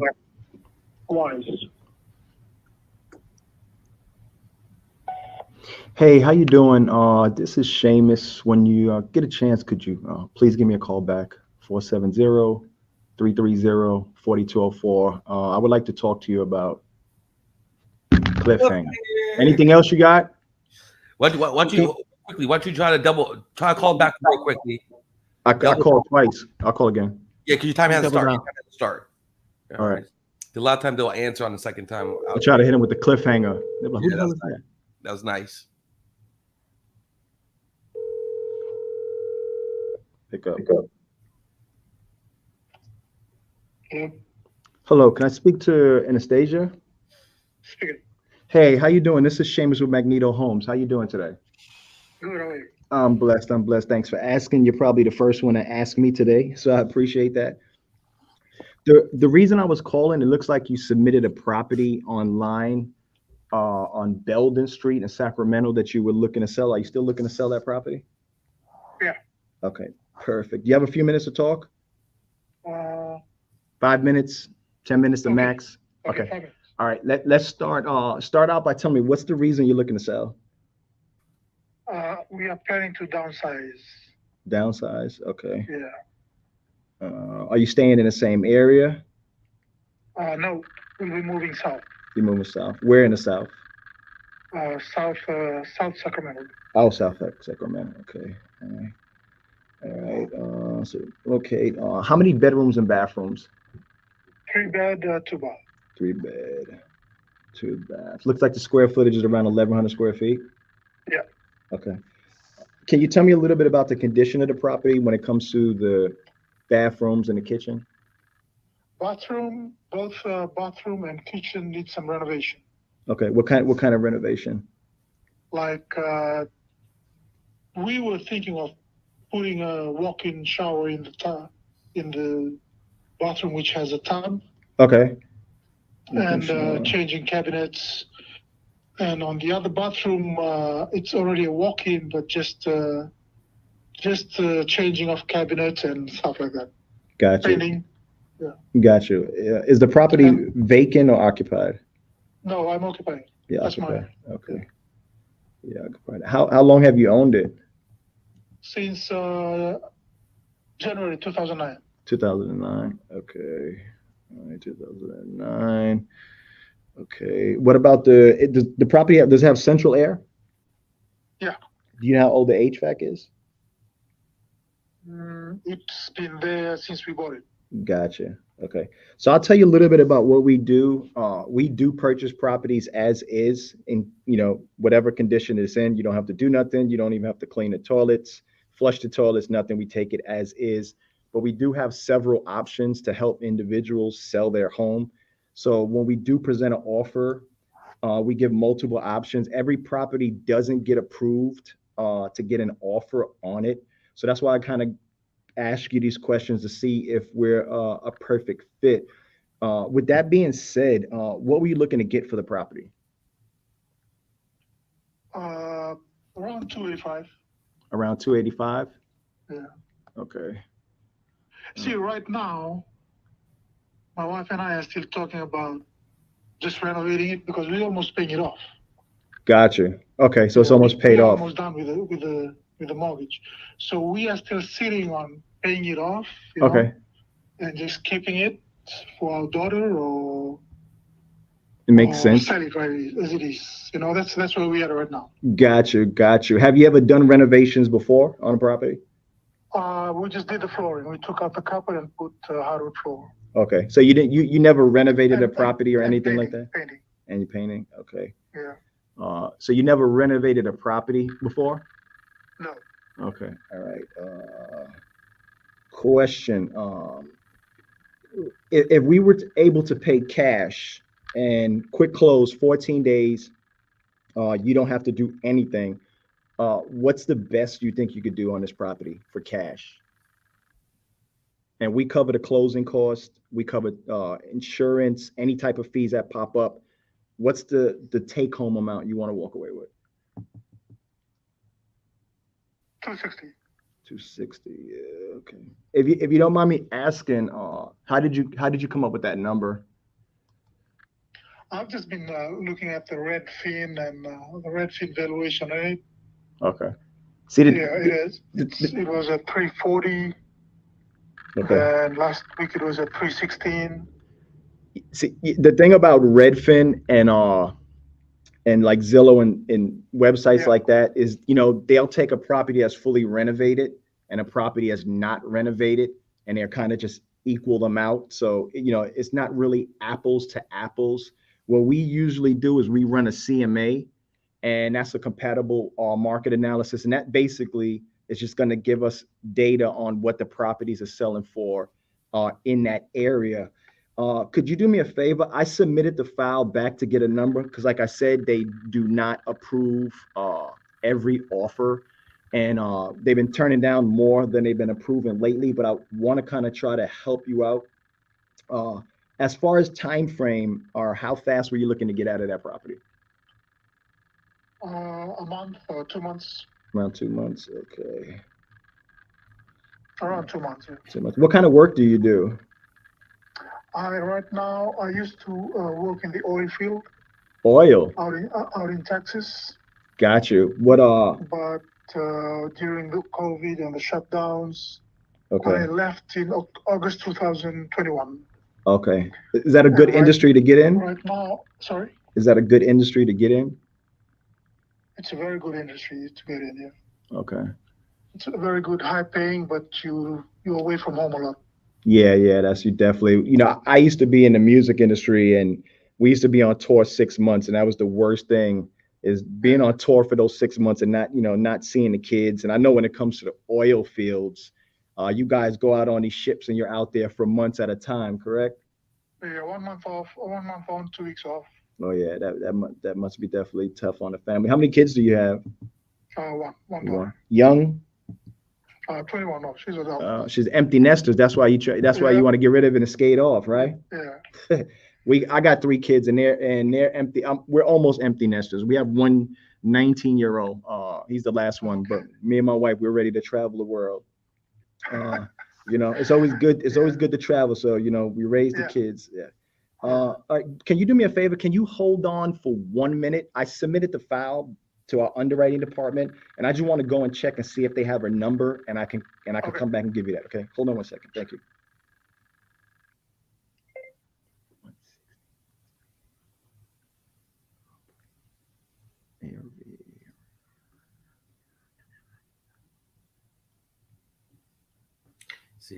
See, he's even talking to the finance department in his mind. See, that's how you know. That's how you know he's closing. That's how he tells. He's talking to the finance department. So what y'all think about that though? If it's a couple of them at 360 and 380, but I mean, in this market, 350. It all depends. Hey, how you doing? I'm back. Do you have a pen and a paper? Sure. All right, I just want to give you some information. Let me know when you're ready.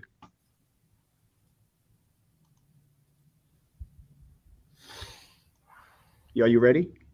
One second. Okay.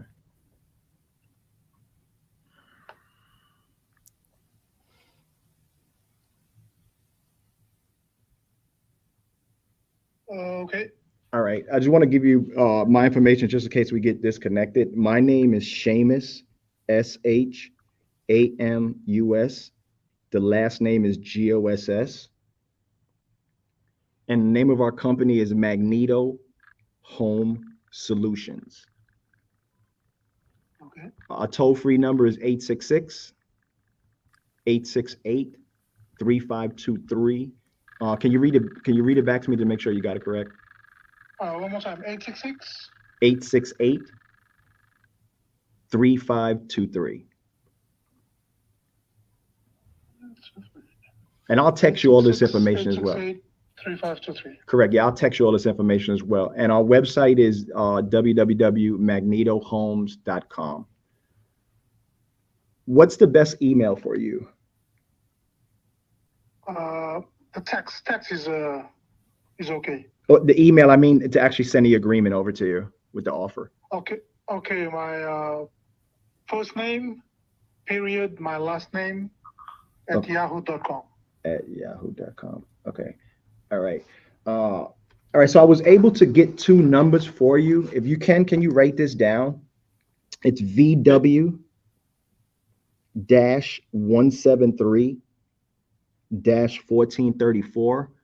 What that is a virtual withdrawal number. All that means is when we present an offer, those funds get transferred into an account and can only be used on that particular property. And it's only for 24 hours. You could say, no, the offer doesn't work for me, kick rocks, and we just part ways.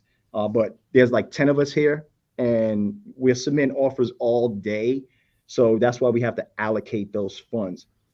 So on a cash offer, and now keep in mind that this is I'm sorry. Gus, Yes. give me that last number you just gave one more time. VW-173-1434. VW. Yeah, like Victor Win. 173 -1434. 1434. 34. Yes. Okay. VW 173-1434. Yes, exactly. So I have two options for you.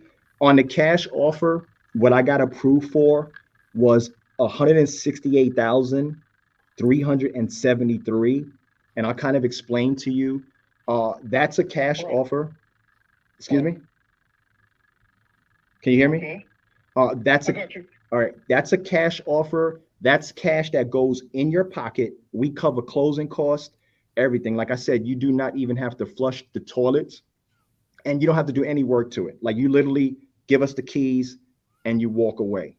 Is that something you think you could work with if we could get this done in 14 days? No. No? Okay. What number? What's the second option? So the second option is what's called our concierge service. So what this basically means is we're part of a huge buying network. It's around 3.5 million buyers in our network. And we're kind of the ones that's in charge of the marketing. So the leads actually come to us. And then we have the obligation to share that inventory with our counterparts. So basically, it's basically we're going to partner with a third party to get you the funds that we were able to get the number. So the number that they approved for that one was $201,173. Is that something we could get done today? What does that involve? So it's the same thing. So what basically happens is once we send the agreement over to you and we start that process, we're going to go to all of our partners. And in most cases, some of our partners can pay more for properties because they either live in that area or they're going to put a Section 8 tenant in there. So they're able to pay more. Our offers usually, when we present a cash offer, we're coming in and taking it as is, 14-day close. Now, on the concierge service, it's going to take us around 30 to 45 days to close on it. And I know that you said you would need about a month or two, so that might be perfect for you. So is this something that you're interested in? No. No. What's the reason you're not interested in that? Gus, I think right now we'll just stick to our original plan. Just renovate it. Gotcha. And pay it off. Are you in a position to take on that type of job with the renovations? Yeah, but it'll take me like whole of this year to do that renovate and you might want to be careful with making those renovations to that property because the market is in a downturn, and California is one of the worst places. And from it's data, going down fast. It's going down fast. Super fast. Yeah. So you talk about 6 months from now, 12 months from now, that property may be worth half the money. So, that, I think I'll just renovate it, take time on it, renovate it slowly, and pay it off, and just hold on to it. all right. So let me ask you a question. If I was to meet you at a McDonald's with a bag of cash, because that's what we're doing, we're paying cash, what is the best number that you would feel comfortable with walking away today? Yeah, 260 is my last number. 260. Okay. Yeah. All right. But I understand what you're explaining. It has to be walk-in ready. Yeah, exactly. How much do you think you're going to spend on those repairs? Yeah. Oh, sorry. How much do you think you're going to spend on those repairs? 250, including the yard front and back, should be like 60. 60. Yeah. So if you think about it, if our $200,000 offers for you would work for you, you don't have to spend that 60,000 because at the end that 60,000 is going to just add on top of that. No, I'll be able to sell. I mean, when the cycle comes back up, I should be able to sell much higher. How long do you think before that cycle turns? 7-8 years. And you're willing to hold on to it for 7-8 years? Oh yeah, I won't be paying no mortgage then. Okay, that makes sense. Okay. Yeah. Well, I got your information. Let me run this back to the back office there. Yes. Wow, man. He's going up and down, and I call. It's going up and down. It was tight. It was tight, man. Listen, I'm looking forward to seeing if Scotty is going to be able to pull this thing off. Listen, we just heard Seamus. He fought for it, but at the end of the day, man, it's about getting the close, right? We had 15 minutes, right? This is the final round, right? We're looking at the best of the best go head to head, right? So listen, while the judges are scoring, go ahead and let me know, what are your thoughts? What are your thoughts on this? What are your thoughts? So listen, I want to also remind you real quick, if you want to be a part of the next Closers Olympics, make sure that you text closer, okay, to 480-462-7133, okay? And also, if you want to take part of this bundle, you just heard the value. You're listening to the value right now, okay? You're listening to the value right now. Make sure that you go ahead and take advantage of that bundle. Just go to closersolympics.com, right, and pick up this bundle. It's only $297, literally half off, okay? So you want to go ahead and take advantage of that. And if not, worst case, go ahead and just get your tickets, okay? Go ahead and get your tickets. The price is unbeatable at this point. But let's go ahead and get my guy Scotty back up, because I don't want to keep you guys much longer. We got 15 minutes to close this deal out. We just heard Seamus, masterful call, right? Wasn't able to close that deal, right? But we never know. We never know what's taking place on the other end of that deal. He may be able to close it outside of the 15 minutes. But for right now, he wasn't able to get that deal closed. So let's go ahead and get these final numbers in and get my guy Scotty up. Scotty, how you feeling? Ready to make some calls, man. Let's do it, man. Do you feel like you're going to be able to take this thing home?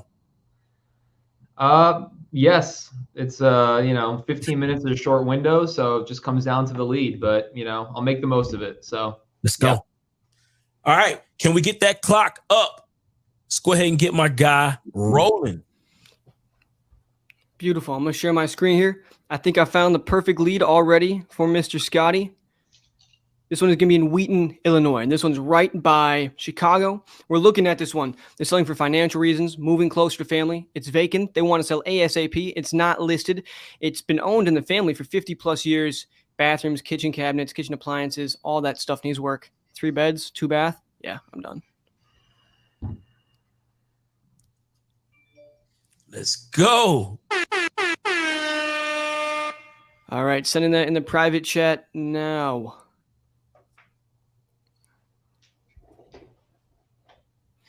Boom. Okay, I'm going to turn down my volume. You guys can still hear me, yeah? Yes. You good? Okay.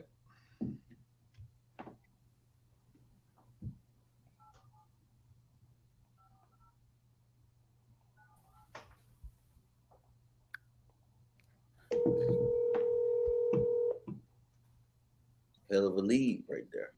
Mm-hmm. Somebody in the comments said, I want that lead. Yeah. See, that double dial worked too. Yeah, it's been working. That it did, yeah. That's been a play for years now. Mm-hmm. You have reached a Geo Application Consulting. We are currently assisting another client or are away from the desk. Please leave a message. What? I'll get back to you as soon as we can. Thank you. Sound like the wrong number, but try it again. I'm going to type the number into the chat to make sure I have the right number. Man, Bam said when he drafted, the address kind of looks funky too. I can't find it on. Liam, can you post the address too? Yeah, I know. Yeah, that's the only address. That's all they put in right there. That's it. That's all they filled out.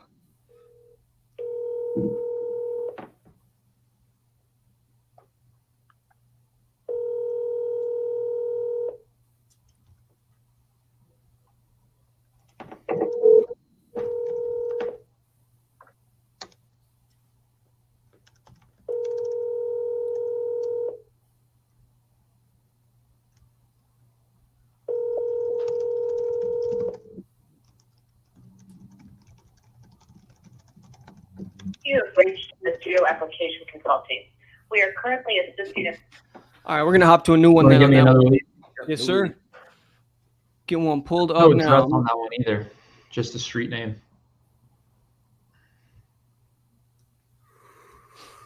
Yeah, see, I think the more, and those closers who close at this time, 6, 7 o'clock, the later it gets, your energy gets a little low. You got to get another swig of water. You got to get your motivation in place. You got to remind yourself, see your vision board. I think this was it really separates a lot of the other good closers too. You know what Scotty need? He need that that latte. Need that Munif latte. He need the latte, man. Get the latte, he's gonna be all right. I'm looking here. I'm searching for one. I'm searching for one that's. I want to hear Scotty talk to a seller. The ones that I'm looking at right now. Here we go. Jackson, Mississippi. Death in the family. It's an inherited property, vacant. They want to sell ASAP. Bathrooms need work, paint inside, flooring, kitchen cabinets, kitchen appliances, the paint outside, air conditioning. They even self-selected and said it's in poor condition. I don't want to hear no multi-family on this one. I want to hear a seller. Yep. Yeah. Give a regular person, doesn't be extra savvy with a bachelor, 3 bachelor degrees. Go. We ain't on the webinar right now. We want to hear some action. I'm ready. Okay. Shout to Bilal. All right. Bilal been cutting up in the comments all day. Shout out to Bilal.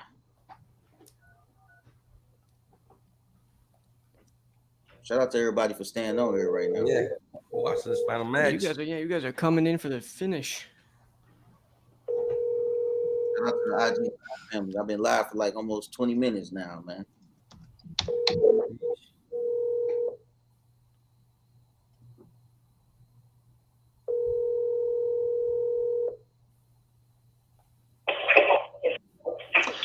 Hi, Dorothy. I hate when that happens too. I'm gonna double dial. Yes, sir. Is that my That juiced grandbaby? me right there. How she answered. Right. I hate when that happens to me too.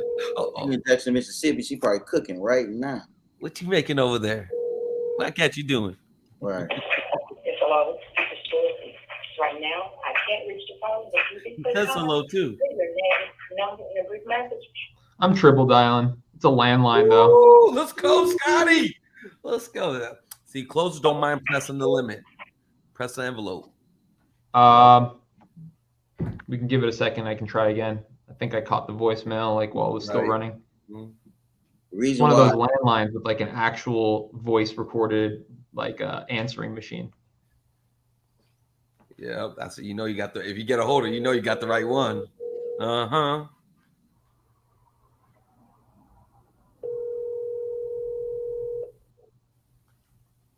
In the words of the famous Nick. Okay. All right. I found another one here. It is in Dallas, Texas. They're selling for financial reason. They're downsizing. It's vacant. They want to sell ASAP, and there's some work that needs to be done. They've owned it for 30 to 50 years.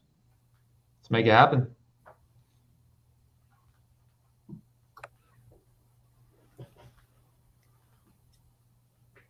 There's currently tornadoes in Dallas. So, any fire damaged properties, sent to your boy. Oh, sorry. Sorry about that, guys. There we go. Let's see. Okay. So I think, like I said, a lot of times, you know, a lot of people get caught up looking at all the comps and doing all the numbers before. And I think it's a good example of just make the phone call and then get to the numbers. Yeah, I like to get my flow going, you know. Yeah. You be comping 90 properties and not talk to nobody. So talk to somebody first. So that's a good reminder here.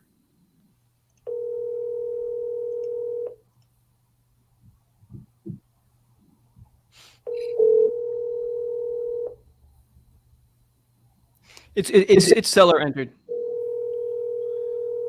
Need a West Coast lead. Yeah, probably need a West Coast lead. Please leave your. I see you. Get the flow, get the dough. You already know, Jenny Jen.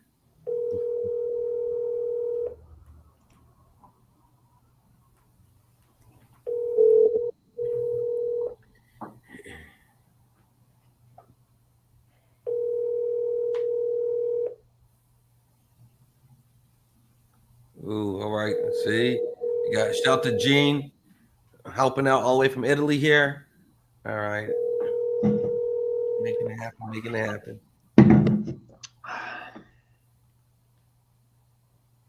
Please leave your message. I feel you, Kendall. I see K2. We're all on the edge. She's like, what's going to happen? Exactly. Listen, everybody. FaceTime technique. Oh, snap. You about the FaceTime. Oh, you going to the FaceTime? Let's go. Scotty's ruthless with it. I love it. This is the first FaceTime on the Closers Olympics? Yes, this will be the first FaceTime close on the Closers Olympics. Hey, guys, I'm here closing you guys live in front of everybody.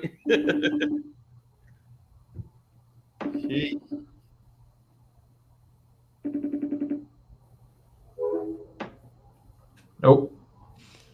Man, dude, these people, what are they Fourth doing? time's the charm. Man, it's getting expensive up here. Dude, I got this West Coast lead here from Stockton. Now this one, it is tenant occupied, but they want to sell without showings. They've owned the property. There's no mortgage. Do you want this one, or do you want to find one that isn't tenant occupied? What is it?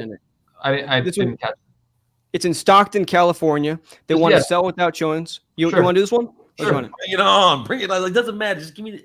Just put it on my table. Give me the ball. Let me shoot. I like it, Scotty. Scotty's like, let me shoot, man. Just let me shoot. Scotty B. Let's go. Don't Scotty. forget it. Big closer, big billionaire boy. Let's go. All right. Got it. Let's get the address over to our comper.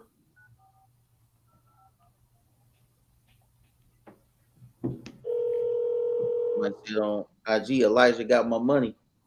Oh, yeah. Get your money on IG. Come on. Come on.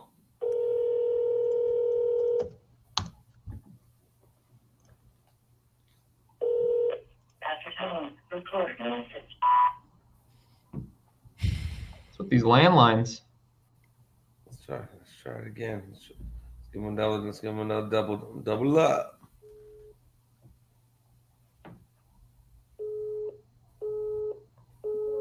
Give it a second and try again. Yep. Lesson everybody can learn real quick is This how you get into a flow of calls when you dialing like even like early during the day, a typical day. Keep dialing. You know what I mean? Like I like said, don't start looking at all the comps all day. You ain't got time for that. Keep dialing. It's a contact sport. Like I said, you want to talk to people, so you're gonna keep dialing, and then as you Should I try again? do the last one. Do the last one. Do triple up as Liam finds another one for you. Yep. Shout out to Liam doing triple duty today. All right.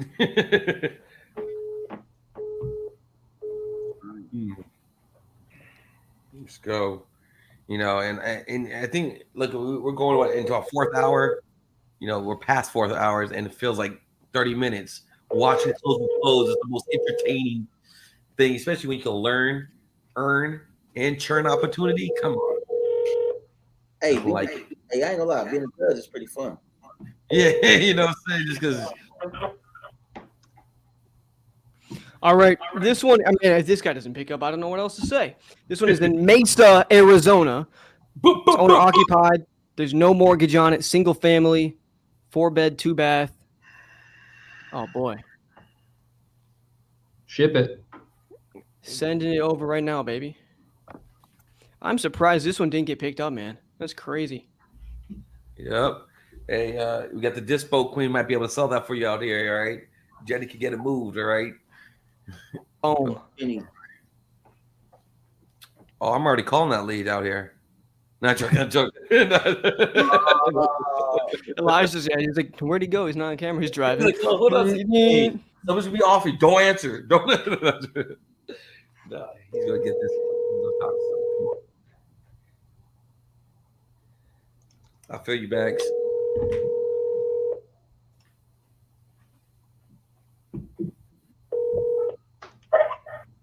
Hi, the person you've reached is using a screening service from Google and will get a transcript of this call. Go ahead and say why you're calling. Cash offer for your home. Oh, straight to it.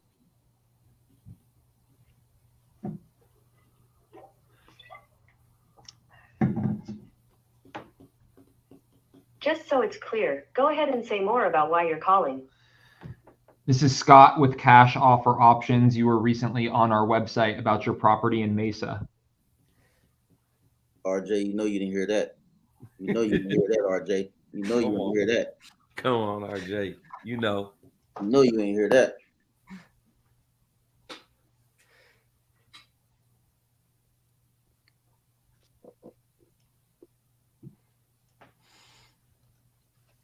Come on, man. Oh, I want somebody to pick up their phone. Fuck.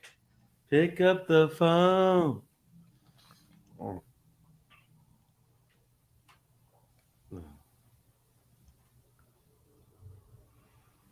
See, and the thing about it, like you said, like you don't get the luck of the draw. Like I said, the whole idea is to keep calling, keep dialing, because this is gonna happen when you're not hundreds of people watching, and you're gonna be in your room, in your office, by yourself.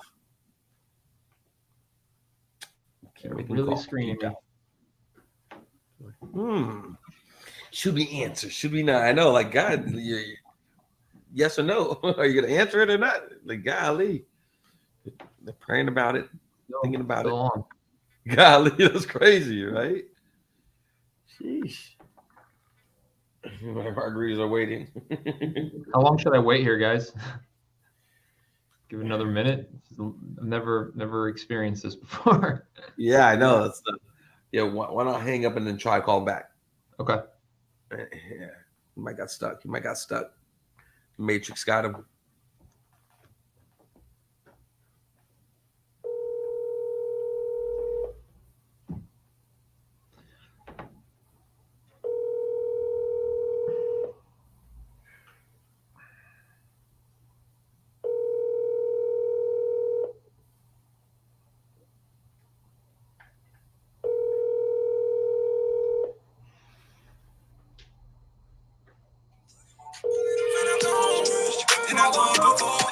Hi, a screening service from Google and will get a transcript of this call. Go ahead and say why you're calling. This is Scott.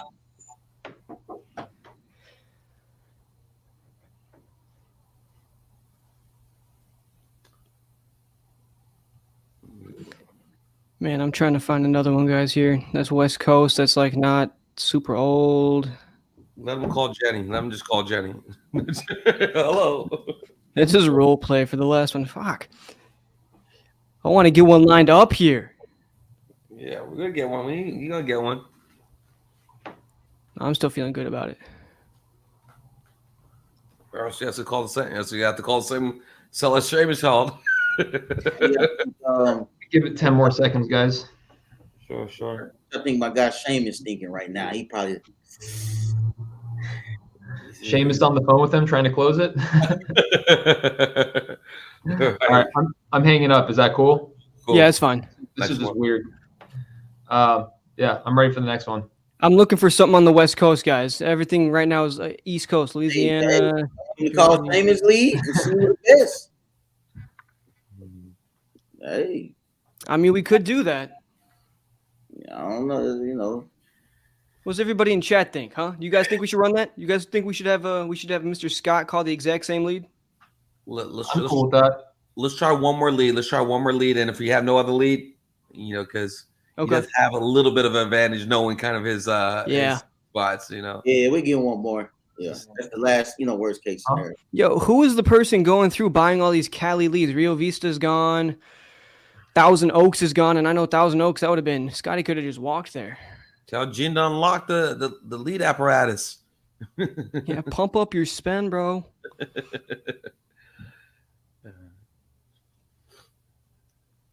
So looking at different, I mean, you know what? We could probably there's another way we could do another lead here for him. I mean, I got a PPC lead that came in locally in town. Take the L for the family. You know what I'm saying? Well, let's see if you find another one. Yeah, hang on here.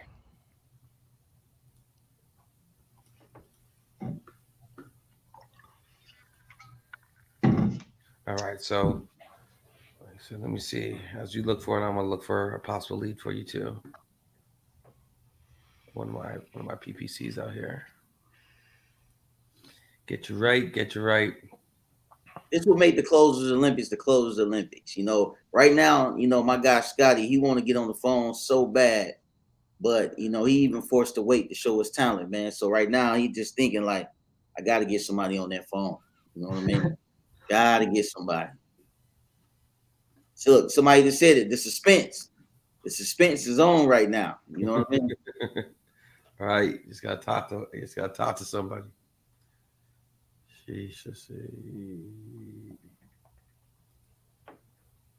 So this is like a one and done, right? If I get somebody on the phone, I just gotta give it my all. Like I can't hang up. And... Yeah. Okay. Yeah, pretty much. Word. Yeah. All right, this one here looks like it might be it. Uh-oh. You got La Honda, California, moving close to family. It's vacant. They want to sell ASAP. There's no mortgage. It is in pristine condition, though, so that's going to be the caveat. But they've owned it for 50-plus years, they say. Is that Gene? What's going on, guys? Hey, there's also an Oregon one. There's a couple in Oregon that are still not sold out by anyone. Just wanted to jump in and let you know, because Oregon is also on West Coast. Hey, Liam, real quick before you paste it, is that by any chance Mark Chodos? Yeah, you already got him. Yeah, we got him today and talked to him. So I just don't want it to be unfair. Okay. All right. Shout out to Scotty B, man. Look at that. Listen, Scotty Integrity. Oh, yo, guys, we just got one that's submitted right now in Houston, Texas. Boom. They want to sell without showings. It's tenant occupied. They want to sell in a month. They own the property, no mortgage on it.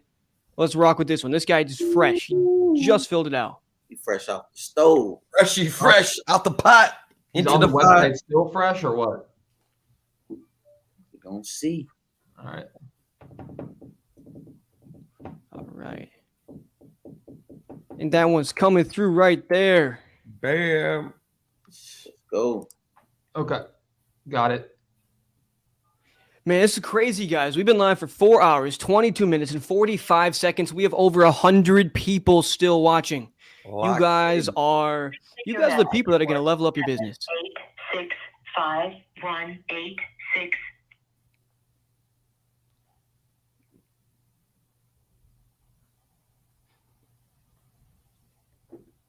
Don't do that. Please leave your message for 7865. My bad. I called twice. It's going straight to voicemail. All right, so let's get another.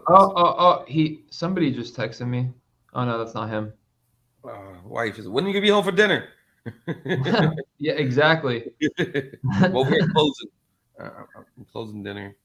Let's see. Please leave your message for Oregon. 786518. Yeah, let's try the Oregon one. 3.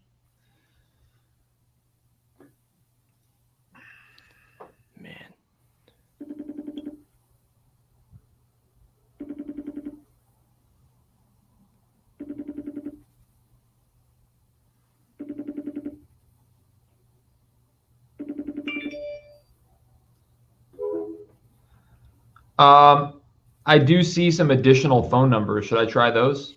Nah. This is the right phone number. He's just not picking up. Those are going to be skip trace numbers. Right? Yeah, those are. The one that seller entered is going to be the most accurate. Message for 786.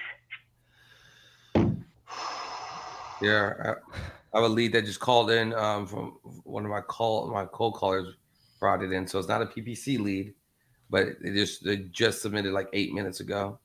This is this seems kind of familiar to me, you know. Mm-hmm.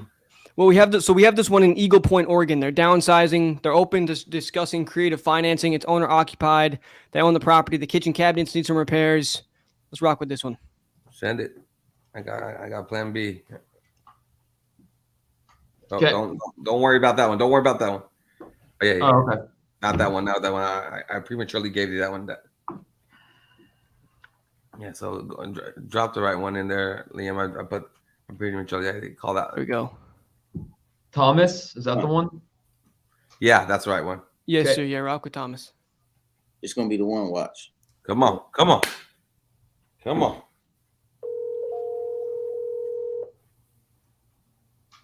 Well.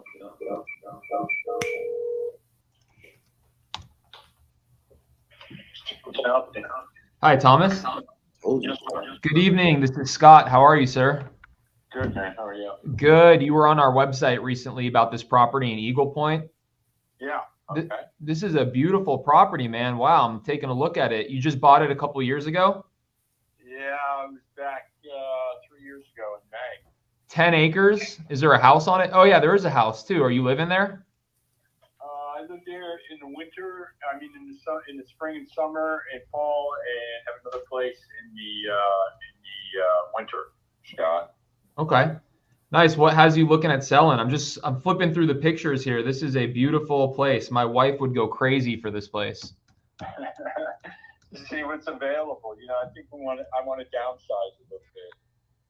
Yeah, it's 2,500 square feet. So are you going to try to find like another vacation place in the same area, or what are you looking for? I don't know. We'll see. We'll see what you guys come up with, and I can start to plot and plan. You know. Okay. But just one thing, Scott. There are two separate tax lots, 5 acres and 5 acres. So Got it. That's an FYI. So. Understood. And are you there right now, or is it vacant? No. I just came back from there. It's not. There's no one there, but yeah. Gotcha. I was out there 2 weeks ago. Who takes care of the property while you're away? I got a neighbor who takes care of it. Gotcha. Okay. I'm there most of the summer. There's snow on the ground now, man. Right. You know, I'm getting conflicting information. Zillow says that it's 2,500 square feet, but the tax record is saying it's 5,500 square feet. The pictures makes me believe it's bigger. It's like 5,500, right? Yeah, there's the whole bottom floor where the garage is. It's built up off the ground because they're so close. I've got 800 feet of river frontage there. Right. So there's 2,500 square feet of living space, and downstairs is another 2,500 plus. So it's not finished. So that's the way it's listed. Do you do any fishing on the river? Yeah, I learned to fly fish. That's why I bought it. I had a feeling. I mean, it's a freaking. Yeah, that road River is the longest wild river in the country. It's a salmon river too. So you can catch salmon? Oh yeah. Have you caught any? I mean, Oh yeah. Is that dinner time or catch and release or what? Whatever you can eat, I can eat them. Yeah, sure. They're not going to come, lay down the law for taking the fish. I know they do that some places. No, it's a wild river. I mean, you can catch wild salmon. There's a limit, but right. Yeah. Well, this is a magnificent property. I am interested. I mean, it certainly does not fit the bill for the typical property we're looking for, as I'm sure you can imagine. I'm looking for most of the time like a fix and flip opportunity that we can get in there for, pennies on the dollar and fix it up and sell it and make a nice chunk of change and then kind of rinse and repeat that process. But I have a feeling this would be a really good short-term rental. Have you ever considered doing something like that, or do you agree with me there? I have. That if I don't do anything with it, that probably would come up as an Airbnb. So I did. I'm actually on Airbnb right now. I'm looking to see. Yeah, you actually have one. You have it.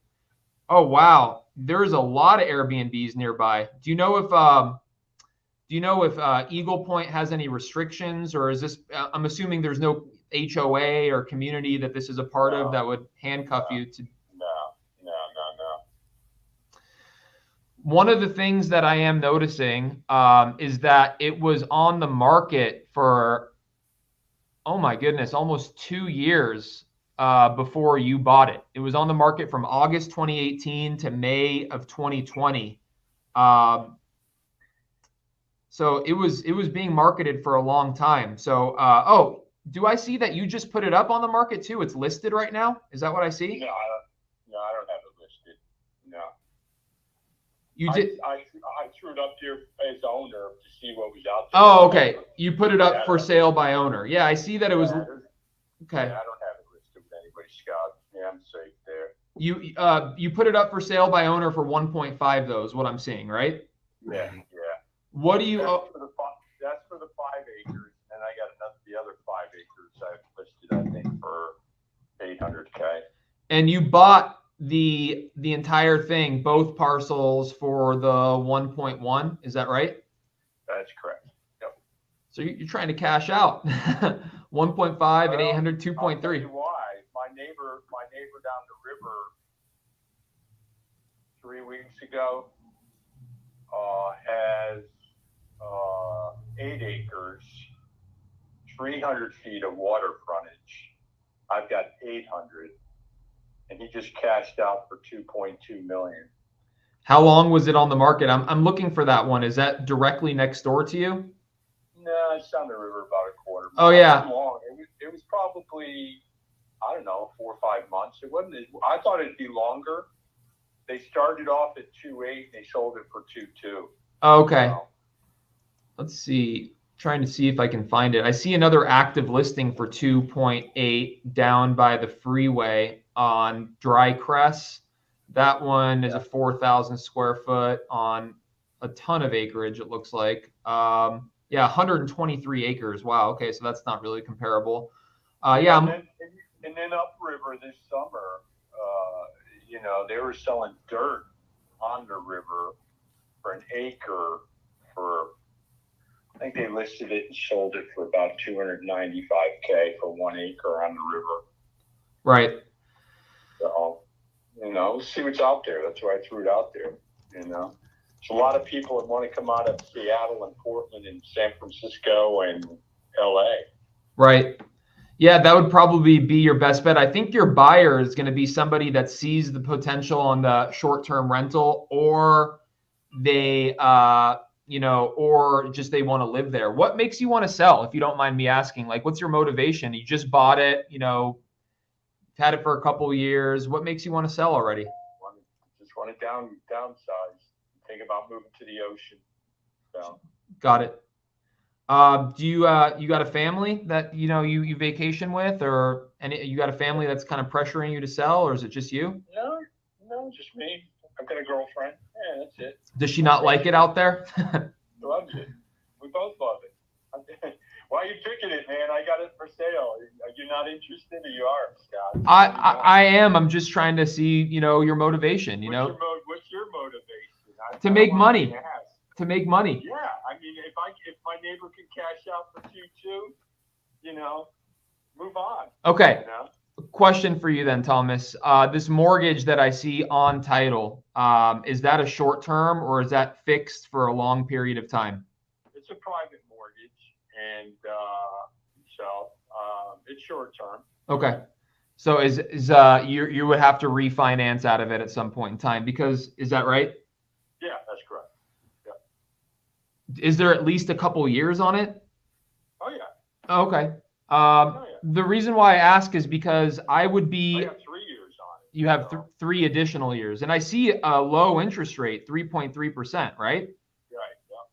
Yeah. Is your monthly payment? Do you mind sharing that? Just because I have an idea as to $3,800. how much.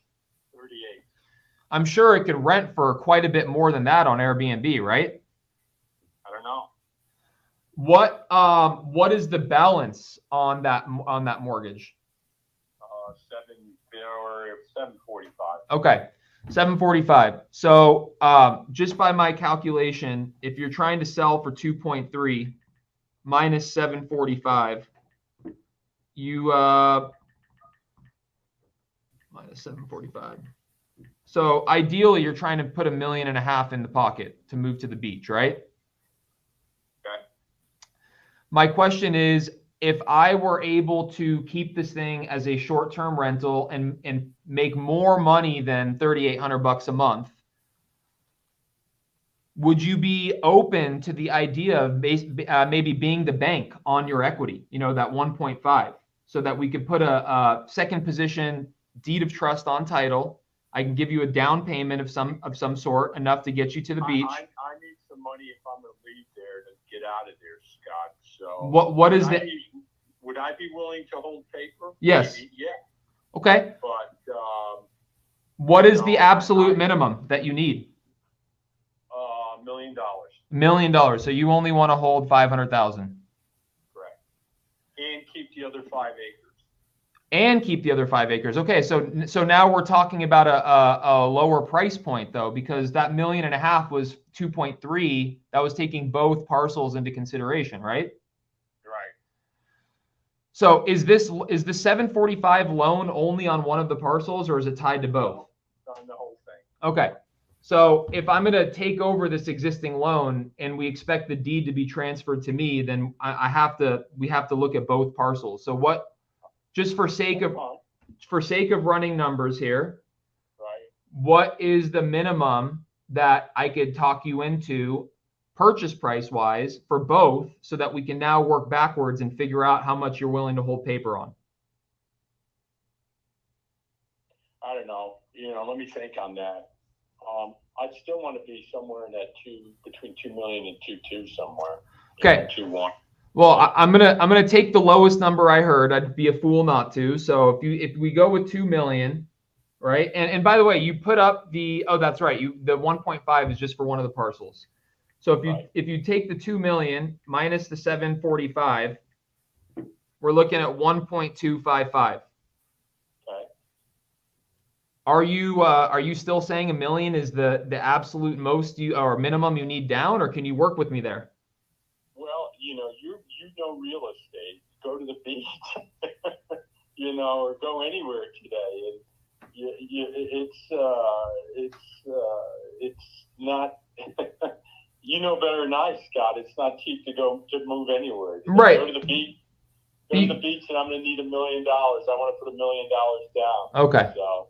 Got it. Do you have your eye on a property? Listen, let me sleep on it. We can talk about a lot of things. You tell me what you're thinking.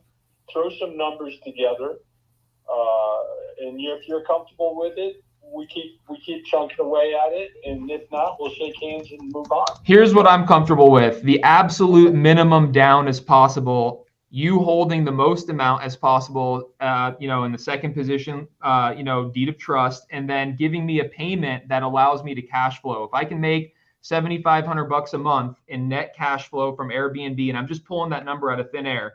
But if I can, if I can make $7,500 a month net cash flow minus your 3,800, that leaves a remaining 3,700 that we can play with if I want to break even. So let's say I want to. And you want both properties. Well, I have to take both properties because your mortgage is okay. So yes, I want both properties. So going back to my example, and again, I could be way off with the 7,500, but let's just say it's 7,500 on Airbnb minus your 3,800. That leaves 3,700.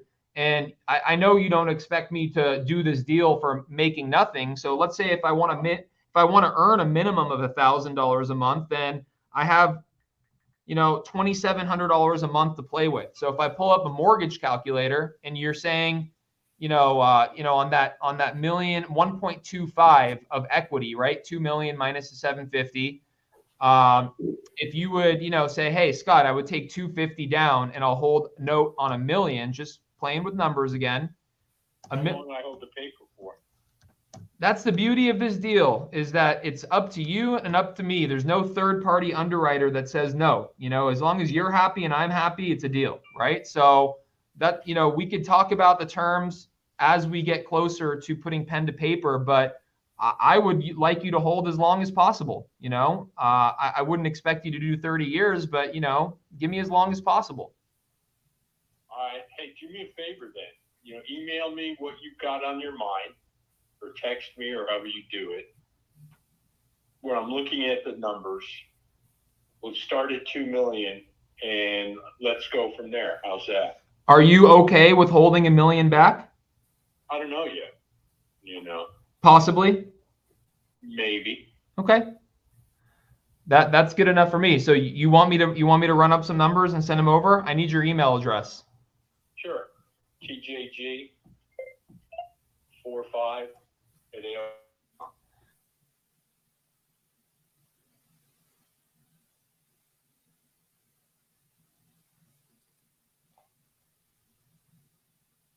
Yeah. Will you do me a favor? I can talk, but I can't. I'm gonna be traveling, and tomorrow's I'm leaving early. Okay. So Monday's a better day. I'm available all day Monday. I'll put you in my calendar for Monday, but can you do me a favor and save my name and number so that we can, pick. I'm looking at, is it 310? Yes. 85. Yeesh. Whoa. That was strong. You got it. I'm gonna tell you something that Scott is good at. He's good at maximizing on the lead. Yes. That might be the most difficult possible lead you could really get. I mean, that guy's really unique properties, talking about 2 different lots, wants to split them up, wants more money than it's worth. This how I'm thinking of. If he's one of my acquisition managers, I'm not mad at him. At all. Maximizing opportunity. Yeah. But here's the thing though, Keith, and I want to get this from your experts. Here's the deal. A lot of those were creative offers. So that means a lot of times you're going to need private money, right? So from an acquisition standpoint, how are you getting access to this private money to make these deals happen? Just for the people. I mean, there's multiple different ways though. Hey, hold up. We got to do our scoring. Let's get our scoring in. So yeah. Go ahead, Byron. Talk to the people. Judges, let's get our scoring in. You got Jenny's on our head. Oh, she's let me check. Got it. Awesome stuff. So here's the deal. I want to ask you that same question. You in the audience right now, listen, where are you getting your private money from? How are you putting that deal together? Obviously, this was a masterful deal. Okay. What are you doing to put that deal together? That's what I want to know. As the judges do their scoring. What are you doing to make that happen? Because that was an amazing deal engineering strategy right there. Honestly. So it was beautiful. So I guess we got our scores coming up, right? And we're going to Liam first. So Liam is done. So let's go ahead and get these scores. Liam, what are you thinking? This was, I feel like I just walked up a journey to Mordor watching these 2 guys go to battle on this. That was killer. So to break down my scores, what I had for Seamus on this one is I think that his first call was better. I think the one that he had before in this finals round was a better call. And I know it was like we spent about an hour trying to get Scotty on the phone, so I'm a little fuzzy on exactly what all the details were here. But for rapport on that one, out of 5, I gave a 2 for that. And the reason was it was a similar vein of checklisting, just going down this list of questions and not really conversational. It was a lot more of him talking at the seller rather than having it back and forth. So I gave him a 2 on that. Now for negotiations, I gave him a 3 because he pushed pretty hard into that. He went for the price and got that guy who was another one of these red sellers to start giving up some good information, and I thought that was pretty good. For the creative option, I gave him a 2 because he came in and touched on it, but it wasn't like a super comprehensive, explanatory type of thing, or the guy understood it. And so I gave him a 2 out of 5 on that one. For handling objections, for that, I also gave a 2. And I know when I was writing that, I had 2 specific ones that I had in my mind, and they're just slipping my mind right now. But there are 2 specific ones that were missed, and that's why I gave that. In fact, I remember I moved that one down from a 3 to a 2. And then for identifying pain, on that one, I gave a 1 out of 5, just because I didn't really understand why that guy was selling, and it was a lot more of talking at the seller than getting information from the seller and kind of putting your boot on their throat on why they want to sell. So that's what I got. I got 10 points for Seamus. And now for Scotty on rapport, I gave 4 points out of 5. Talking about the fishing, talking about the house, the only thing I think he could have done better was dive a bit more into credibility. I see there being 2 types of rapport. There's relatable rapport and credible rapport. And relatable rapport to me is the cheaper kind. You want to be more credible. And so sitting there talking a whole bunch about relatable rapport doesn't always get it done. I would like to see some more storytelling, it's talking about similar situations or similar bizarre situations, or talking about, this weird, unique deal that you might have done that is like, hey, I've done something like this before in this weird type of property. I'm not new to this. This isn't a first time thing. That's what I would like to see. For negotiations, I gave that a 5 out of 5 because we all saw that the back and forth on that, everything there was just, what's the minimum we could do? That's the exact example of saying words that are tough to say and saying it the right way was just fantastic. He's saying, what's the minimum I can, you'll let me give you. And he said it in a way that the guy was not turned off by it at all. So I thought that was fantastic. For the creative option, that was the only way to go on this. And so he really put it down hard there and was going back and forth, talking numbers. It doesn't get much better than that. That's a 5. Handling objections, I gave him a 3. He's pushing back on price. That was the majority of the objections, price objections. But, I don't think and then actually segueing into the next one, which is identifying pain, I gave that a 1 out of 5, just because it was only just brought up in passing and then just kind of shied away from it. It felt just kind of like an afterthought of like, oh, shoot, I want to get some points on that. And then, that's where I thought he could have got more points in handling objections as well. So verbal agreement, 0, signed contract, 0, net ROI, 0. So Scotty, wow. I got 18 on that one. It is what it is. It is what it is. Man, let's go ahead and get my guy Elijah up here so we can get those points. Man, it's getting tight. It's getting tight. Man, we watch a lot of these guys do some amazing things. Yeah. One thing to note, they're saying in the background that on the screen, the score they were showing was not the correct score. I'm not quite certain what they were showing, but that wasn't the right ones. I saw that. I was kind of looking at your numbers and looking at the screen like, wait a minute. We're a little off, but I was just going to wait for the production team to get it together, and it's all good. So if you don't mind, real quick, Liam, can you tell us your numbers for both contestants real quick? For Seamus, I had 10. For Scotty, I had 18. Wow. That is amazing. That is absolutely amazing. So you heard it. Seamus 10, Scotty 18, right? Elijah, what are your thoughts? Man, what did the score say? Let's talk about it. Yeah. So I thought it's quality call, quality final round. I'm glad we did it. It was a close call, the last one, so I think this one kind of helped, kind of distinguish a little bit more. And just getting into it, I thought Seamus did. Like I said, I feel like Seamus has a better seller per se, or at least an easier property to get values out of. I think Scotty had a harder property to work from. So but yeah, we could definitely let me go ahead and get into my point scoring for them. So on the point side, for like I said, I end up on Seamus side, I scored hit. Yeah, this is correct. I scored Seamus 12. Like I said, the main reason, just so I'm gonna speed it up for us. The main reasons for that, like I said, there's more of a chance he could have got more creative with the seller when it came down. I think he could have pressed the pain more, identified the pain. If you don't get your number, you wait for 12 years. Why you think of selling it anyways? Well, he started tackling the pain for, have you rehabbed the property before? And then he left off. He left off on that, walking people, poking the pain, painting the picture. You could have asked about, what are you going to do once you get all this cash? What's the plan? I felt like he left a couple good pieces that the seller was least open to hearing them for a while. I felt he had a good call, left a little bit on the table. So that's why I gave Seamus a 12. Scotty, I think Scotty, he did it. He did a daggone thing. And like I said, it was a lot harder. It's a lot harder for him to seller as far as the property. A little bit more savvier. I think he built really good rapport. I gave him a 4 on rapport.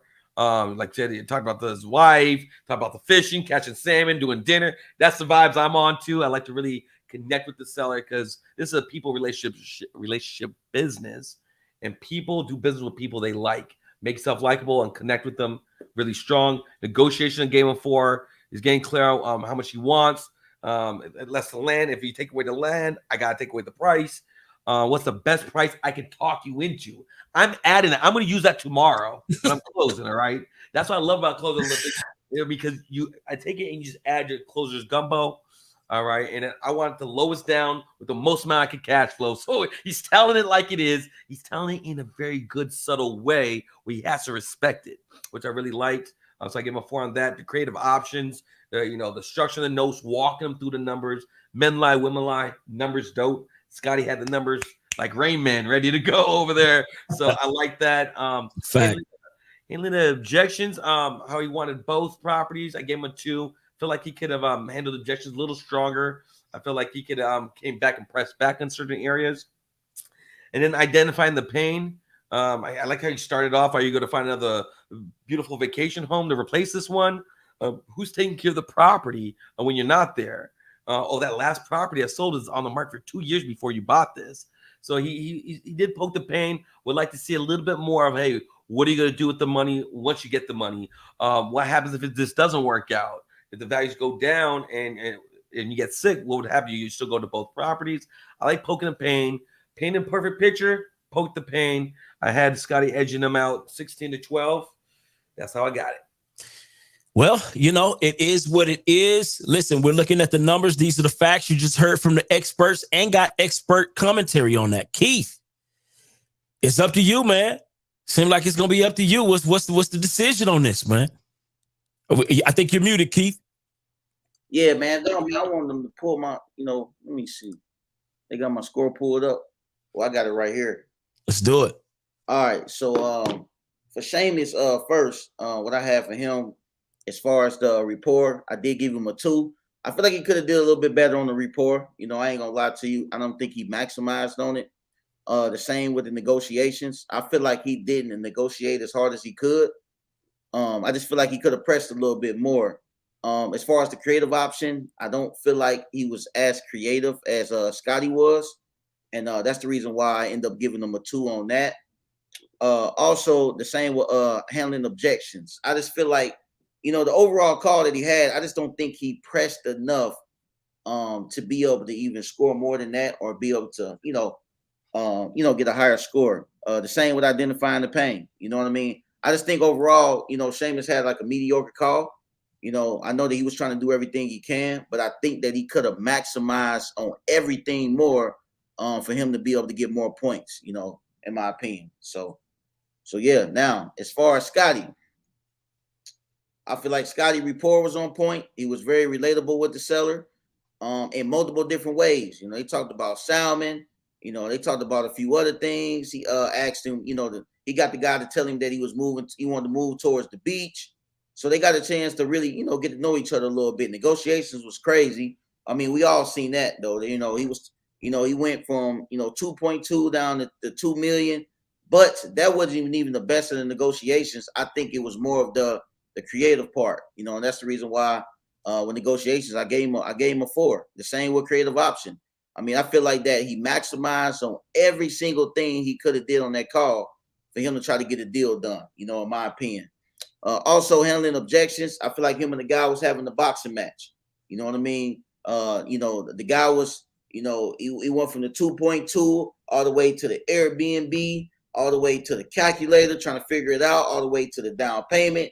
You know, it was just nonstop negotiations back and forth, nonstop objections, and I feel like he just did a good job of that, you know, overall.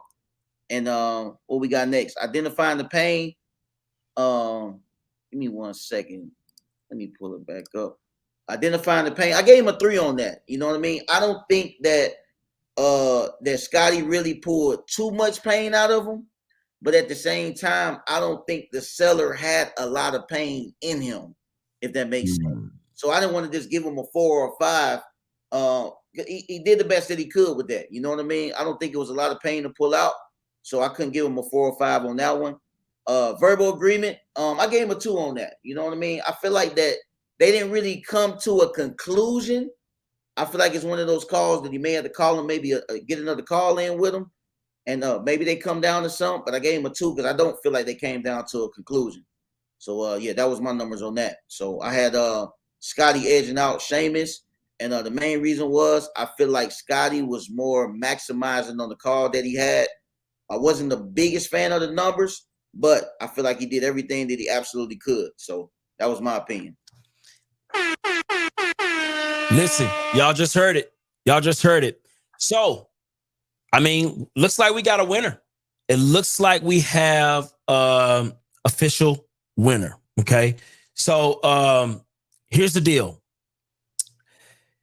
Listen, Scotty at 54 points, beating out Sheamus by 32. Scott, how do you feel about these points, man?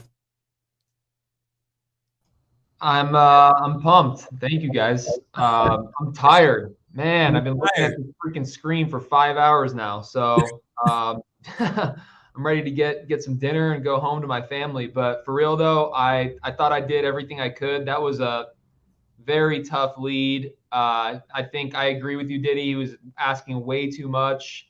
I definitely could have pressed him a little more on what he was going to do if he didn't get his number. That's a good point, but ultimately I did the best I could with that lead, but a really cool property nonetheless. So I probably will still give him a call on Monday and see if we can figure something out, because that is a really dope property. But otherwise, guys, thank you so much for having me. I really, really had a lot of fun. All the contestants absolutely killed it. I was definitely nervous coming in. Thank you to my boy, Liam, for believing in me and getting me onto the first closer show, and RJ, of course, where I faced him and should have won, but I don't know. We'll talk about that one later. But I just appreciate everybody putting me on this stage and giving me the opportunity to showcase my my ability on the phones. I always tell people that hit me up, about wanting to get into real estate, that I'm not very good at really anything in my life other than talking to people on the phone. That's what I feel like I was born to do, talk to people on the phone. I've done it my entire career. I'm thankful that I found real estate with a high ticket item where I could kind of pivot that ability, talking to motivated sellers and making some good money, which I definitely have. And I look forward to seeing everybody in July for the Closers Olympics. Wow, man. Well, congratulations, man, for the round 1 qualifier winner. Listen, he's getting ready to move forward, you guys, and he's going to be at the Open Run 2023 Closers Olympics coming up very, very soon. Very, very soon. Listen, shout out to my guy Sheamus for fighting a good fight. How do you feel about these numbers? What's your thoughts? You're muted. We can't hear you, Sheamus. I want to hear all that good sauce, man. What's your thoughts on it, man? I appreciate it, Scotty. Congratulations. He did his thing. 15 minutes is not enough time for you to pull out everything. So, I was just trying to go for the kill with the numbers and everything. I usually take longer and usually do a second call to then come back and make the offer, but I kind of sped everything up. But I thank everybody for letting me participate in it. Closer Olympics for the community is definitely something that we needed. And I'm just happy to be here, but I will be back next year. Ooh, spicy.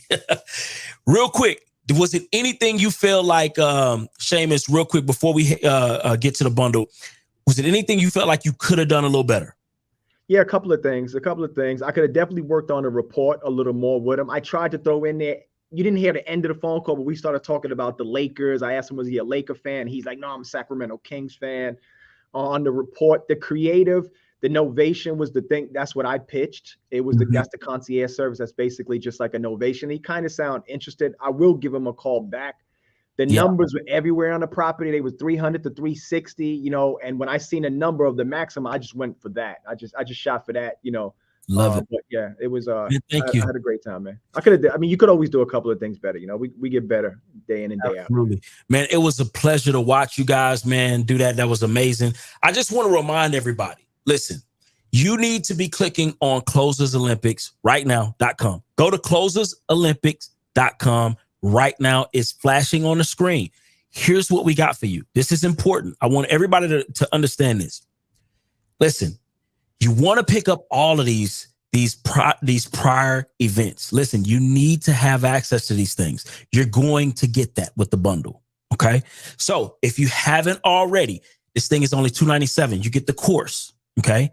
I'm just breaking this stuff down for you. You get the course, you get all of the previous events. Okay.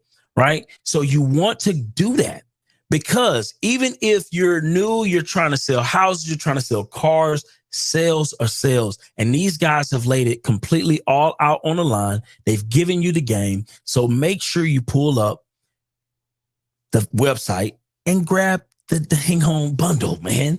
Grab the bundle. Also, all of my people who want the early bird tickets, you can also grab the early bird tickets as well. They're only $97. Go ahead and do that because we want to see you in the building. We want to see you in the building whenever we kick this thing off, right? The next time you're going to see us is going to be March the 30th, okay? So listen, all of the people looking to join in, make sure you text closers to that special number. If we could put that number up, that'd be great. If we could put that number up, if you want to join in, yes, thank you. And also, shout out to the production team. Shout out to the production team. Listen, they have been doing a lot of work behind the scenes, making this happen for us, giving us all of this information. Listen, it is a lot that goes on behind the scenes to this thing to make it happen. Okay. This is not an easy thing to put on. I just want everybody to know. So definitely, big shout outs to the production team and all of the people who make this happen consistently. So shout out to y'all. Shout out to y'all for that. But here's the deal. Make sure you pick up your bundle. Make sure you get your early bird tickets. Okay. And we're going to see you on the next go round. Liam, Keith, let's go, baby. Elijah. Hey, listen, if this wasn't a reason to purchase your 2023 Closers Olympics ticket, I don't know what to tell you. I mean, just off of what Scotty did alone, what you saw Seamus do, what you saw Colleen, what you saw James do. I mean, you got a little sample of what's it like to be and learn from some of the top closers in the country. And that's let alone other $1 million producers over there. So make sure you guys go and get your bundle. Like, get your ticket, get the mini course. Got me, Alex, Keith, giving you exact game how we close literally millions of dollars. And most importantly, you get to watch 50 plus hours of the top closers closing game. Just the way you saw today, you get to watch 50 hours worth. So make sure you go and get that. Appreciate everybody locking in. And you know what? I think we should also, everybody, put a round of applause together for Mr. Byron, the investor, man. Yeah, this guy come on, y'all. on such late notice. This guy, we hit him up like yesterday, like, bro, can you like do this 5-hour thing? And he's like, what the? Okay, dude, I'm in. Like, no questions asked. Dude showed up on our trial run call yesterday. He didn't know what was happening, and here he is today, and he crushed it. I mean, seriously. Thank y'all. Thank you. Great job, man. He did a great job, boss. He missing his partner in crime, Pat. Crazy. Man, it was fun though, man. I love doing this thing, man. When Keith hit me up and asked me to be a part of it, man, you already know it was no doubt because I love learning this stuff. This is dope. I love watching it. So, man, shout out to y'all for putting this on and consistently, giving the closers, man, with these amazing talents, a real stage to show that talent, man. It's not normal to be able to gain access to calls like what Scotty was just showing off, man, and Colleen and my guy Seamus, man. It's absolutely amazing. So shout out to y'all, man, for putting this on consistently and making it happen, man. Y'all are the GOATs for real, moving with absolute no stingy energy with the Closers Olympics, man. Yes, indeed. Yes, sir. Well, once again, thank you, Byron. Thank you, Liam. Thank you, Keith. Thank you, the production team. Thank you, David, for making the comment. He had some more comment. Let's give him. Yeah, so David, man. David. We didn't get to shout David out enough, man. Everybody, I'm gonna give him. This man needs his props. This guy, David, is not only the best number runner in the game, but he moves more deals than anybody else in the nation. Yeah. And beyond that, he does probably more transaction coordination. And that's why you guys, if you ever feel like you're handling too many deals, or you just don't want to do with the paperwork, you don't want to talk with the title companies anymore, you don't want to do all that bullshit that everybody hates doing, you just want to be focusing on closing, go to EZ, that's just EZREI closings.com. Get signed up with his team because they're crushing it, man. Man, Wow. tap in with my guy. Yeah, that sounds like a good proposition. Yes, indeed. iSpeedToLead too, man. Shout out to y'all, man. Yeah, Eugene. Big shout out to Eugene. So appreciate that. So and most importantly, shout out to you guys tuning in, locking in. You guys is out for hours. Appreciate everybody locking in. Like I said, this is what we do it for. We're very serious about putting on the community. And think about this. The world don't even know this is here yet. Y'all already up on game. So close more deals. Let's crush it. Each one teach one. Each one reach one. Got away today. Be a blessing to someone, y'all. See you guys March 30th, y'all. Let's go. Salute. Let's go.